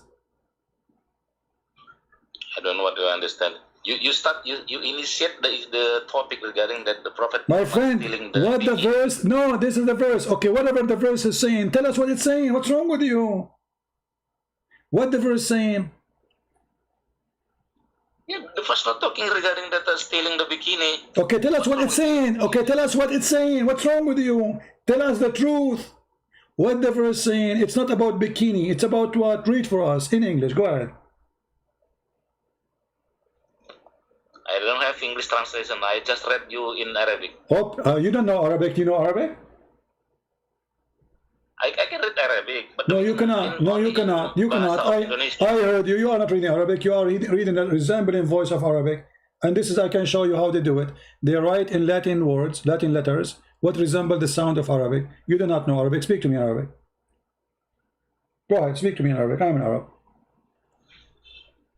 قال له يا فرحان اللي لبسوك مضرطه من ونتشا قال له ينو الخناقه. What I said. Go ahead. Listen carefully. I will say it again. قال له يا فرحان اللي لبسوك مضرطون من الشك قال له ينو الخناقه. What I said. Even I slow it down. I make it so slow for you so you can understand what I said. I don't know what's wrong with you. I said that a guy his name is Hamdan. He's a Muslim. He for the first time he got a pant have a zipper. So they said to him, oh Hamdan, if you wear a pant with zipper, what do you do to poo? He said, from khannaga, the one which he will make you not to be able to breathe. So you do not know Arabic. Don't tell me you know Arabic. So I'm asking you now, what the verse says, as long as you claim that you speak Arabic, translate to us in English, no problem. That even will make it easier for you. Go ahead. Khianat, what is khianat in Bahasa? I cannot speak in, I cannot tell you in English. My friend, okay, open any Islamic translation you accept. Stop playing games. Any Islamic translation you accept. Name one. I will put it in the screen.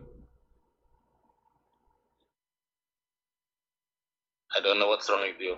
Clearly, this guys, you do not know what's wrong with me. It is wrong with me. I am spending the last 20 minutes with you, just asking you to tell us what the verse is saying, and you are refusing. I am the one who is wrong with me.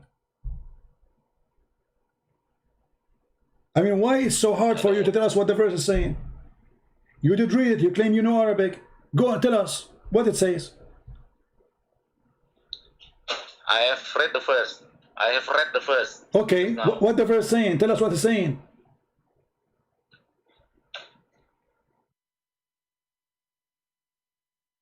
Berkhianat apa bahasa Inggrisnya? Okay. Apa berkhianat bahasa Inggrisnya? I don't know in English to say berkhianat. In bahasa berkhianat, I don't know. What's wrong with you, man? Tell us what it says. Suddenly you don't know English now? Suddenly you do not know what English means. Suddenly you don't speak English. Tell me what the verse is saying. Explain to me. Go ahead, I'm listening. So it is not about betray. So it is not possible for a prophet to be betray. To betray. Okay. Guys, to betray. Okay. Which translation is that? So who become betray in the Kiamat, they will be betray also. Okay, so you are saying you are saying that the believers, they accuse the prophet to betray them. What happened? Do you know the story? Tell me. What happened? Tell me what happened. Why this verse is coming to existence? Who is the one accusing Muhammad of such an ugly thing? This verse, there's no relation with the Prophet Muhammad stealing the bikini. Okay. So they accuse him of what? What it says in Basha language? Can you translate to us what it says in Basha language? In Bahasa language? In the Indonesian language? In Bahasa. Yeah. In Bahasa, the first state that it is not possible for a prophet to betray. Yeah. Betray. Okay. So you said you go only by the Quran. So how we will understand now what this verse is about? How this verse happened to be in the middle of nowhere? What happened exactly?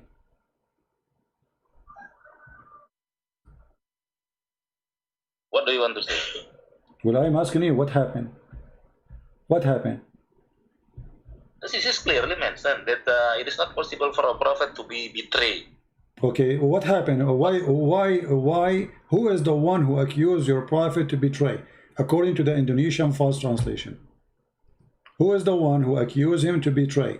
This is the question.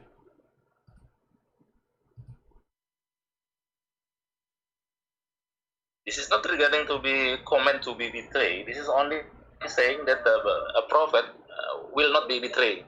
So it's not about something happened and nobody accused him.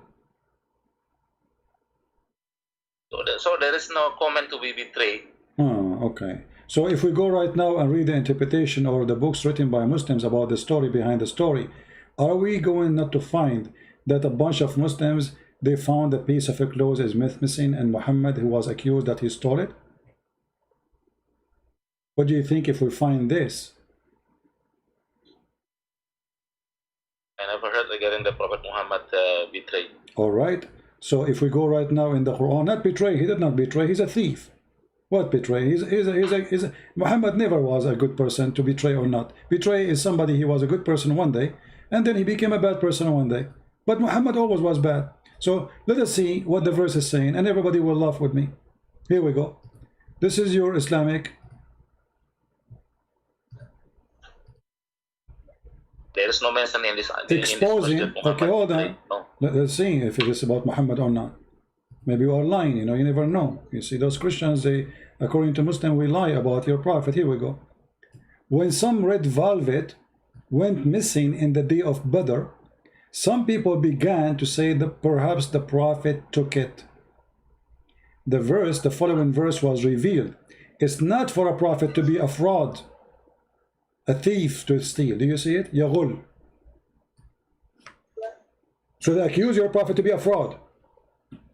He's not only a thief. From where? From where you read it, Pak? This is Tafsir al-Jalalain. Sorry for tafsir. I never read it. So why you don't? Why? What do you mean you don't read it? What's wrong? Why each time we try to prove to you something you run away from it? So how you understand what the verse is talking about then? And why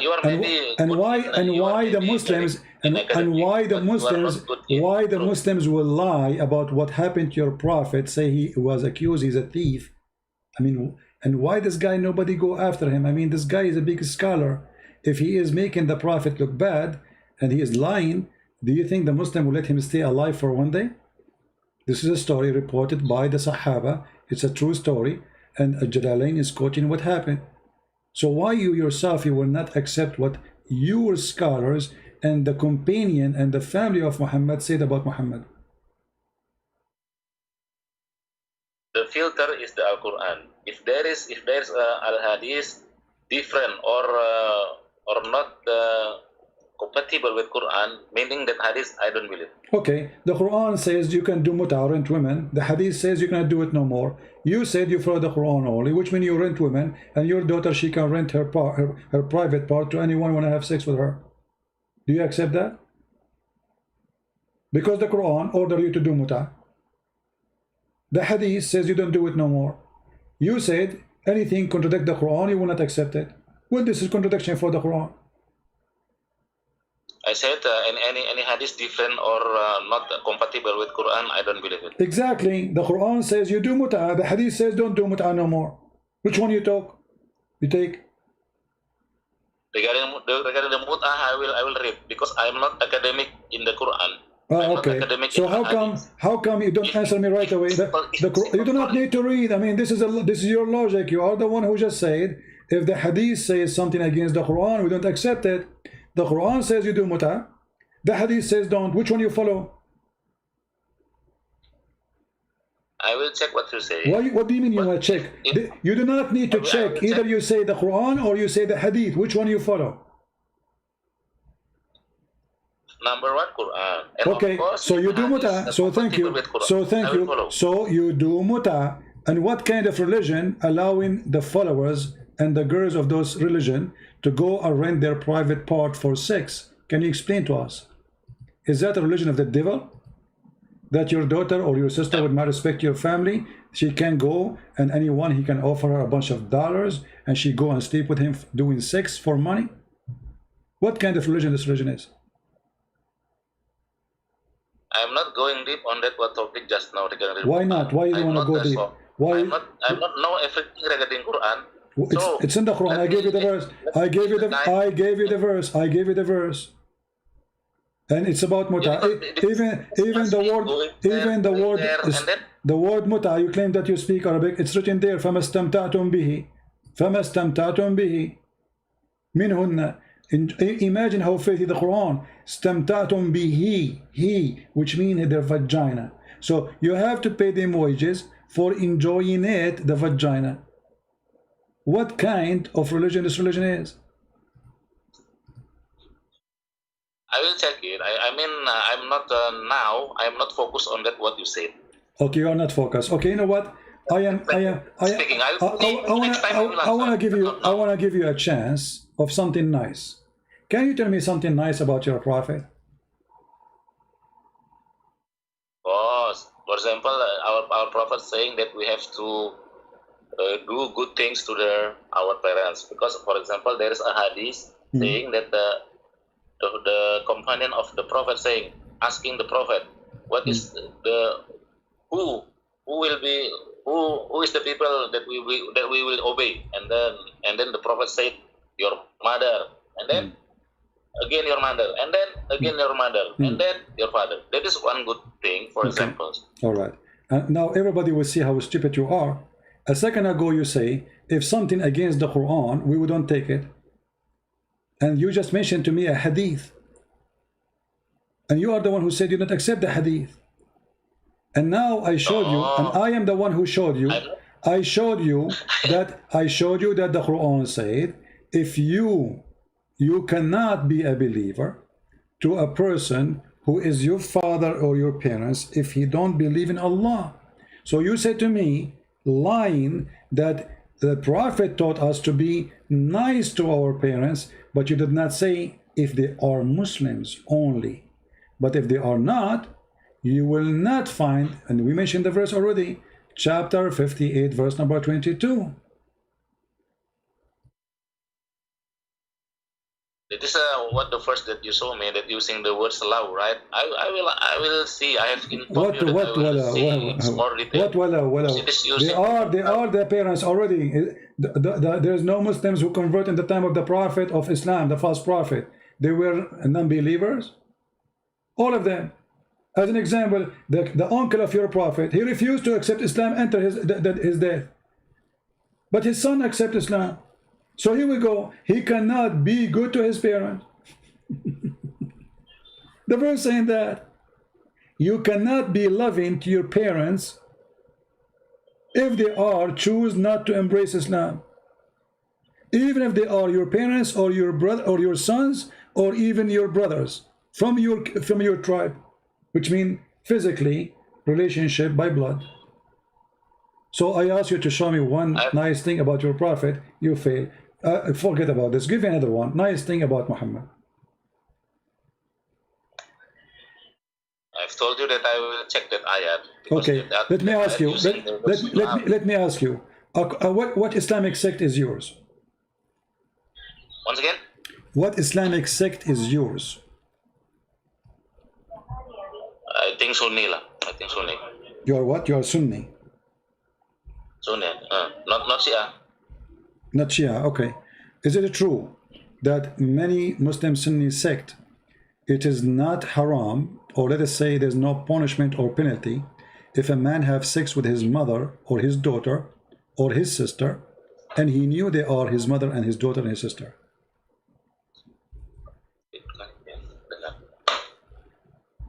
Is that true? What? There's no penalty. What are you talking about? What is the punishment? What is the punishment I'm talking about? The question is simple. If somebody have sex with his mother or his daughter, what is the penalty according to Muslim Sunni for such a person?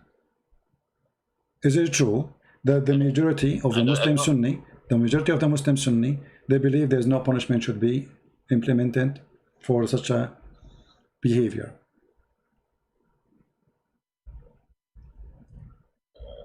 I mean, people have sex to their mother. I think it is prohibited. Okay, it's forbidden, but if somebody did it, is it true? Is it true that if you do such a thing, there's no punishment?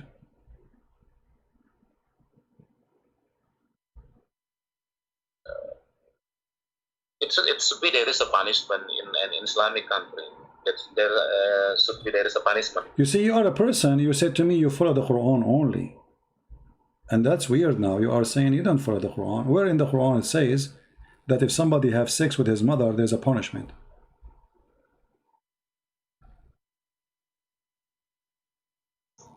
I will check. You will check again. Okay, so you will check. Okay, forget. Okay, forget about this. Forget about this. Is it lawful? Is it lawful for a Muslim to have sex with his daughter from adultery? I don't believe it. Well, the Quran says so. I don't believe people can have sex with us. Okay, let me ask you. Okay, let me ask you. If you have sex with a girlfriend, and then you have daughter from her, according to Islam, can she inherit your name, your last name, your daughter, from that woman?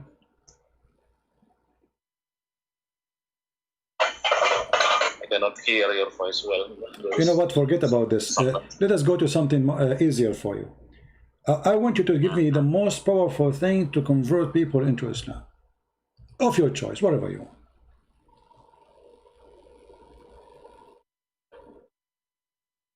What do you want to me? Well, I want you to show me something powerful, something amazing about I don't know, Quran, Muhammad, something really good. I mean, look, we have a lot of people listening, even though this is not my time for podcast. Can you show me something really powerful about Muhammad, something amazing, like Quran, I don't know, scientific some discovery, anything? It's up your what can make those people go crazy and hear it from you? I'm giving you a chance to convert them to Islam. Oh, you want me to telling something good regarding the Quran? Yeah, that, something amazing, and so people they kind of we see in the YouTube Muslim they say 10 amazing things in the Quran, amazing discovery in the Quran, whatever. I mean, show us something amazing, so all those people will go crazy and they will say Shahada right away. Do you have anything? I will start with the Quran informed that there is only one God. Okay. While Christianity. Which verse in the Quran? Which verse in the Quran it says there's only one God? For example, in Surah 114, Al-Ikhlas. 114. It doesn't say that. It says Qul huwa Allahu ahad. The word ahad is not one. It's one of. You want to say it is unity, you become one? No. No. This is, you see. Okay. The word ahad is one of many. You cannot use the word ahad. Yeah, you cannot use the word ahad unless there is others beside the ahad. If you type the word ahad here in the search engine, you look with me in the screen. I just type it. It appears in the search engine here 29 times, and it appears in yellow, which is very nice. All the ahad is translated by Muslims as one of, not a single one, except the last one where it says Qul huwa Allahu ahad. Suddenly the Muslim, they make it as Allah is one, but the fact ahad, it doesn't mean that. Ahad is one of. It's coming from the word ikhad. So the Muslims, they fool themselves and they say Allah is one. Number two, you said the most amazing thing about Islam is worshiping one God. Well, Shaitan is one God too. For many, there is many worship Shaitan, he is one. So there's many worship false deity, and he is one. So can you prove to me that the one you worship is God? Is not one of those Satans? As an example, your prophet, he worshiped one God, but this God, we showed you, he ordered him to do muta. Women, they get paid for sex. He is the person who ordered his own prophet to go and have sex with her own son wife. He is the one who made the verses in the Quran, as we see in the chapter of Al-Ahzab. Any Muslim woman, she want to give her private part to the prophet, he can go and F her. So what kind of one God he make verses for the benefit of a penis of a prophet? Do you think this is a God he work for his majesty penis? Or Muhammad he work for his God? Because if I am God and I have a prophet, my prophet will be busy worshiping me, not busy taking girls to bed. And he asked me to make verses saying any girl she want to give herself to the prophet, so the prophet he can F her. Chapter 33 verse number 50. Go ahead. Actually, I'm sure I can answer your questions one by one, focusly. Now I'm not focused because you are telling so many topics. Okay, forget about all the topic. What kind of God he promises a prophet? Any Muslim woman she can give herself. The guy already have 13 wives. Why God need to make verses for him saying it is lawful for you all those girls and any woman she give herself to the prophet? What this is about? I'm telling you that regarding this mut'ah and what you say just now. I'm not talking about mut'ah now. I'm not talking about mut'ah. I'm not talking about mut'ah. We change the topic. License for your prophet alone, only for Muhammad. Any Muslim woman she want to open her legs for him, she's welcome. Why this verse is needed, and what does verse have to do with Islam and God? What kind of God? What this religion is exactly about? I mean, why Allah he go to his office and he's writing a verse saying any woman you want to have sex with her, she can offer herself to you, only to you, Muhammad. What is that is about? Why we need such a verse? I mean, what does verse accomplish for Islam? What is the point of it? How about 700 wives for David. Well, God did not say to him, and David, he cried for God, asking for forgiveness. Who said to you that David was following God? Go and see how God, he condemned David. Even when he tried to build a temple, God, he said to him, don't build temple for me. Your hands is full of blood.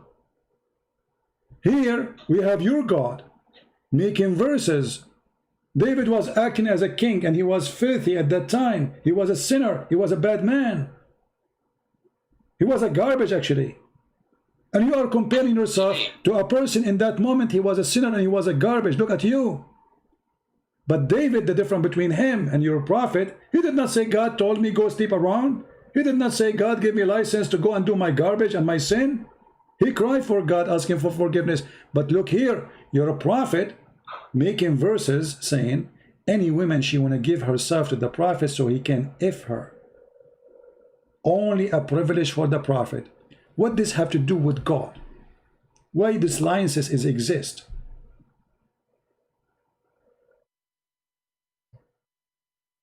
I think if we speak, better focus lah. I don't know everything. We are focusing. We are focusing. Topic, the question is very simple. You are give me time. I'm giving you time. We are focusing. What does have to do with Islam? Why Allah, he need to make a verse, say to me as a prophet. Let's say I am a prophet, and I have already 13 wives and hundreds of sex slaves. Why I need a verse saying any believing woman, she want to dictate herself to the prophet so he can if her? And this is only a privilege for the prophet. Why the prophet, he needs such a privilege? Why God, and what kind of God, he makes such a license only for Muhammad? What do you think Allah trying to do here? Okay, give me time several days. Okay, go ahead. Now I want to challenge you. You challenge me, now I want to challenge you, okay? What? You will not answer? I want to ask you, are you Christian or Jesus follower? So you are not going to answer? What your question? I need several you are not days going, to answer. You are not going to answer? I'm not focused on that.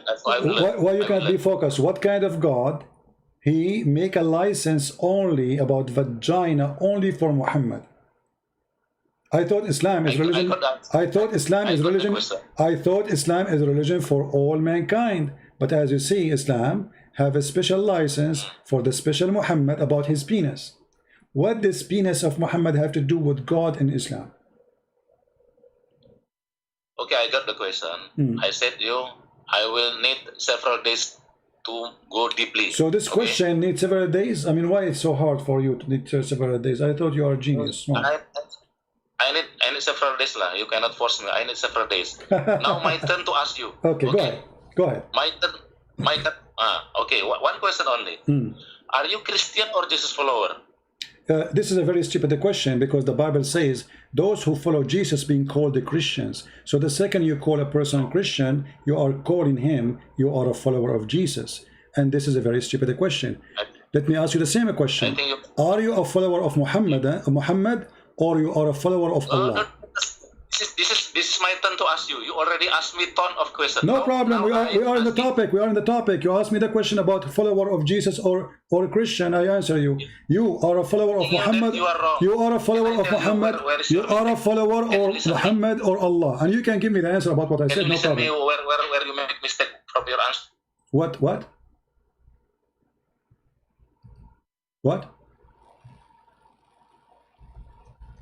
Hello? Hello? What happened to this guy?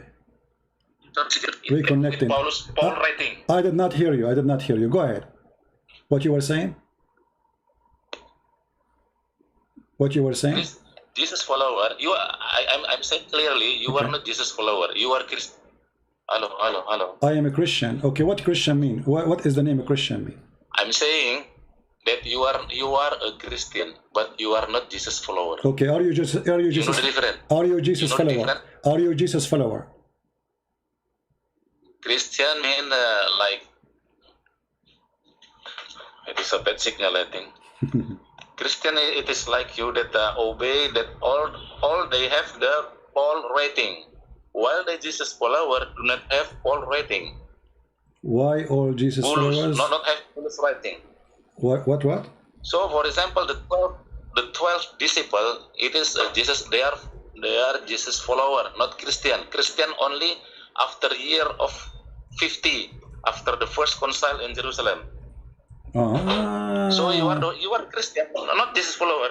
Yeah, but you see, you are very stupid, because the Bible written long before that council, and it says that those who they are believers in Jesus, they are called the Christians. Go to the book of Acts and find in chapter 11 verse number 26. So you are stupid. Secondly, the Quran mentioned Paul as a messenger of God. As an example, if we go to chapter 36 verse number 14, you will see the Quran is speaking about 3 messengers. Can you tell me who are they? That Ibnu Kasir bulus. I don't believe it. That is bulus. Doesn't matter what you believe. Can you give me? Can you give me the name? You are a coward. You are a coward. You are a coward. And actually, the Quran is copying the writing of Paul. Paul, can you name for me one thing Paul he said is against God? Paul he said. Paul he said, gamblers will not go to heaven. Your Quran copy the same exact verses of Paul. Those who drink, those that drunk, those who do gambling. Don't ask me. And I'm not asking you. You are a coward. Prove to me that Paul is not the messenger of Jesus. Actually, if we go right now and read in Ibn Kathir, we will find that Paul was one of the disciples of Jesus, and he met Jesus in the way of Damascus, and Jesus made him blind. Is that true? This is written in your book.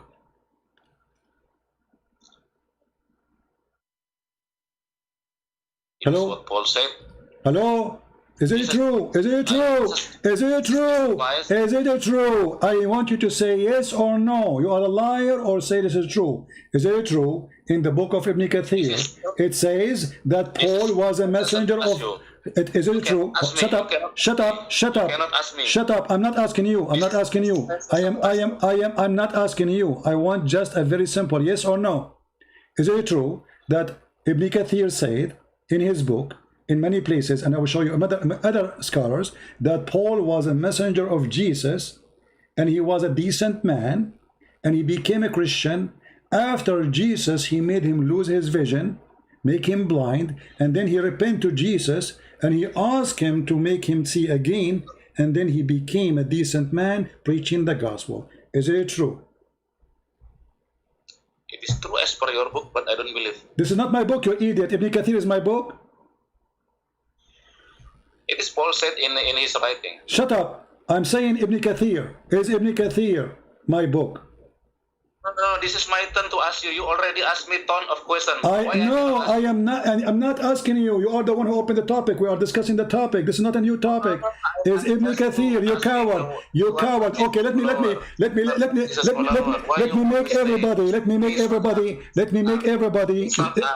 make everybody laugh at you. Can you show me one place the Quran says Paul is a bad person? Shut up, please hear me. Shut up, son of Muta. Shut up, son of Muta. Can you show me you are a person who said you follow the Quran only? How come the Quran never say Paul is a bad person? You already asked me 100 questions. I am not asking you. We are talking about Paul. We are discussing the topic. If Paul was bad, how come your prophet never mentioned Paul as a bad person? Why your prophet never mentioned Paul as a bad person? You only ask me. I will ask you. I'm not asking you no more. I'm not asking you no more. We are discussing the topic of Paul. You said I follow Paul. Listen, coward. Listen, coward. Listen, coward. Listen, coward, son of Muta. Can you show me one verse Paul he said is again? Shut up, shut up. You Muslims are a bunch of cowards. You Muslims are a bunch of cowards, and you will not answer the question. Can you show me one verse Paul he said to be ashamed of it? Shut up, shut up, shut up, shut up, shut up, shut up, coward, coward, coward. Can you show me? Can you show me one verse will make Paul a bad person? Can you show me? You said I follow the teaching of Paul. Shut up, coward. Son of Aisha, son of Aisha. I'm not asking you. I'm not asking you. You said I follow Paul. You said shut up. You see the pain? Do you see the pain? It's your turn. It's your turn. Can you show me the verse will make Paul a bad person? You said I follow Paul. Do you have a proof? Do you have a proof that I follow? Do you have a proof that I follow Paul? Do you have a proof Do you have a... Shut up, shut up. You accuse me, you accuse me, you accuse me of something. Coward. You accuse me of something. Can you prove it? That I follow Paul, not Jesus. Go ahead. Show me. Give him turn. Give him turn. Give me. Can you open the camera? Give me turn. Can you open the camera? I want to see your wife dancing. Is she dancing too? You speak to my. You are a coward. You are a coward. You and your wife is dancing, and you are a coward. Show me where. Prove to me how we are following Paul. I'm listening. Go ahead. What is the difference of Christian and Jesus follower? That is my question. I have only one question. You already asked me I answered you. You see, when I answered you, you start talking. You said to me, "You are not giving my time," and your wife start dancing, shaking her ass. Shame on you. So I'm asking you now. You said you are a Christian. You are a Christian. You are following Paul. You are not following Jesus. Prove it. Go ahead. Yeah, you asked me. What is the difference between Christian? I'm not asking you anything. Go ahead. You are making accusation. Finish it. You said I'm not following Jesus. Prove it. Go ahead. Yeah. Now I am asking you one question. What's wrong with you? Go ahead. Prove the point. You did not finish. You said I'm not following Jesus. Prove it. Go ahead. The Jesus follower do not have Paul writing. Okay, if we take Paul writing away, is the teaching of John and Luke and Mark are different from Paul writing? Yes, it can be different. Prove it. Okay, okay, go ahead. Prove it. Guys, yes. He said yes. Prove it. Go ahead. Now I am still looking for the Christian scholar. How is the Christian? You are a stupid donkey. Prove that Paul teaching is different from the gospel, the four gospels. Because in order to prove that I'm following Paul, not following Christ, then, and you are the one who said that Paul teaching is different from the Bible teaching. Okay, show us where it says that. Go ahead.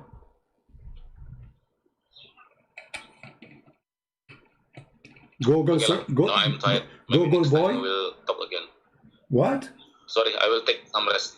What some rest? Where are you going? No, I want your wife to shake her ass and say, give me time. Give me time. Where are you going? You coward son of Muta. So your wife, she danced for me, shaking her ass for nothing? No, you need to finish it. Show me, you coward son of Muta, what you started. Where Paul teaching is different from the four gospel. Go ahead. You can open in the YouTube. No, what YouTube? Tell me, where is Paul teaching? If I follow Paul, I'm not following the gospel. Paul, he says that God is the Messiah. John, he says God is the Messiah. Luke, he says God is the Messiah. Mark, he says God is the Messiah. John, he says the Son, the Father, the Holy Spirit. Mark, he says the Son, the Father, the Holy Spirit. All of them, they say the same. So how Paul teaching different teaching from the gospel? You coward son of Muta, don't leave. You have to go. You have to get me busted. And I love it when your wife, she was shaking herself. She is doing belly dancing for me. Now you speak and speak. Please hear me, la. Don't you speak only. Well, I am asking you to talk. You said you want to leave, you coward. You just said you want to leave. You see the coward? You are the one who just said you want to leave. You want to rest. Why you want to rest? Get me busted.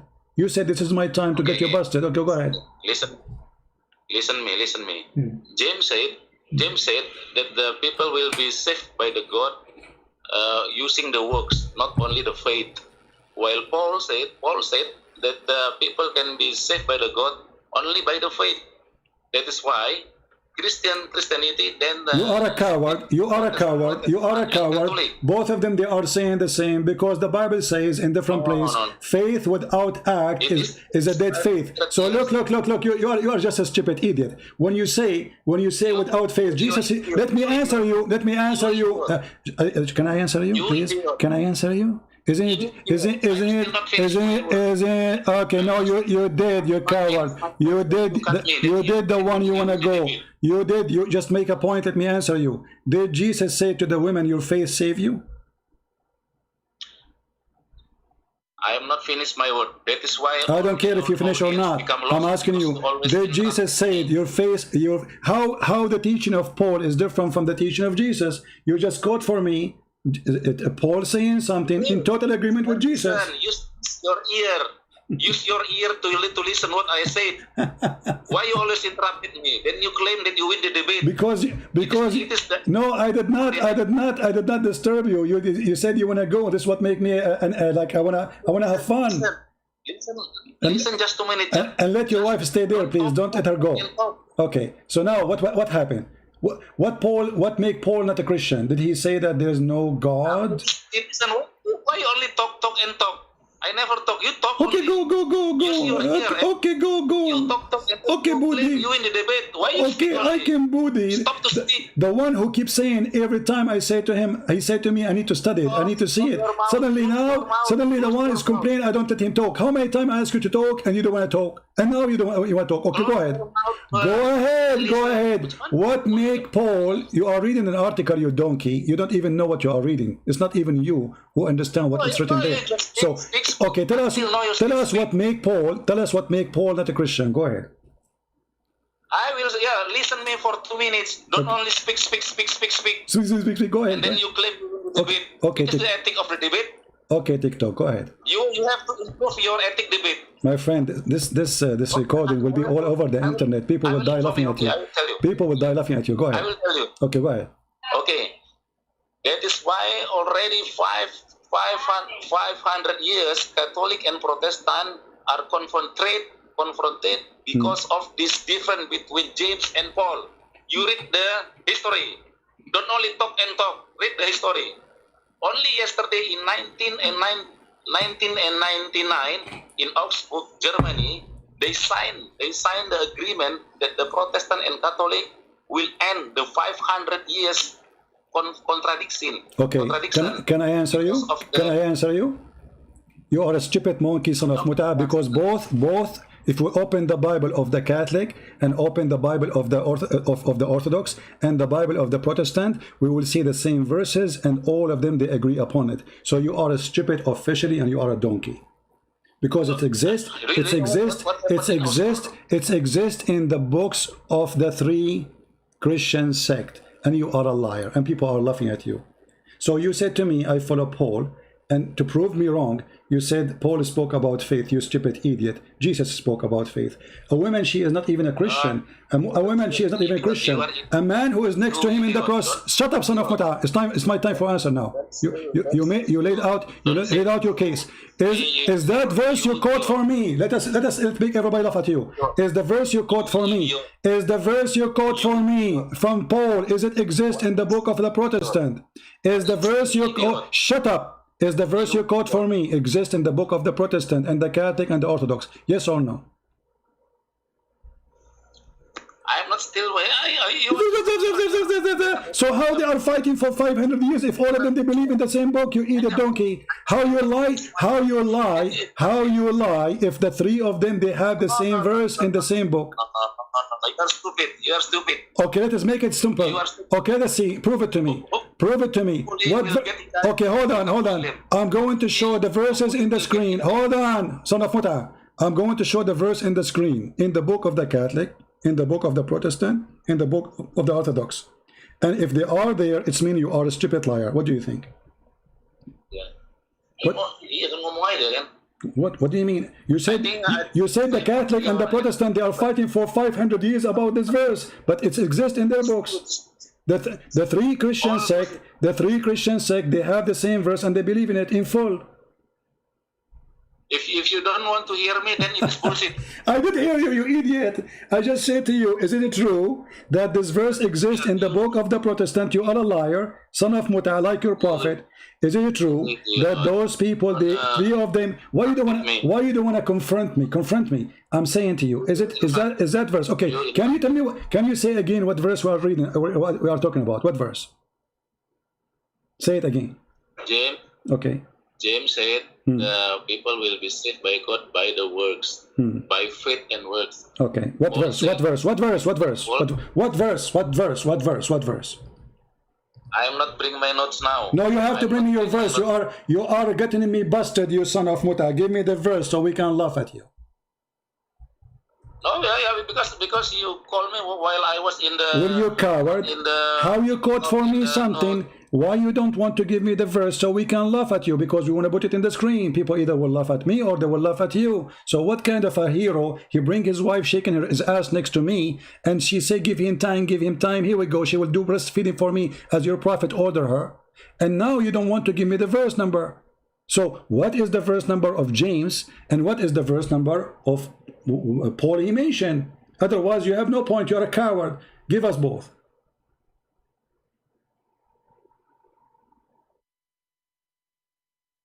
You can, if you want to stop to search Google, can you ask your wife to sing, or your wife to sing for us? Says, give him time, and shake, if you don't mind. I like it. I feel bored. Hello?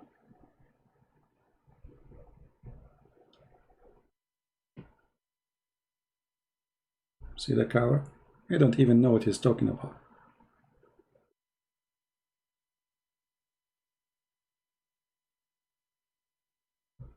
I mean, look, and look what they are looking for. And this is supposed to will make Paul is a bad person. Coward. Are you a follower of Paul or follower of Jesus? Hey, hello. He's looking in Google. Coward.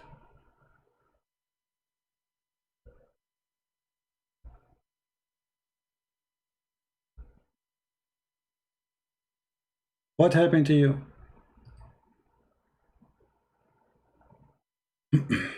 I can help you. I can give you the verses if you want. I just wanted to be sure that you know what you are talking about, but obviously you are a scam.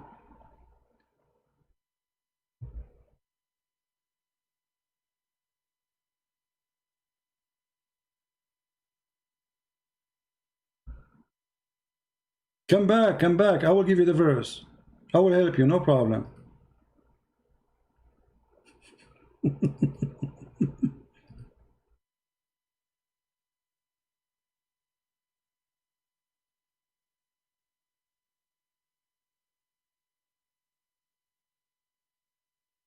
Coward. Where he gone? He's gone?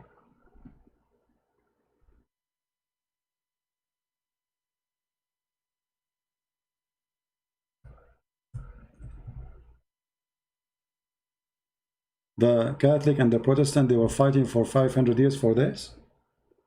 For this. And finally they sign agreement.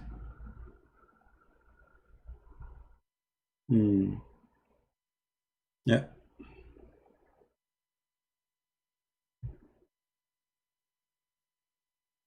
He will be back after he finishes research. He's asking his wife to shake the computer.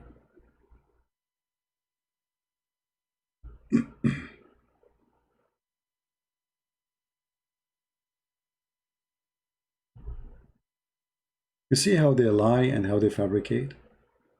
Both Paul and James, they are saying exactly the same thing. Actually, it's my fault. I did not say to him, okay, what verses you are talking about? I thought he knew what he's talking about.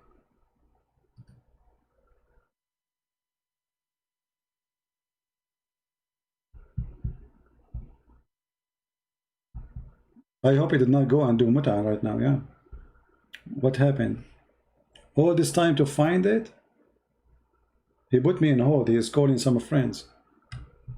All this time to find it. How embarrassing.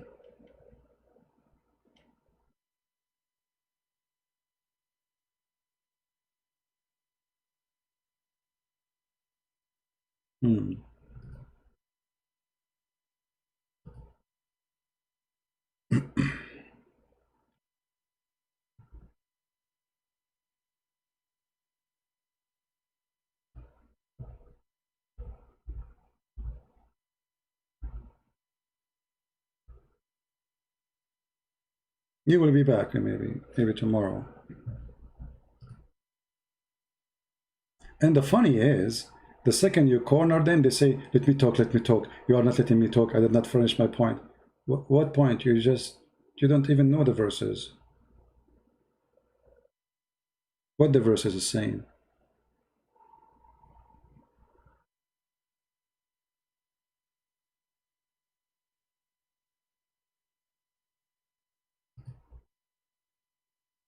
Do you think he will be back? Or he is gone with the wind? He is still in hold. He did not hang up.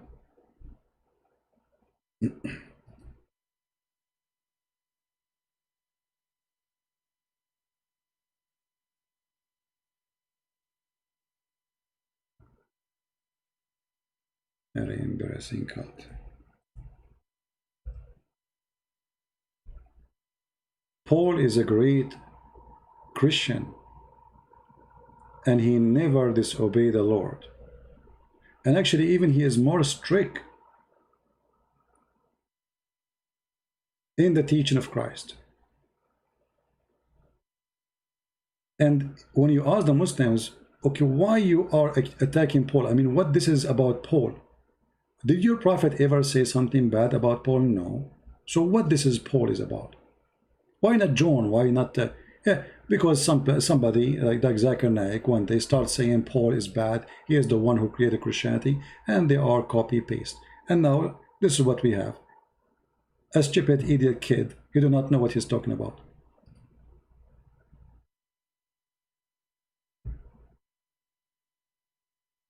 Shall I hang up on him? I think he's waiting for me to hang up so he can be saved. Because whatever verses he's going to choose, both of them, they are saying the same.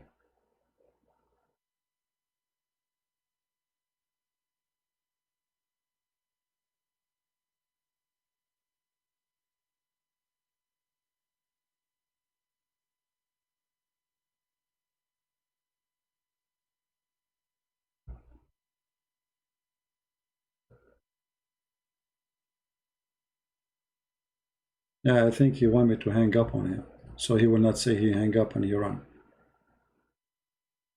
No, we will not hang up. We are waiting for Shake It and Bake It. Now I'm going, after we finish here, I'm going to cut the video, the part we are speaking about this guy Sadhguru. You know, he's not really important for me, and we will keep in the video only his conversation with me, so everybody will laugh. So you guys, you can download it.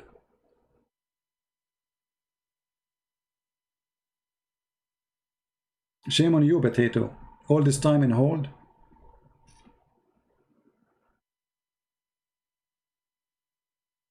All this time in hold.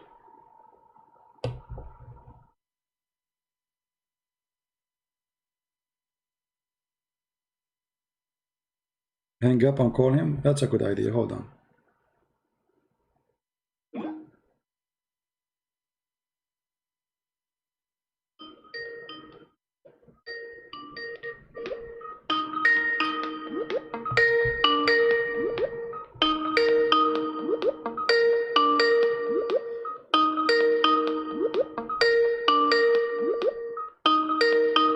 He's not answering now. See?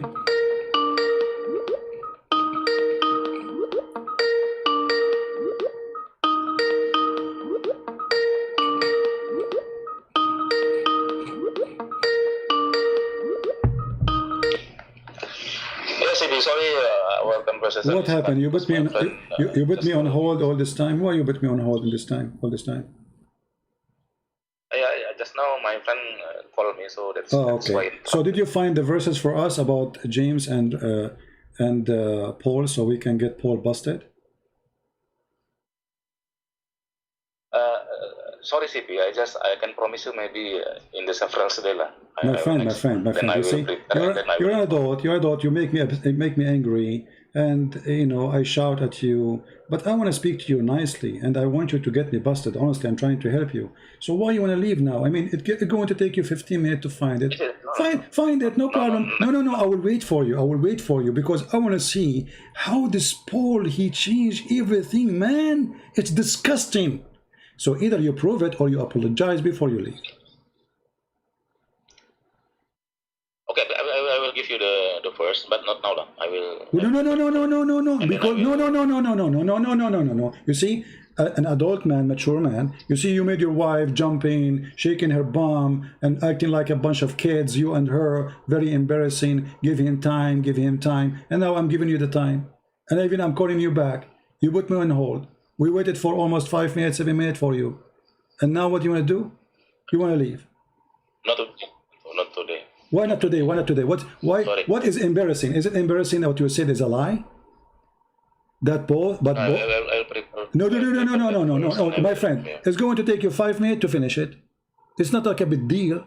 I want you to get me busted. At least you see, I was getting you busted all this time until now. Now it's your chance to get me busted. It's you who said to me, "Let me talk. It's my time to ask you." And now you ask me. You want to run away from your question. No, I am not agree today. I will prepare first and then I will text you. So do you apologize for do you apologize for what you said against Paul, or you want to run and put the tail of the dog between your legs and run with shame? Because either you apologize, Not regarding judgment. No. You see, you are a man. You are a This dog. is only discussion. No, you have to give us. You have to prove what you said. Otherwise, you have to agree you are a liar. Where Paul, he teaches something different from the teaching of Christ. But not today, lah. No, today. You are the one who asked me to ask. You said, give me time. It's time, my time to ask you. Okay, now we started. I showed you. I said to you, listen to me. Look what you do. You are just like a kid. I'm not trying to insult you. I said, Ibn Kathir, he said, Al-Alusi, he said, all big Muslim scholars, they say that Paul is a messenger of Jesus. You Muslims, you insult Jesus based on what? Paul, based on what? Did your prophet say that? No. Did the Sahaba says that? No. Did the Sahih Hadith says that? No. So why you are attacking Paul? So you are a fraud. Shame on you.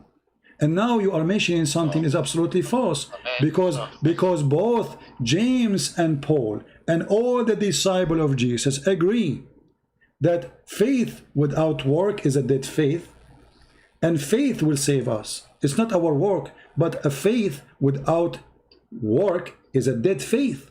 All of them agree on that, and this is why Jesus said, "From their fruits you shall know them." So how he will know us? From our fruit. But what will save us? Our faith. Which means a faithful person, he is a good tree, give good fruit. It's automatic. But it's not the fruit will save you, but it is the faith. But if you have no faith, it means you are a hypocrite like Muhammad. He said to them, don't have sex when the woman, she have her menstruation, and he was doing that with his wives. So this is what the Bible says, my friend. And Paul and James and all the disciples of Jesus agree on that. And the Lord, the Messiah himself, he said that clearly, that when he come with the glory of his angels, he will recognize us not by our names, by our fruits. And why the fruit is there? For we have faith. And what is our faith? Is on him. So the shepherd, he knew his sheep, and the sheep, they knew their shepherd. And how they knew each other? The fruit of Jesus is going to lead us who is Jesus. Otherwise, anyone can come and say, I am Jesus, or I am Muhammad, the coward. But we don't follow that. The fruit, my friend. So you made a statement, you cannot back it up. And now I ask you nicely to apologize for insulting Paul. Or before you go, you have to prove me wrong. This is not regarding apologize or not. This is only discussion, and I will not answer. No problem. I'm asking you to finish your discussion. You see, you are the one who asked your wife to jump next to you, give him time, and now we are giving you time. You don't want to do it. Why? Just because I asked you for the verses. Embarrassing. Embarrassing, very embarrassing. You are lying. Not today. No, okay. You were reading for me 500 words between the Catholic and the Protestant about a verse. Why not today? Both why you are not so patient? I am very patient. I am very patient. Who is the one who asked his wife, very embarrassing of you as a man to do, to bring your wife to this humiliation to her? So she jumped like a child. Give him time, and both of you jump like a monkey in front of me. And now I'm giving you time, you want to leave. Very embarrassing. Why you want to leave? I want you, please, to get me busted. Don't leave. You see, what will happen if we stay, me and you, together for the coming 30 minutes? Nothing. Just do it. Go ahead. I have decided not to answer today, CP. Sorry. No, you decided to run away. You decided that you are falsely speaking against Paul. You have nothing to support what you said. And you went for 15 minutes lying, saying your family called you. But the fact you were serving Google, and you came back with nothing. Because you found that both, they say the same. So you could not back up what you said, and okay, then do it. Prove me wrong. Okay, you know what? Prove me wrong. Here we go. You got your chance. Prove me wrong. Give me the verses. I have decided not today. Sorry. You decided that you don't have answer. You decided that you want to withdraw because you are a coward. Okay, you want to be a winner? Yeah, yes, you win. No, I don't care if you say I win or not. Everybody is laughing. It's embarrassing. You are the one who said you want to get me busted. I have decided not today. Why you don't want to get me?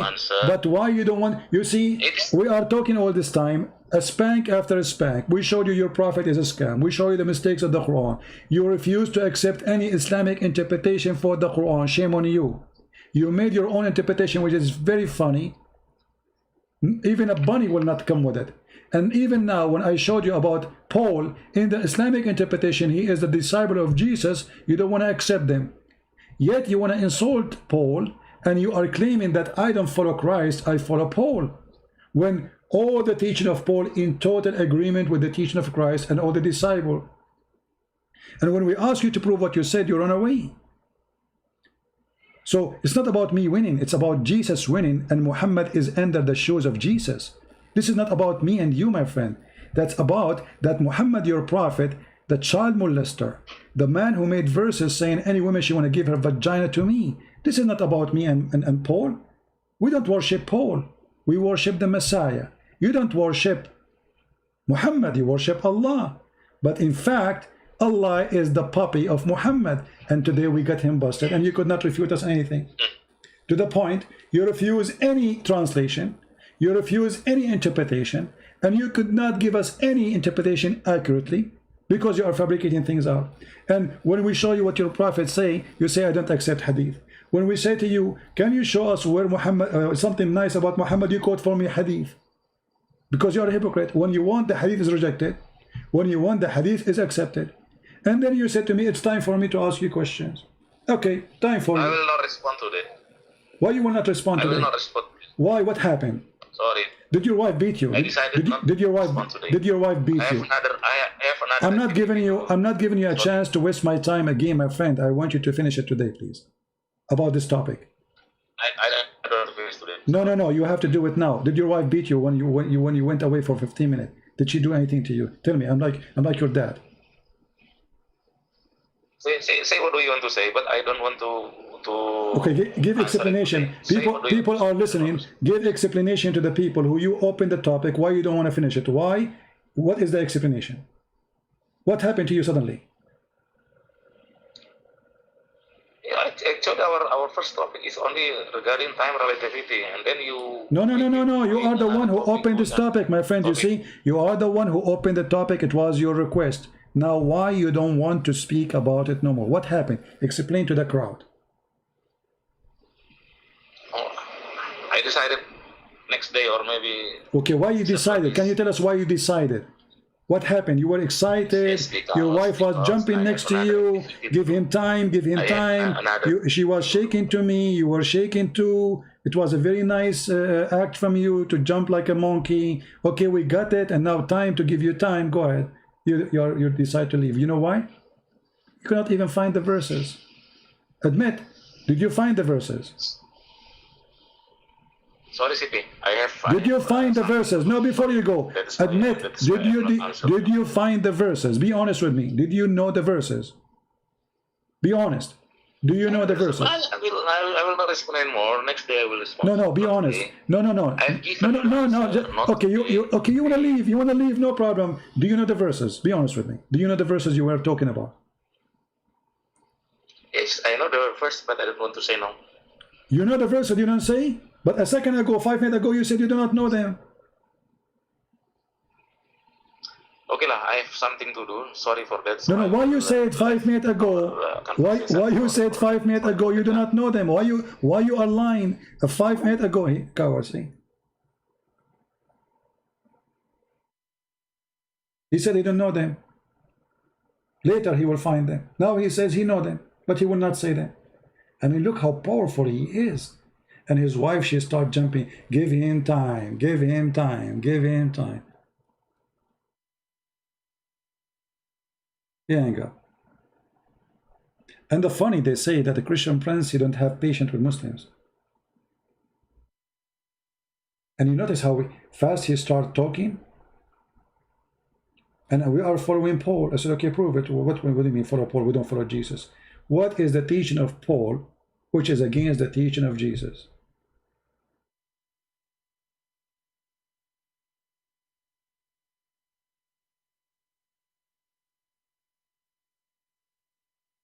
You see, many of you Christians, you say, let him go, let him go. The same as like David Wood yesterday. He let the guy go.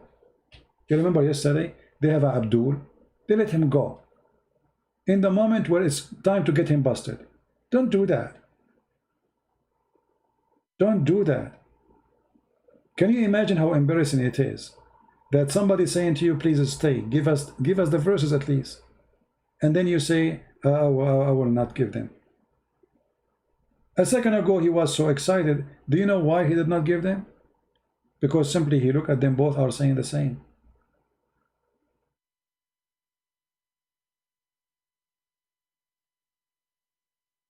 Very embarrassing. And if you do not know them, even that is more horrible.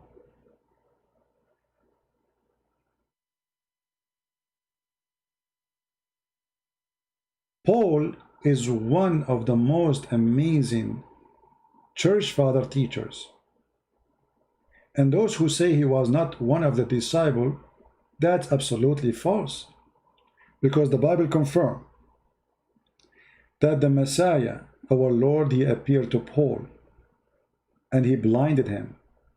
And then he gave him his eyes again. So yes, he met the Messiah. He met our Lord.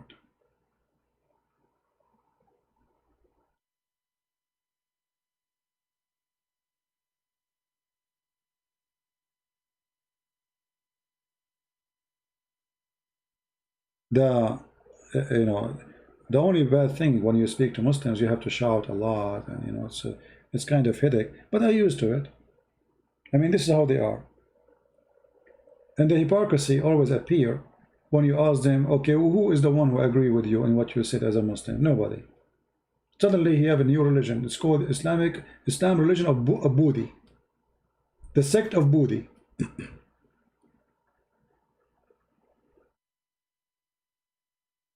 New sect. He have his own interpretation for the Quran. You guys, when the Quran says the judgment day is near and the moon split, he was talking about NASA when they went to the moon and they took a rock.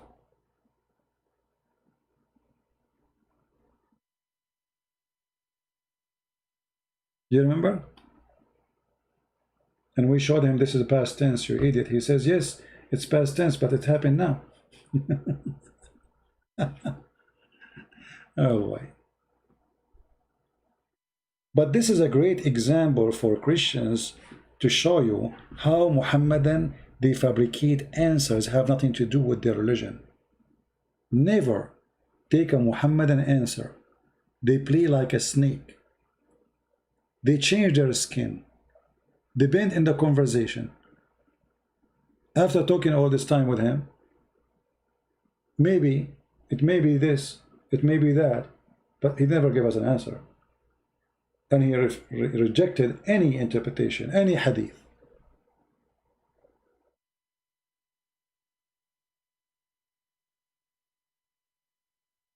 All right. Now we have to cut this video because it became so long. And honestly, I am not really interested in this Sadhguru stuff.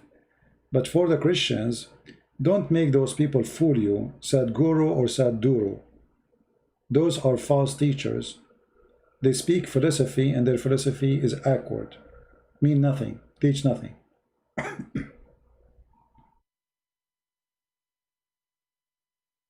Through history, there is a philosopher who can, let us say, he spent his time speaking about something meaningless, but yet it's philosophy. And philosophy, what made the Greek people live in a fantasia, like Venus, and this is philosophy. They try to find the philosophy of a beauty and sex, and etc. So they have their own fantasia of things. Yoga and philosophy of the Hindus is no different. Energy of a man, energy of the women, the stone of sex dancing together, the energy, and energy came around Shiva and danced around him, and he was a shower, whatever. I mean, it's just a empty words. There's no proof of it. It's a statement written by somebody. Maybe it's taking too much hashish. And then they try to implement that in your head today. But it's meaningless, it's useless. Be aware of false teachers. Doesn't matter who they are. Muslims, Hindu, even Christians. Who said that the Christians, all Christians, they are good teachers? How we knew if somebody is a false teacher? Anyone knows? Additional to the fruits. The Bible says anyone bring us other than these scriptures is a false teacher. So anyone he teach something against what the Bible teach is a false teacher.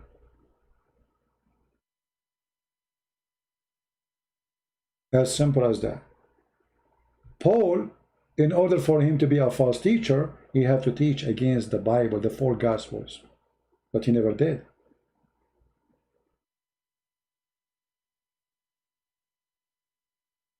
He never ever did.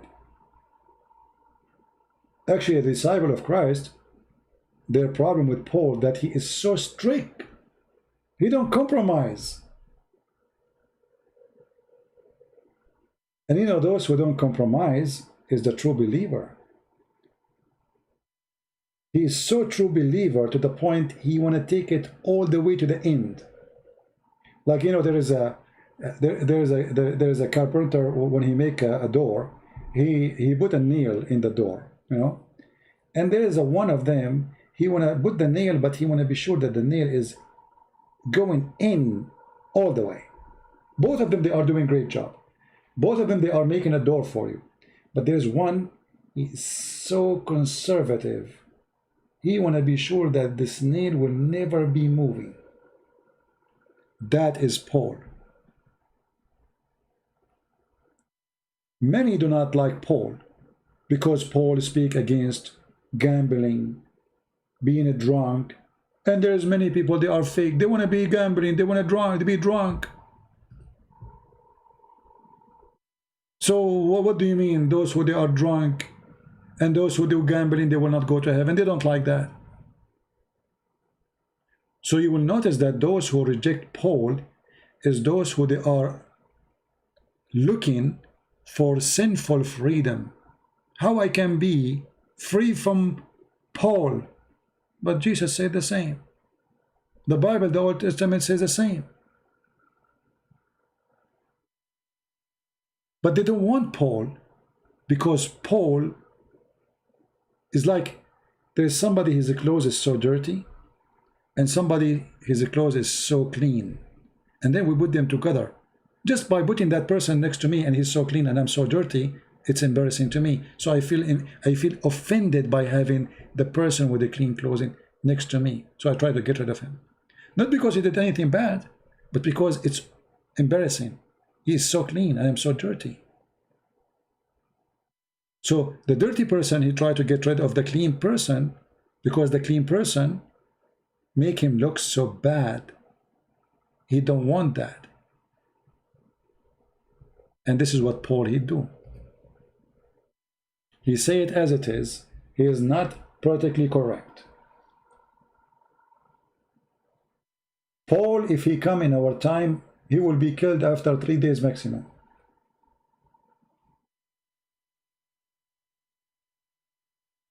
Three days maximum. And remember, those amazing disciples, they got killed. So they got killed in the end anyway. Not because they are bad, but because they are bad for that time. The bad people reject the good teaching. The bad people, they want to go and get drunk. They want to sleep around. They don't want somebody to say to them, you cannot do that, you will go to hell. They want somebody to say to them, don't worry. Like today, you will see many false priests like Muhammad. Oh, Allah, He forget all sin. Anything you do, don't worry, just say Shahada. You know? Okay, well, God, our God, He forgives sin too. But doesn't mean that you can fool God. Doesn't mean if you are a Christian, you can be a drug dealer and you hang a cross in your chest and you say, okay, I believe in Jesus, I will go to heaven anyway. It doesn't work this way.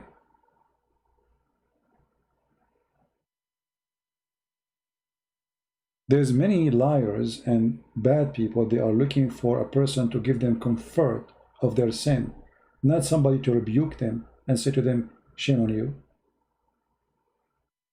They want a priest to agree with them whatever they do. Like these days, the guy, he have a girlfriend, the man, he, etc. We commit sin, and then the priest, he says, it's okay, it's fine. You don't say to me, it's wrong, you cannot do it. Stop doing that. No, it's okay to have do whatever you want. And yes, all of us, we commit sin. All of us, we get tempted. All of us, men and women, we do. But there's a huge difference of adopting sin and making it as the best way to live. And knowing that this is wrong, and we fight it, we resist it. And a priest who says to us, don't do that. And a priest who says to us, don't worry, do it, it's okay. And this is what they do to you through the yoga, by the way. If you go and see the yoga class, I mean, it's embarrassing. Sometimes they do sexual yoga. Very disgusting. It's a change partner. Well, did you try to change your husband for a day or two? To refresh your life? This is Muhammad. Multiple husbands, multiple wives. There's nothing is called marriage. Sexual freedom, yet they claim that they are conservative. Muta, you rent women for sex, yet they claim that women in Islam is like a jewel. Where is the jewel? If you have a jewel, you don't put her for sale. If the jewel means something to you, you sell it out only if it is just a product. And that's what you do for women. You buy them, you sell them, and you cover them in boxes because they are property. God did not create a woman, put her inside a box. God, He gave the woman her cover. It is her hair, her glory. God, He blessed the woman with the beauty she have. Why you want to cover her? If the beauty is a shame, that means God is a shame. For God is beautiful too.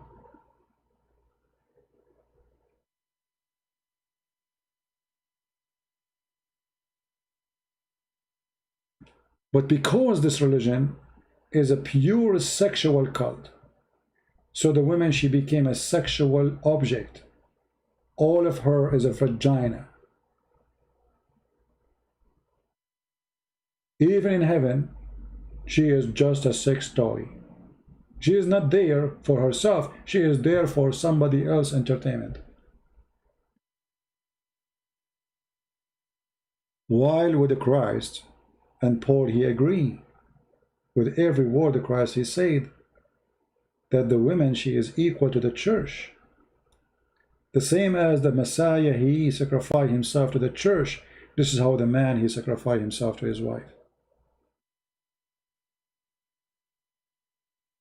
Sacrificing is the ultimate love.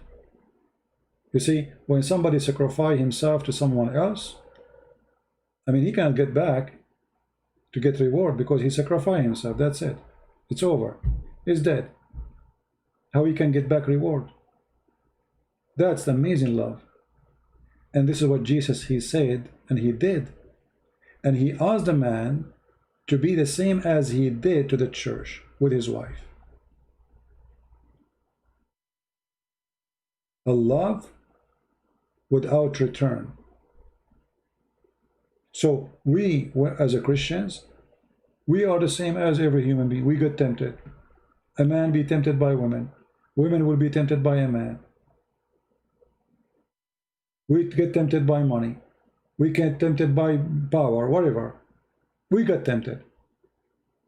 But we don't make the temptation the true way of living. We agree it is wrong. We agree we should fight it. We agree that we don't belong to it and it doesn't belong to us. We don't make it coming from God and say, oh God, he made me like this and I will do it, that's it. This is what Muhammad do. He promised a man for women at the same time. Why? Why you need for women? What for women can do, a woman she cannot do.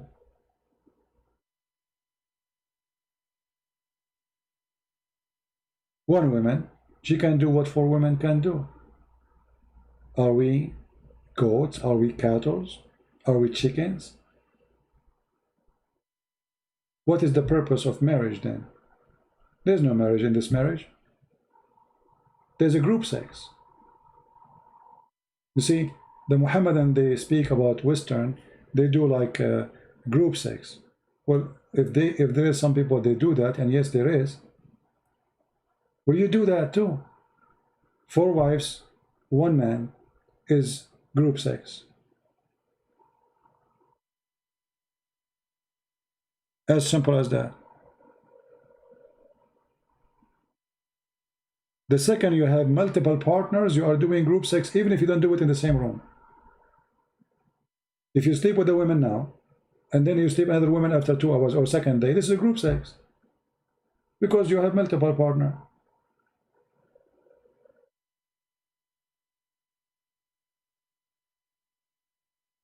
Four wives is group sex. In heaven is a group sex. And why sex is so much important in this cult? Because this cult, it's a cult. Speak to your stomach. Allah will give you shish kebab, falafel, hummus in the heaven. And sex. This is what the man he want.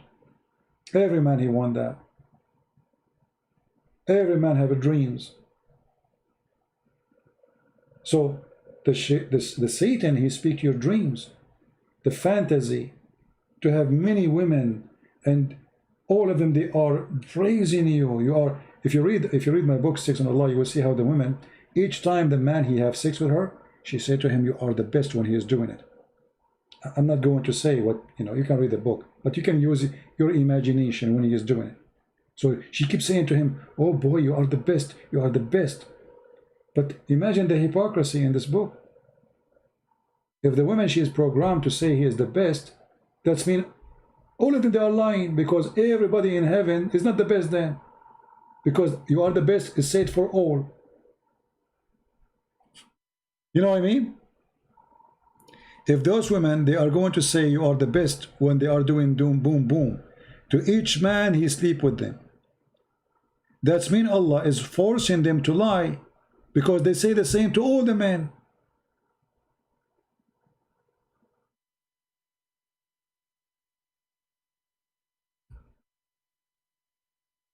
What kind of cult this cult is? How stupid it is. You are the best. You are the best in what? In boom boom. Not the best in wisdom, in how kind you are. No, in boom boom. So even the quality is about boom boom. Why did God make Adam, make only Eve for Adam? Why not for wives? Yeah. If actually at that time it make more sense if God created more women to Adam, right? So he can multiply the children faster. But even at that time he did not. And this is contradict the story of Muhammadan, because Muhammadan, they believe in the story of Adam, supposedly. So the time when God, he needed Adam to have more children to multiply the earth, the population, he created still one Eve. Very stupid. Anyway, I'm going to do editing for this video, so you can download only the part where this Buddhi he called. So I'm going to cut it off. All right. I don't know how long it's going to be to cut it off and make it ready, but I will use YouTube Studio to do it. All right, guys. Don't forget to download the video after we, when it's ready, about Buddhi, Nudi, the Dudi, and post it in your Indonesian and let everybody laugh and see how those Indonesians, they bring nothing but shame to Islam. They have nothing to say. They have nothing to teach. What do you think, guys? Should I leave the Sadhguru? I think it's not important. I don't think it's really important. I just wanted to share about this guy. This guy, he talked too much, he said nothing. All right? So I want to say thank you for being here. And I pray that the Lord will open the eyes of this poor Buddhi, poor guy, very embarrassing. And we pray for all Muslims to see the truth, and the truth will set them free. Never hate the Muslims. We don't hate them. Even they pray for our death, etc. Because hate is satanic. Hate is satanic. And we don't belong to Satan. And hate will not help us. If somebody want to commit a crime or he have hate in his heart, God will do just with him. Leave him to God. One day they will stand in front of the Lord with their hate, and they will pay for it. And if you think there's someone better than God can be justice with those who are bad, you are mistaken. So don't worry about them. Whatever they say, throw it in your back. Learn how to defeat the lies and how to prove the truth. And the truth will set you free. Thank you very much for being here. May the Lord bless you. Christ is Lord. Islam is false. And we see you soon again. Bye.